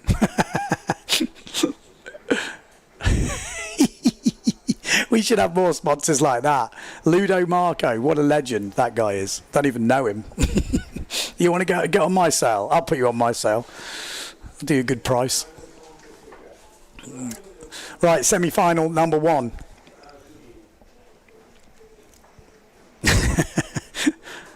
Let's go and get a prize for the best sponsor. Right, semi-final number 1. Board, Loho, Jules, TMA. We've got Mortafon, Vonk, Preen, Storman. Here we go. A lot of confidence with Lohan Jewel here. That's a good start. It's a really good start. Storman up this top end as well. A good start. Got the S2 Maori boys a little bit further back. We've got Jordy Vonk in there on the duotone looking good. Obviously, we've got the old man. We have to call him the old man from now on. He's over 40. Cedric Board. He's been on the tour the longest. He must be the longest serving member of the PWA. He's got to be. And he's still going strong, man. He's still absolutely flying out there. And one man who is flying is Pierre Mortafon. Finally, we see him at the front at the first mark. So Pierre Mortafon will go round in first. Trying to make up for a disappointing first elimination today. Everyone cleanly round. The race is on, that's for sure. Jimmy Tiame really is in the mix here, just above Jordy Vonk. Jordy Vonk in the middle. And we've got Cedric Board down this bottom end on the left-hand side. S2 Maui Sales, either Lohan Jules or Brendan Loho. I think it's Lohan. Jimmy Tiame just teeing up this jibe now. He's getting ready. It is Lohan Jules. And, inside jibe from Jordy Vonk just cuts in front of Pierre Mortafon. Jimmy Tiame on the inside. And Lohan Jewel in 4th place. Could be in another final. But he's got Cedric Board. Don't count him out yet. He's in about 4th and 5th place fighting with Lohan Jules at the moment. At the front, it's still Pierre Mortafon. Then we've got Jordy Vonk. Jimmy Tiame looking good in these strong wins as we come down to the penultimate jibe mark in Elimination 4. This is when the discard comes in. Pierre Mortafon needs that discard, so he wants to make this final. Looking good. Oh, Jordy Vonk goes down coming into the mark. We didn't see that coming. What happened there? We'll have to look at the replay later on at the end of the race, but something went wrong there. Oh, hello. Nico Preen's back in the race. Brendan Loho might be also back in the race here. It's not all over. A lot going on for that 4th place. It is far from over. We've got the sausage to go and that infamous last jibe mark, which has caused all sorts of problems the last couple of days. Pierre Mortafon, surely we won't see a mistake from the reigning world champion. No, we don't. Sails over it. Lovely. Lohan Jewel in 2nd place. Jimmy Tiame not convincing, but makes it over. Ooh, and there we go with Cedric Board as well. Can someone get inside? It's going to be Brendan Loho. Could get inside. Yes, he could, and it's a great jibe. This is so good for Brendan Loho. What a jibe from the young lightweight. Could he hold off Cedric Board? He's got a fair bit of room, but we know how quick Board is. 79 kilos versus 97 kilos. I mean, there's a fair difference. We've got to keep an eye on that race for 4th place. The top 3 are done. They are gone. There's no two ways about it. Jimmy Tiame is going to make it. It's all about this race here with Brendan Loho and who is chasing him down. And here they come, the chasing pack. This is what he didn't want. He's got some big boys behind him. Nico Preen, one of the fastest. He's got Cedric Board. Oh, it's like it's not fair. It's like David and Goliath, and you can feel them pulling in. Oh, who's it going to be? It looks like Cedric Board could be. Let's stay on that race. Nico Preen, Cedric Board. It looks like Nico might have done it. Oh, heartbreak for the young lightweight. He thought he'd done it. He had a good jibe. He put himself in a great position, but Nico Preen came back from the dead there, literally, and took the 4th spot and makes it into the final. Great racing from the boys there. Really good move. He just didn't have the speed, Brendan, didn't have the weight to hold it down when you've got, like I keep saying about Cedric Board, still one of the fastest guys in the world. He's been over 50 knots, over 500 metres. I think he was up there in that nautical mile with Antoine Albo at the Prince of Speed last month or last week, whenever that was, a couple of weeks ago. So these boys are quick, and as we've seen Nico Preen winning the Deafy Wind, how quick have you got to be to win that? 100 kilos. And so they've got like 20 kilos on Brendan. But great to see a race. This is the highlights. It was all on there, wasn't it? Where was Nico Preen? Oh, he's right back. And what happened to Jordy Vonk? There's so many questions in this race. Jordy's looking solid here. Jimmy Tiame slowed down here, just made that jibe count.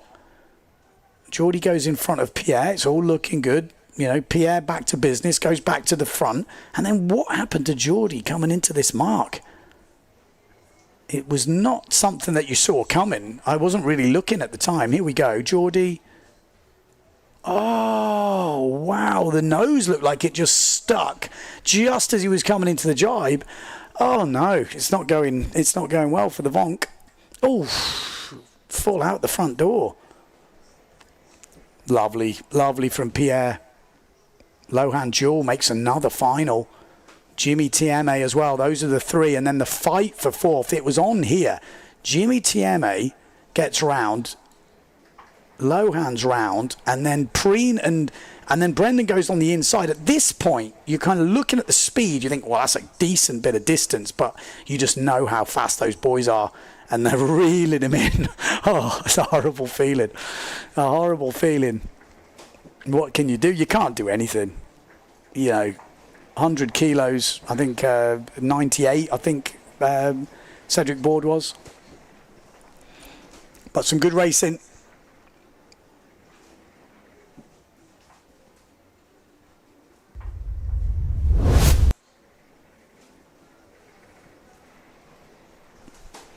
Okay, yellow flag is up for the second semi-final.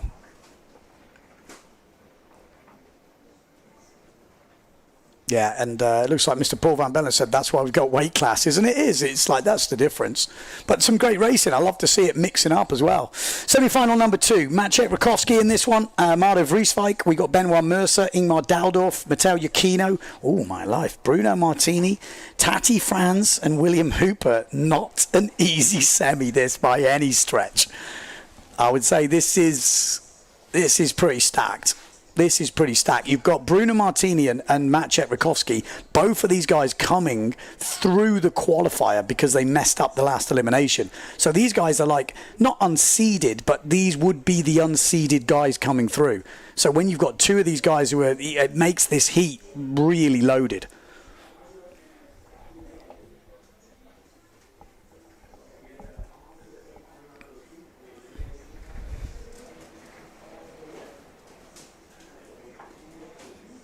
Someone just say Damien Arnoux was in the chats. He was one of those fast boys back in the time.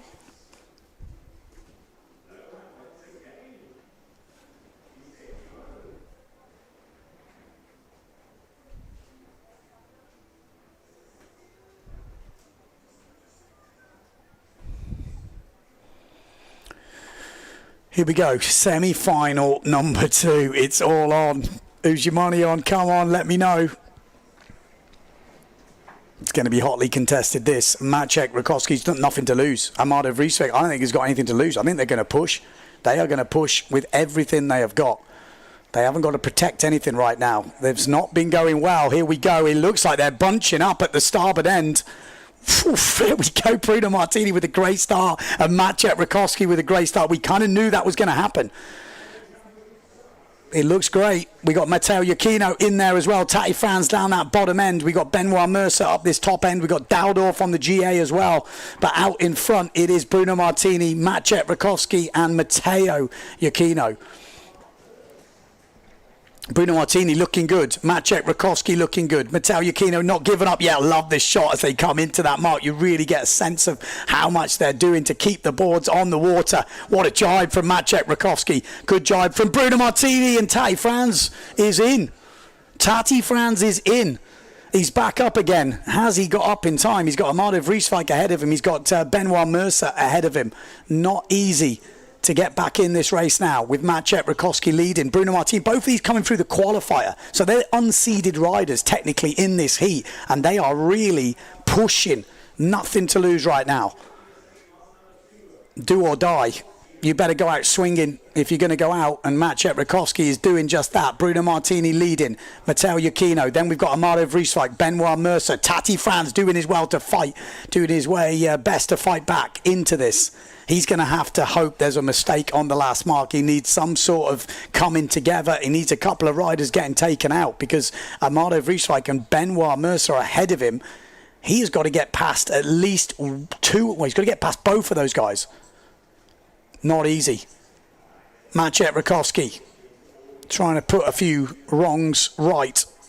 after a really bad opening day by his standards and a bad elimination this morning. Oh, Matteo Iachino's in the water. His board's flipped over. The Italian, 3 bullets out of 3. He's in a bit of trouble here. He is in a bit of trouble. He's back up and running, but he's got Tati Franz there. He's got Benoit Mercer, Amado Vrieswijk. Wow, this is going to come all right down to it now. We're in for an exciting last bit to this race. Matteo Iachino is in the mix coming into the last mark. We know how well he's been jumping over the sausage. Here we go. Maciej Rakowski going upwind.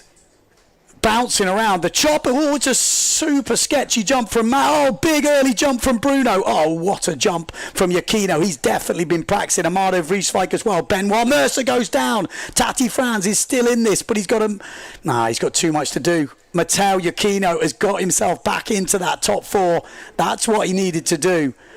What a race. What a race. To go down in the water, get back up and still qualify. That's showing how much you've got going on. The wind is absolutely cranking. I think it's shifted round as well. We saw what happened to Brendan trying to make that back end mark, and we saw how close they were all starting near the boat. It kind of says that the wind has shifted to the left. But that last 4, it is going to be Maciej Rakowski that's going to get himself into the final. Finally, this is his first final of this whole competition. It's took 4 eliminations to get there, but he has finally done it. He's back. Welcome, Maciej, to Fuerteventura 2026. Bruno Martini is there. Amado Vrieswijk is there finally as well. And so is the current event leader, Matteo Iachino. But he had a bit of a scare there. That wasn't an easy race for Matteo Iachino.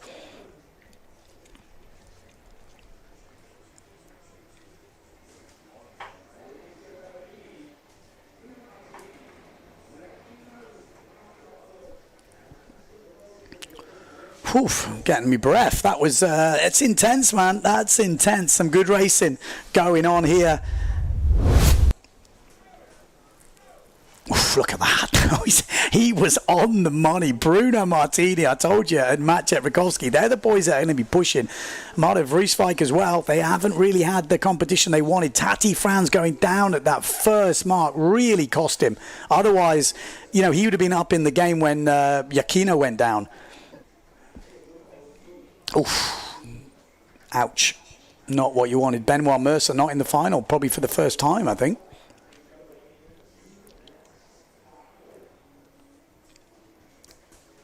And we lost one of the GA boys.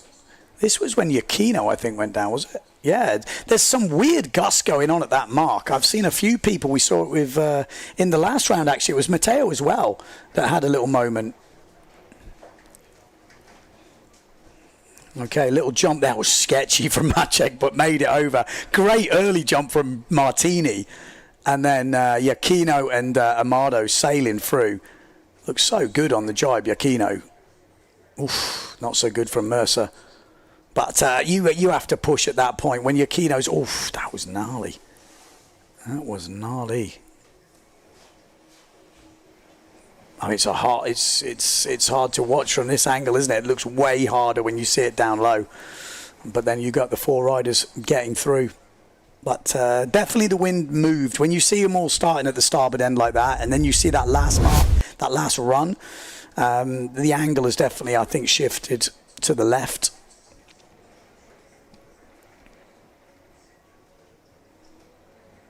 Oh, so they are moving marks. That would make sense.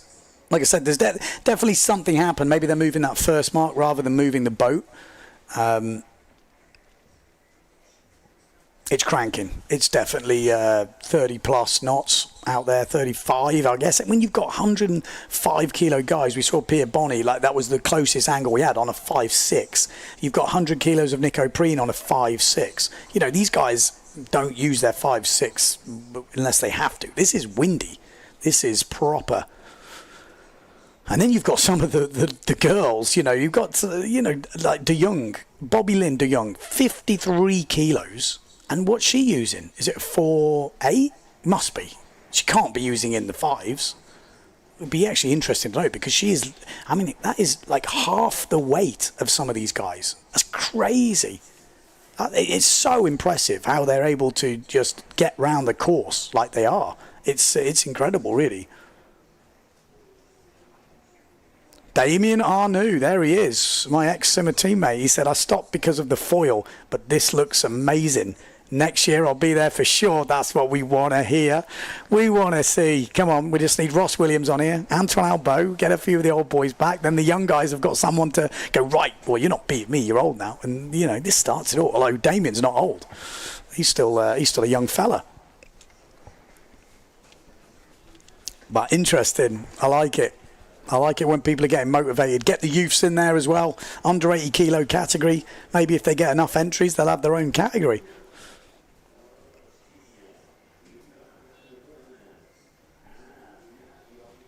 All right, we got the full women's fleet going on, obviously. 13 riders in this. Jenna Gibson has been the woman to beat right now. She has got 4 wins out of 6, a 3rd place, and then a discard. So she is looking very good at the moment, but things can change very quickly in the women's fleet. There's lots of races to come. The sausage is in effect, and that can definitely affect things. We saw it in the early elimination today. It took no prisoners. Bang, what a start. Was that Alabao? It was, wasn't it? Blanca Alabao with a great start at the front there. Bobby Lynn, or the De Jongs, actually, both of them with good starts. Hard to tell them apart. But look down that bottom end of Patrick. I think it's probably Davico. She's been flying earlier. Or is that Lemetier finally? No, I think Lemetier's in second place. In second place, it is Davico. She's flying at the moment, getting the starts. But here comes Jenna Gibson. Jenna Gibson.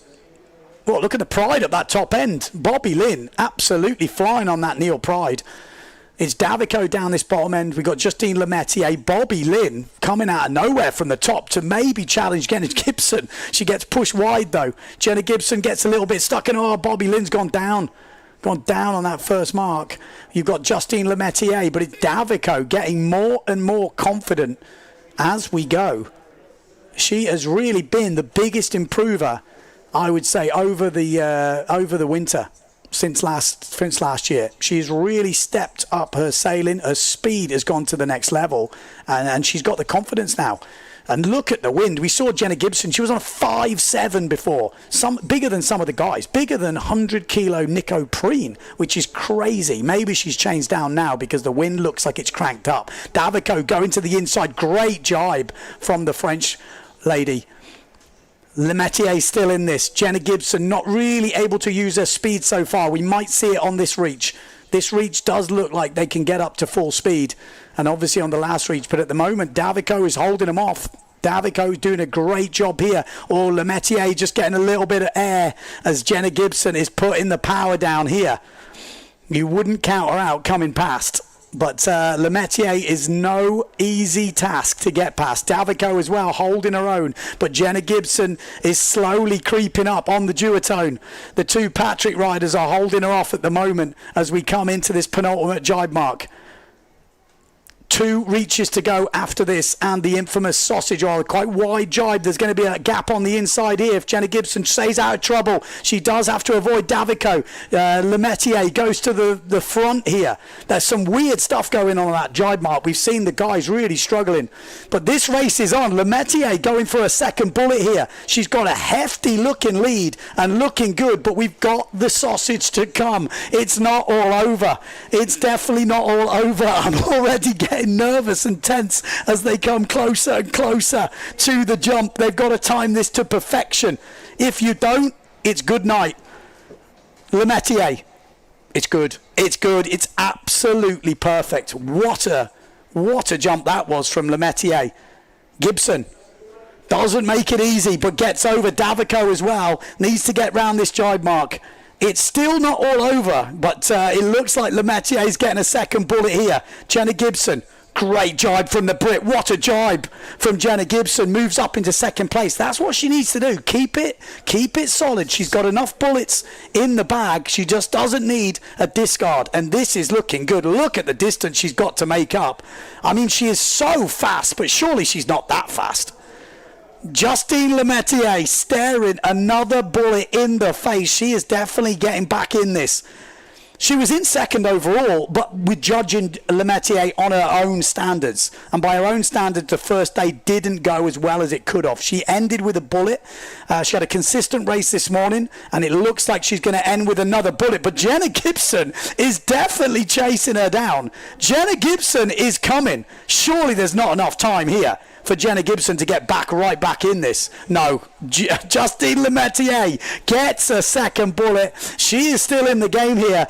Gibson does what she needed to do. A very consistent second place for the Brit. Cements her position at the top. And Davico will finish in third place. A great result for Mai Davico.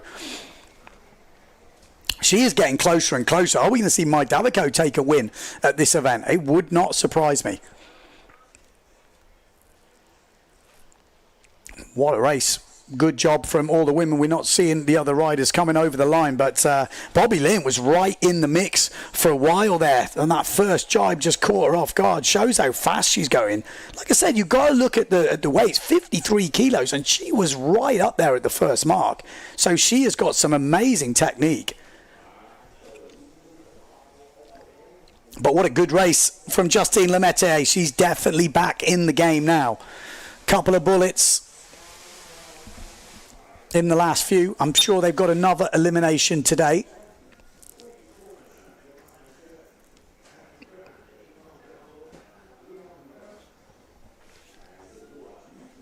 Yeah, she's happy with that. Like I said, she needs to get back on the winning route, but it's also a good race for Jenna Gibson. You know, second place is solid. She's already got a string of firsts, so it's not that she needed a first, but obviously she needed to be up there. So a second will do nicely for the Brit. It's not a discard; it's a counting result, and yeah, she'll be happy with that. I think just keeps it safe. Didn't need to go crazy. Get it in the bag. But Justine Lemaitre, 2 first places. It starts to add up, doesn't it? It starts to get on a run.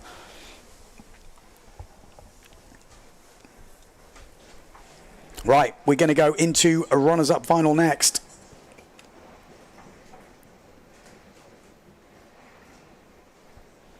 Here it is. So Cedric Board's in this. We've got Brendan Loho. We've got Jordi Vonk, yeah, after that disappointing jibe. We've got Scotty Storman in this, Benoit Mercer, Tati Franz, wow, it's stacked, Ingmar Daldorf and William Hooper.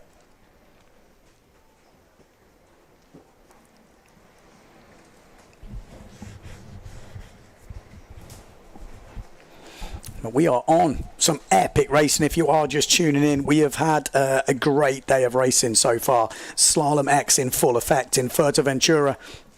One event this year. So this will be the world title. You win here, you're world champ. So pretty impressive stuff. There we go.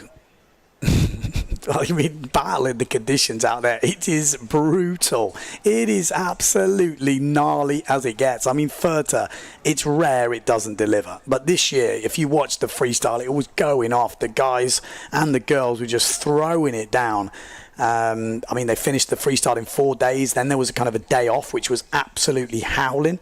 And then we obviously went into the Slalom-X, started yesterday. This is the second day. Yeah, it's an emotional affair. I tell you what, racing. There's you throw it all out there. It's not easy. It's you put so much work in, and sometimes it doesn't go your way. It's crazy. Oof, changing. Was that broken? Oh, maybe that's what happened to Van der Veen. Maybe she broke her lines. We've seen a few lines going at the moment. Okay, here we go. Runners-up final. Who's going to win it? Let's make some predictions. Let's have a look. Let's have a look if it's a good start. It's a great start there. Looks like Cedric Board absolutely nailed that thing right on the money. Cedric Board leading. Now we got Jordi Vonk down this bottom end. Tati Franz in the middle as well. So these boys are looking good. We've also got, I was going to say Bruno Martini, but he's not in this. No, he's not. Brendan Loho on the S2 Maui. But here we go, into that first mark. It is going to be Yeah, you guessed it, Cedric Board. He's still quick, isn't he? You got to say it every time, but he is delivering. Cedric Board round in first, Jordi Vonk in second. Then we've got Tati Franz. Then it looks like Brendan Loho in the mix here. For Tristan, no, he's not in this. Okay. I was getting confused, but it is Cedric Board leading. Second place, Jordi Vonk. Then we got Tati Franz.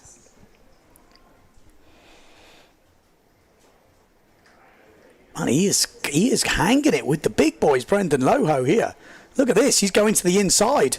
What a jibe. Brendan Loho is right up there once again. Goes into second place, as I think Storman it was that went down on that jibe. But look at this, 79 kilos. You've got Jordi Vonk 103, 97 of Cedric Board here. What is going on? This is incredible. The wind is cranking and they are absolutely flying right now. This is the runners-up final. You've got Cedric Board leading it. A win here would be 9th place. Second is 10th, and then 11th place for third. And here we go. Cedric Board. You can see the cheeks are going. He is absolutely putting everything into this. This is a fully big win. Whether it's the runners-up final or the final, it feels the same. It's pretty big news. Jordi Vonk's in this runners-up final as well, but Brendan Loho has not given up on this. He is definitely not given up on this. On that S2 Maui sails, we've got I'm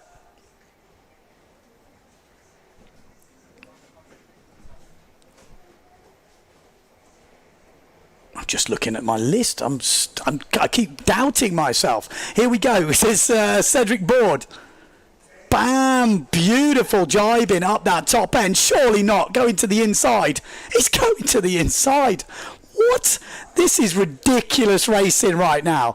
Jordi Vonk in second place. We've got Cedric Board now in third. Tati Franz in fourth. But Brendan Loho from France, 79 kilos, is leading this race. That's where we need to see. He was unlucky not to make the final. He had it all the way down the last reach till Nico Preen overtook him. But could he win this runners-up final? He is surely going to do it. There's too much of a gap. He is absolutely flying right now.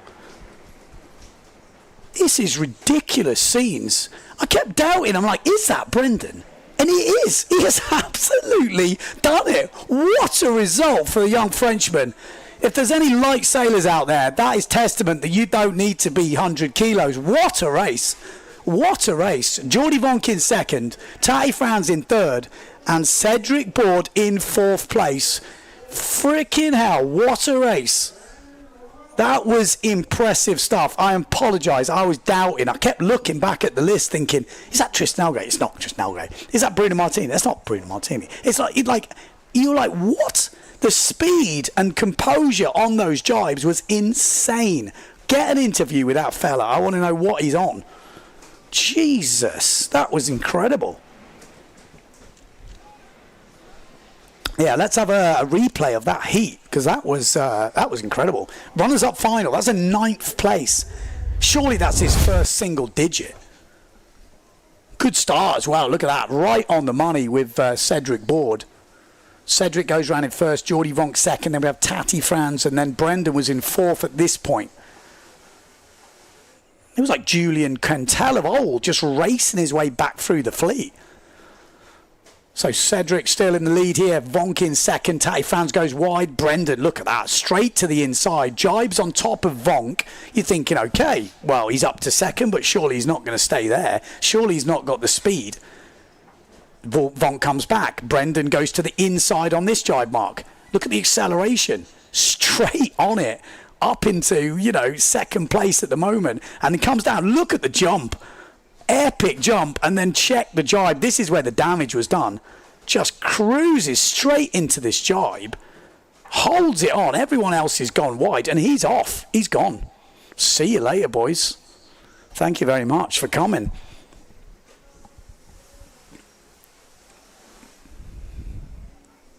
Epic stuff. Love to see it.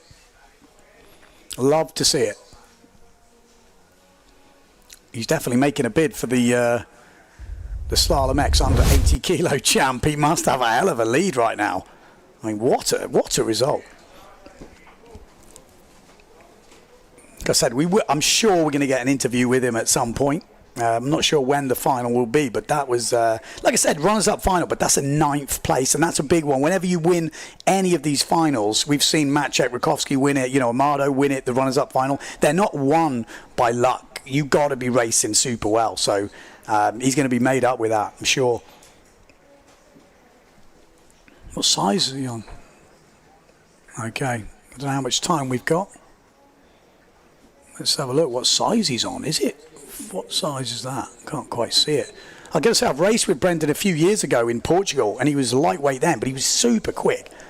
Winners final. Here we go. Pierre Mortefon. He is keen. Is he going to win this one? I wouldn't bet against him. Lohan Jules. He's fresh. He's hungry. Jimmy Tieme. We've got Nico Preen. Could he get his bullet of Fuerteventura? Maciej Rakowski, not betting against him, or Bruno Martini. Man, we've got some damage in here. Matteo Iachino and then Amado Vrieswijk. We've got 4 guys in that, I'd say, maybe 5, who have got nothing to lose right now. So to speak, that where they want to be, they haven't delivered, and they want to stamp their authority on this Fuerteventura event. Coming back with a bullet in a final is a way to do that. So, this is going to be an exciting final, I'm pretty sure. I think we're going to see a few guys push the line. Let's see.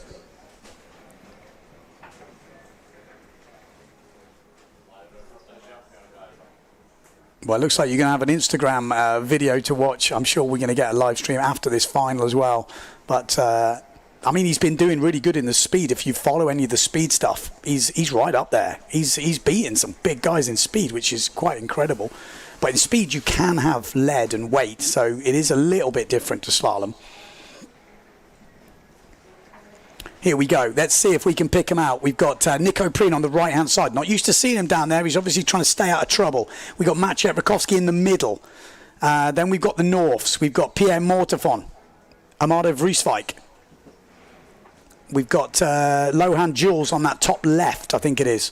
Then we've got Jimmy Tieme on the white and black 0.7. No doubt about it. We've got Matteo Iachino down the pin end. That's where he likes to be. Here we go. Gunning in. It's a good start. And Bruno Martini and Lohan Jules pushing up this top end. But look at the start from Maciej Rakowski. Nico Preen, the Pride boys are pushing here.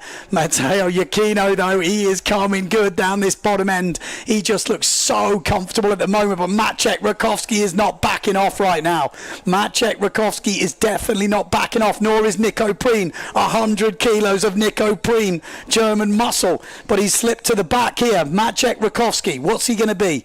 He is going to open it up. It's the Italian that goes round in first. So Matteo Iachino in first. Then Maciej Rakowski. Then we've got Nico Preen. It looks like Pierre Mortefon. Or is that Amado Vrieswijk? He's fighting. It's fighting it through.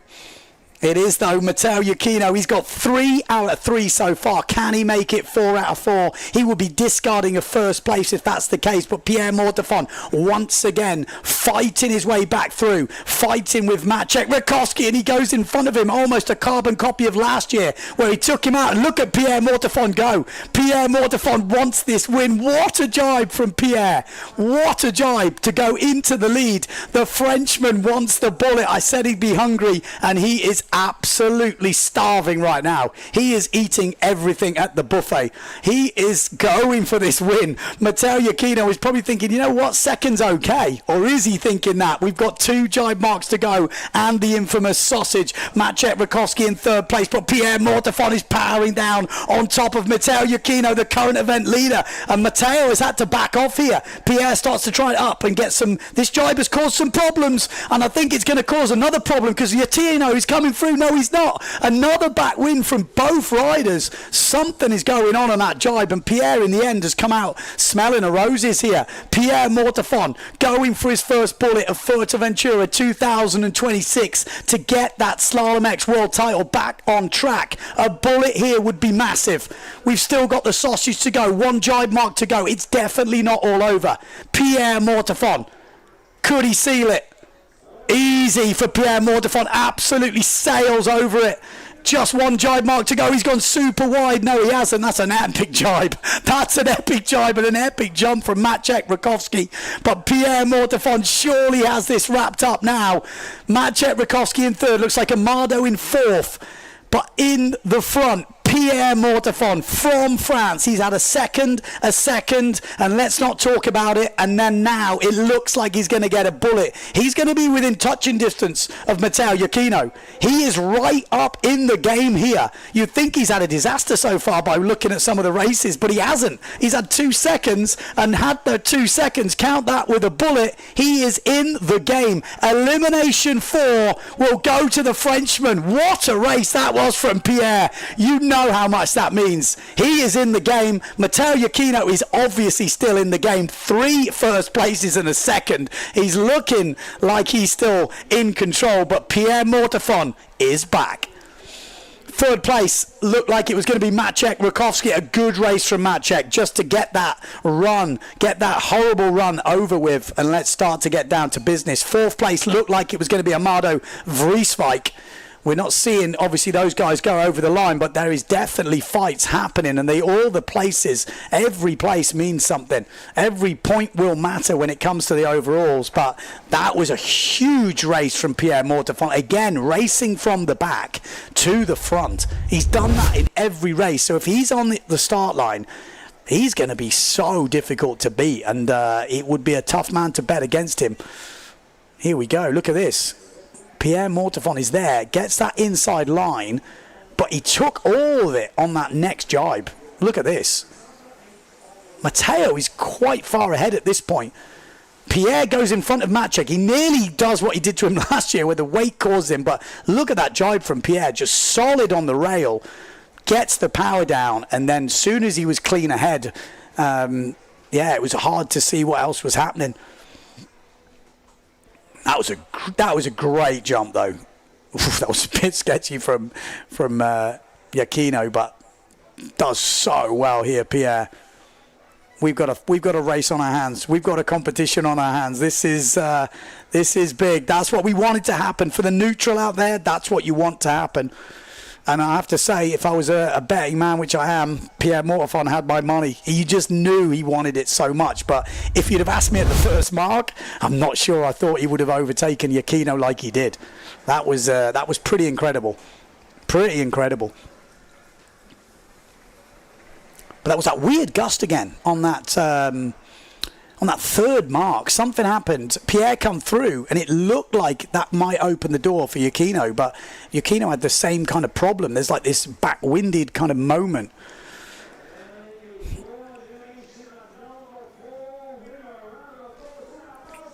Yeah, that feels good. You know that feels good. It's a bit like Lemaitre yesterday. You finish on a high. He was out, remember, in the quarterfinals in the first elimination today, Elimination 3, and that was feeling pretty bad. And he's then that's why he's world champ. He comes back and stamps the win on the Elimination 4 final. The discard will come in. He's got a first and 2 seconds.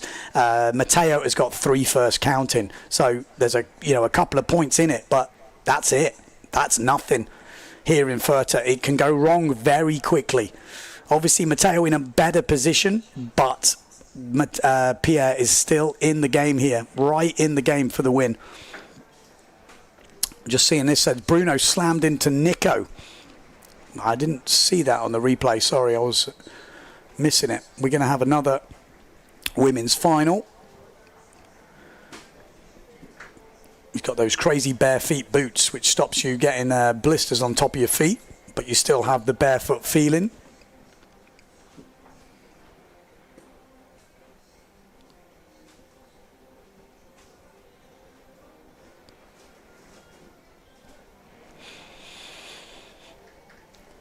Get his breath back as we're waiting for this women's final.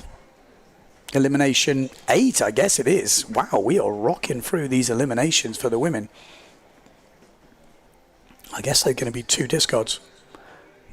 Okay, we're going to do the interview after the heat, as we've not got long by the looks of it.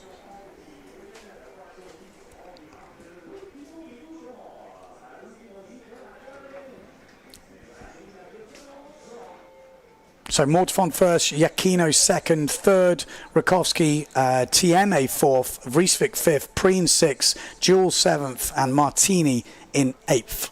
That was the official results.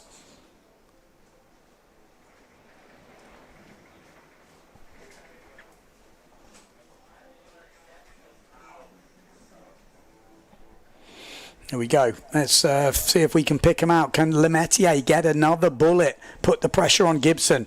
Or can Gibson come back with another bullet herself? The wind is definitely cranking.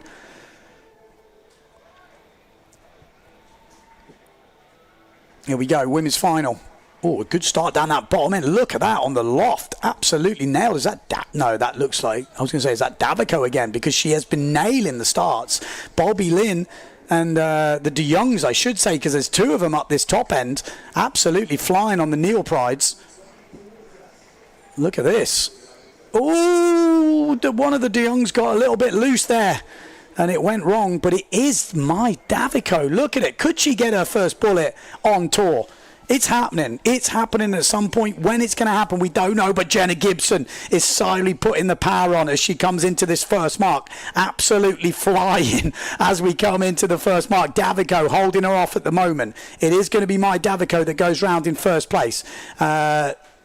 Jenna Gibson, great to hold that on the inside. They're dropping like flies behind them. So much wind on the course. But Jenna Gibson from the UK goes into the lead. My Davico in second place. A little bit further back is that Justine Lemaitre. We've got Marie Mortefon. Yeah, Justine Lemaitre in third. We've got Van der Veen in fourth place.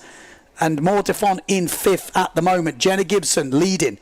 Not an easy jibe, Mark. We've seen a few of the guys go down on this jibe. It's messed up. There's chop, there's swell, there's all sorts. And there we go. Carbon copy of Elimination 4 yesterday for Gibson. Can she get back up and going? My Davico goes round, not the most convincing jibe. Lemaitre as well, holding on. It's so windy out there, it's crazy, but my Davico is up and running. So is Jenna Gibson, but she's got no speed now and lots of power, plus the rest of the girls are coming in full speed. It's not where you want to be. Oh, it's a nasty place to be. Jenna Gibson, my Davico, looking good. Justine Lemaitre will be smelling blood right now. She wants another win. Another win would give her 3 bullets and help her close the gap on Jenna Gibson, who is still in the water at that first mark. My Davico trying to hold her off, but Lemaitre is coming through. These two are great friends, trained together, same gear as they come into this penultimate jibe mark. My Davico is holding her off. She wants the bullet, surely. She's going to give it everything right now. Lemaitre on the outside, and Lemaitr's gone down. Lemaitre has definitely given us some breathing room now. My Davico, could she get her first win on tour? This would be huge for the French lady. Maybe always been in the shadow of Justine Lemaitre. These two, like I said, great friends, trained together. Lemaitre has always been the one putting in those big results, but this is my Davico's time, surely. She's got the sausage to go, 1 jibe mark to go. Still a lot of work to do, but she's out in the lead. She's got clear air. Can she hold it on? Come on. Let's see that first win. The sausage is coming. Lemaitre is coming. He said, oh, it wasn't good. Oh, heartbreak. Absolute heartbreak. And Lemaitre goes over. Oh, that's hard to watch. It's so difficult even sailing in a straight line out there. Marion Mortefon coming through. This is Blanca Alabao. Oh, and she gets squeezed right up the top. Oh, Marion Mortefon goes down, but the good news for Lemaitre fans is she is still up and riding, and she is just going to bag back-to-back bullets. Lemaitre is definitely back right now. Bobby Lynn coming through as she does. She just works her way back through the fleet. And she is going to get a hell of a result here, Bobby Lynn. We didn't really see her featuring in any of those jibes, and she has come back from the dead. This is my Davico still going, but back-to-back bullets for Justine Lemaitre. She is back in the hunt for the Slalom-X world title. She never gave up, and she has put in a great performance today. She's won the day, and like I said, she's back in the hunt, and Davico is chasing down Bobby Lynn here. Davico is chasing down Bobby Lynn, but Justine Lemaitre will take another bullet, and she's going to end day 2 on a high, and she'll be sleeping well tonight, and Bobby Lynn is holding Davico off. Davico is coming back strong. Davico from France, Bobby Lynn from Bonaire. Oh, it's going to be Davico. Bobby Lynn isn't going to be able to hold on. She does her best, but couldn't quite hold it, and she kind of crumbles on the line. She's give it everything. Hopefully she has crossed the line. I can't see the boy there, but I'm pretty sure she's over. It looks like Blanca Alabao maybe just going through. Oh,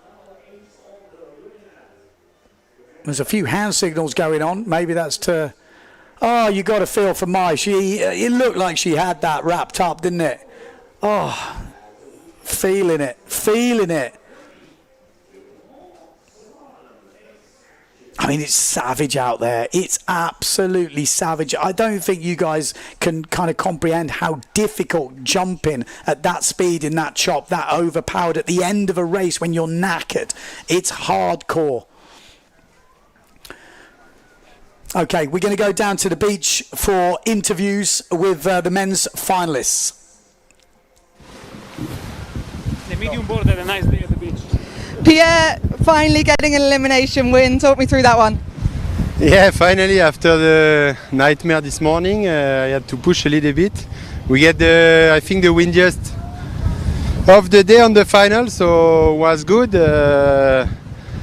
I jibe, I don't know, 3rd or 4th. Then I push, like really push on the second reach, and I think Matteo, he had some bump at the jibe, and yeah, I was lucky to go inside. And then I knew that he's gonna push till the end, so I had to push. And I think, I don't know if we are a bit of advance, but I think so. And yeah, no, really happy with the win. Yeah, it was an incredible jibe on mark number 3, I think, to take the win.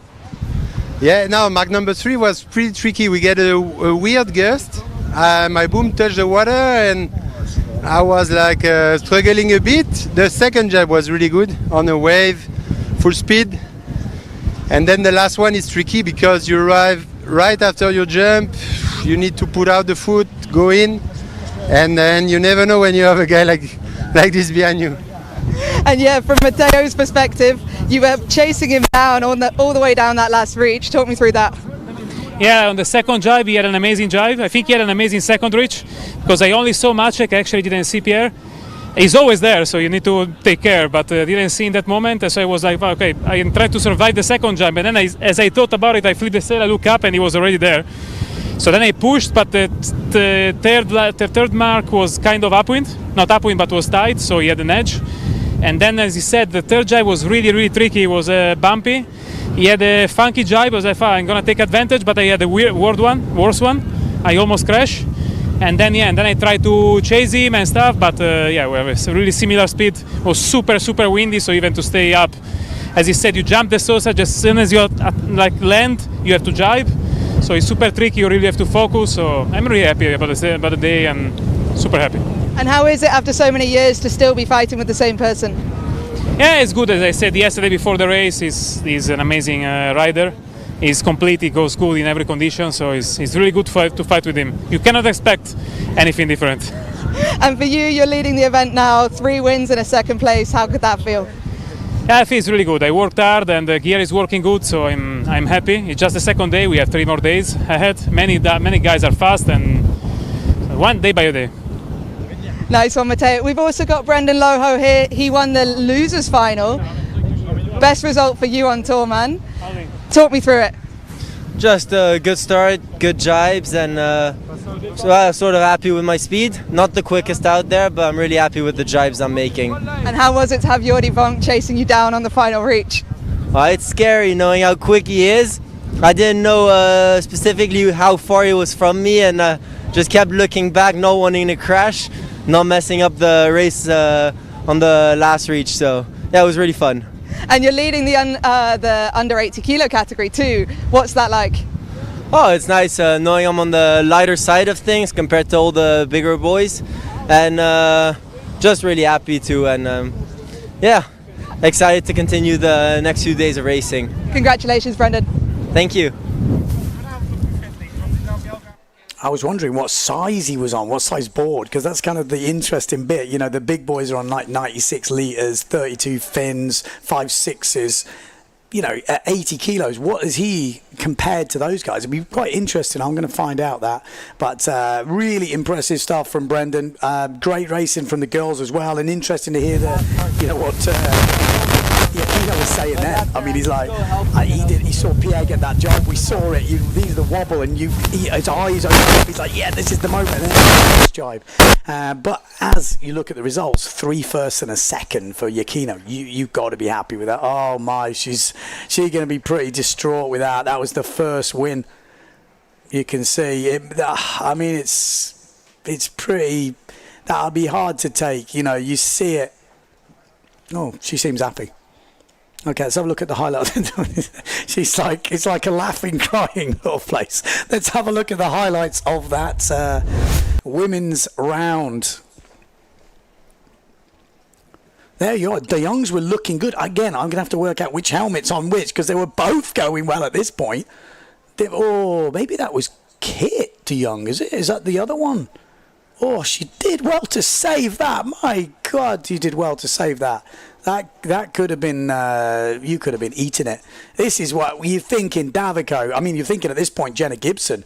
I mean, we've not talked about that. We'll have to look and find out exactly where she finished. We don't see them here, but same thing happened. It's when she takes her foot out the foot strap or unhooks, and the problem is going down there, it's a disaster to get back on.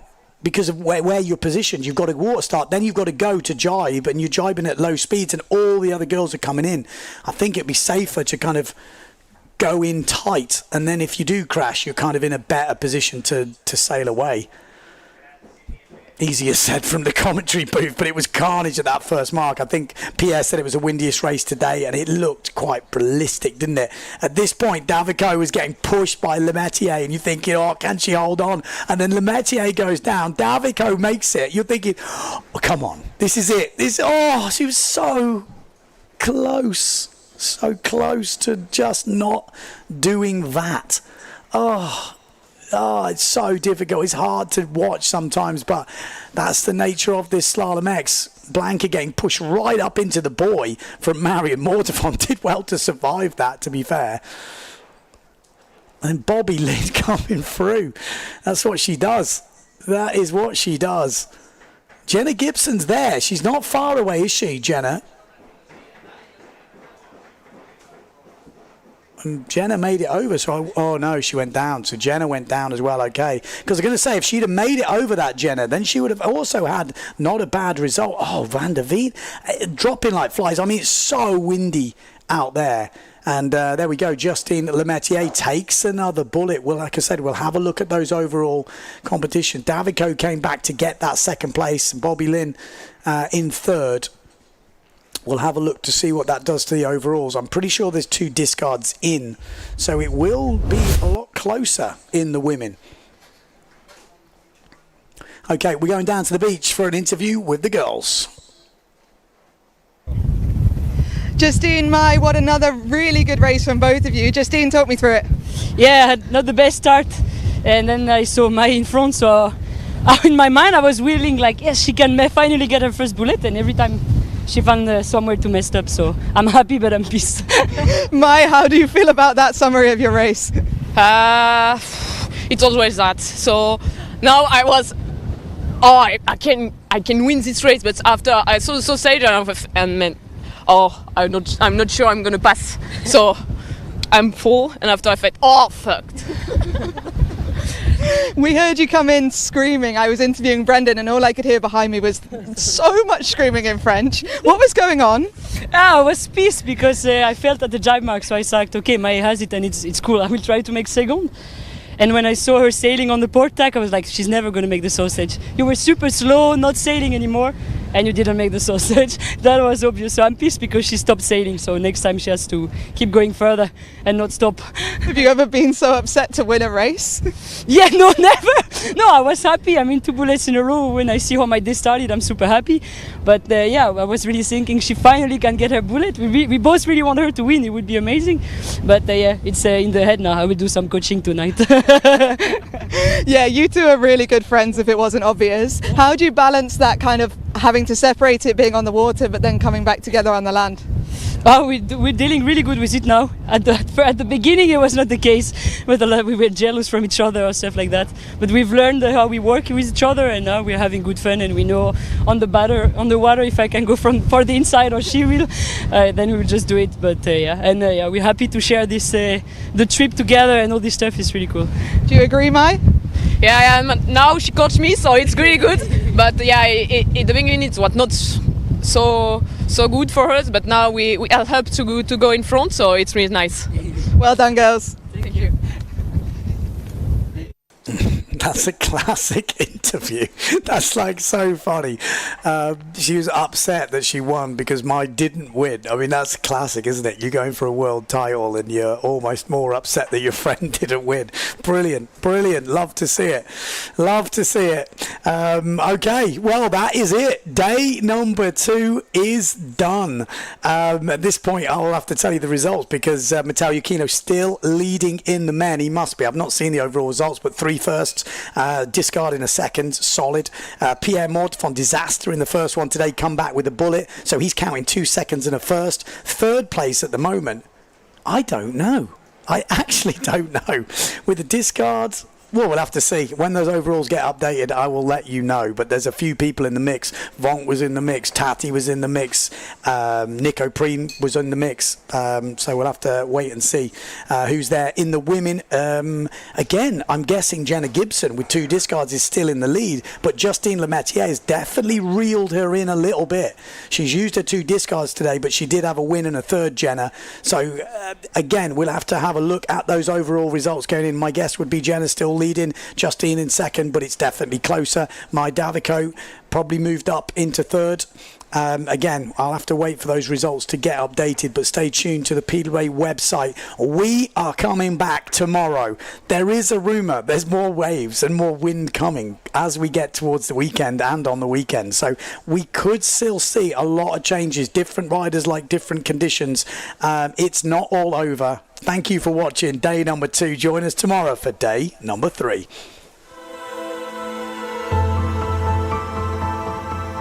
"22 million years ago, this island rose from the ocean floor, and it has been rising ever since. It outlived the dinosaurs, it outlived empires, and still, beneath its surface, 400 species call it home. While above the waters lies an island that time forgot. 300 kilometers of coastline, each shore different from the last, and all of them waiting for you.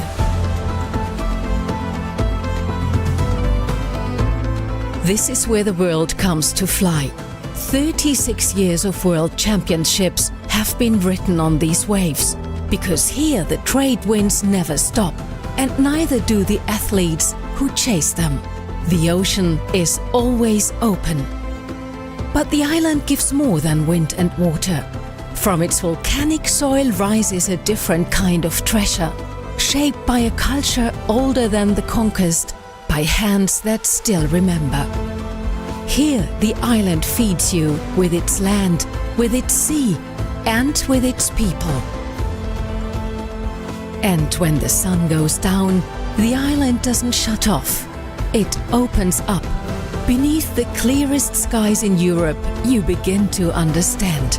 This is an island that doesn't ask you to be a tourist. It asks you to transform. Because for 22 million years, it has been waiting. For you. Fuerteventura, the island that transforms you.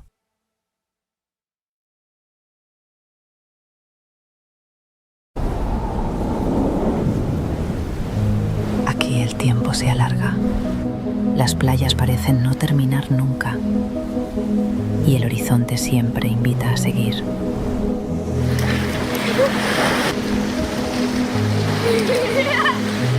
Un paisaje abierto donde el silencio y el viento forman parte de la experiencia. La luz cambia, el territorio se revela y el paisaje se vuelve inmenso. Hay momentos para moverse, para disfrutar, compartir, sentir la energía. Y otros donde todo baja el ritmo y simplemente estás.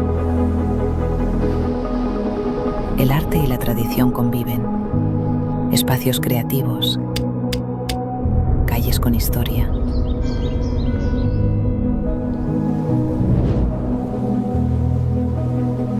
Sabores que hablan del lugar y de su manera de vivir. Y cuando crees que ya lo has visto todo, cuevas, roca, mar.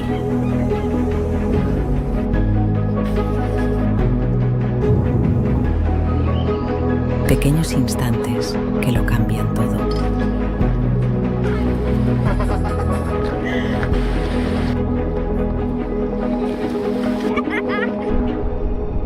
Playas de Jandía no se explican, se viven.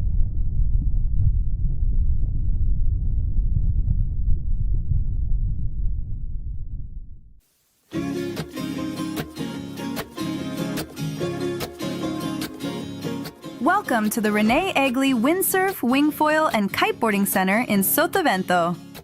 It's the ultimate water sports playground with loads of space for everybody. Fantastic conditions and all year-round warm temperatures make Sotavento a paradise for windsurfing, kiteboarding, and wingfoiling. In addition to the open sea, we also have a wonderful tidal lagoon. Check out our website to find out the best dates to enjoy this flat water paradise. Our rental equipment meets the highest standards, and we have ordered the latest gear for you.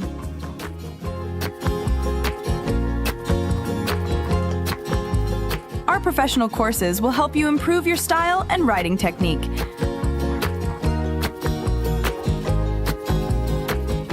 And with the Milieu hotels nearby, it's only a few meters from the bed to the board. Come and enjoy our water sports paradise.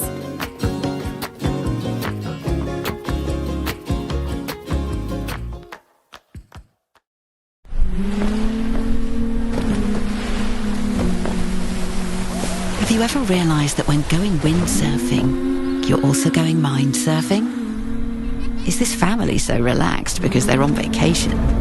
Or is it because visiting the volcano is also included in their vacation? If you feel at ease while being in contact with nature, imagine being in contact with this biosphere reserve.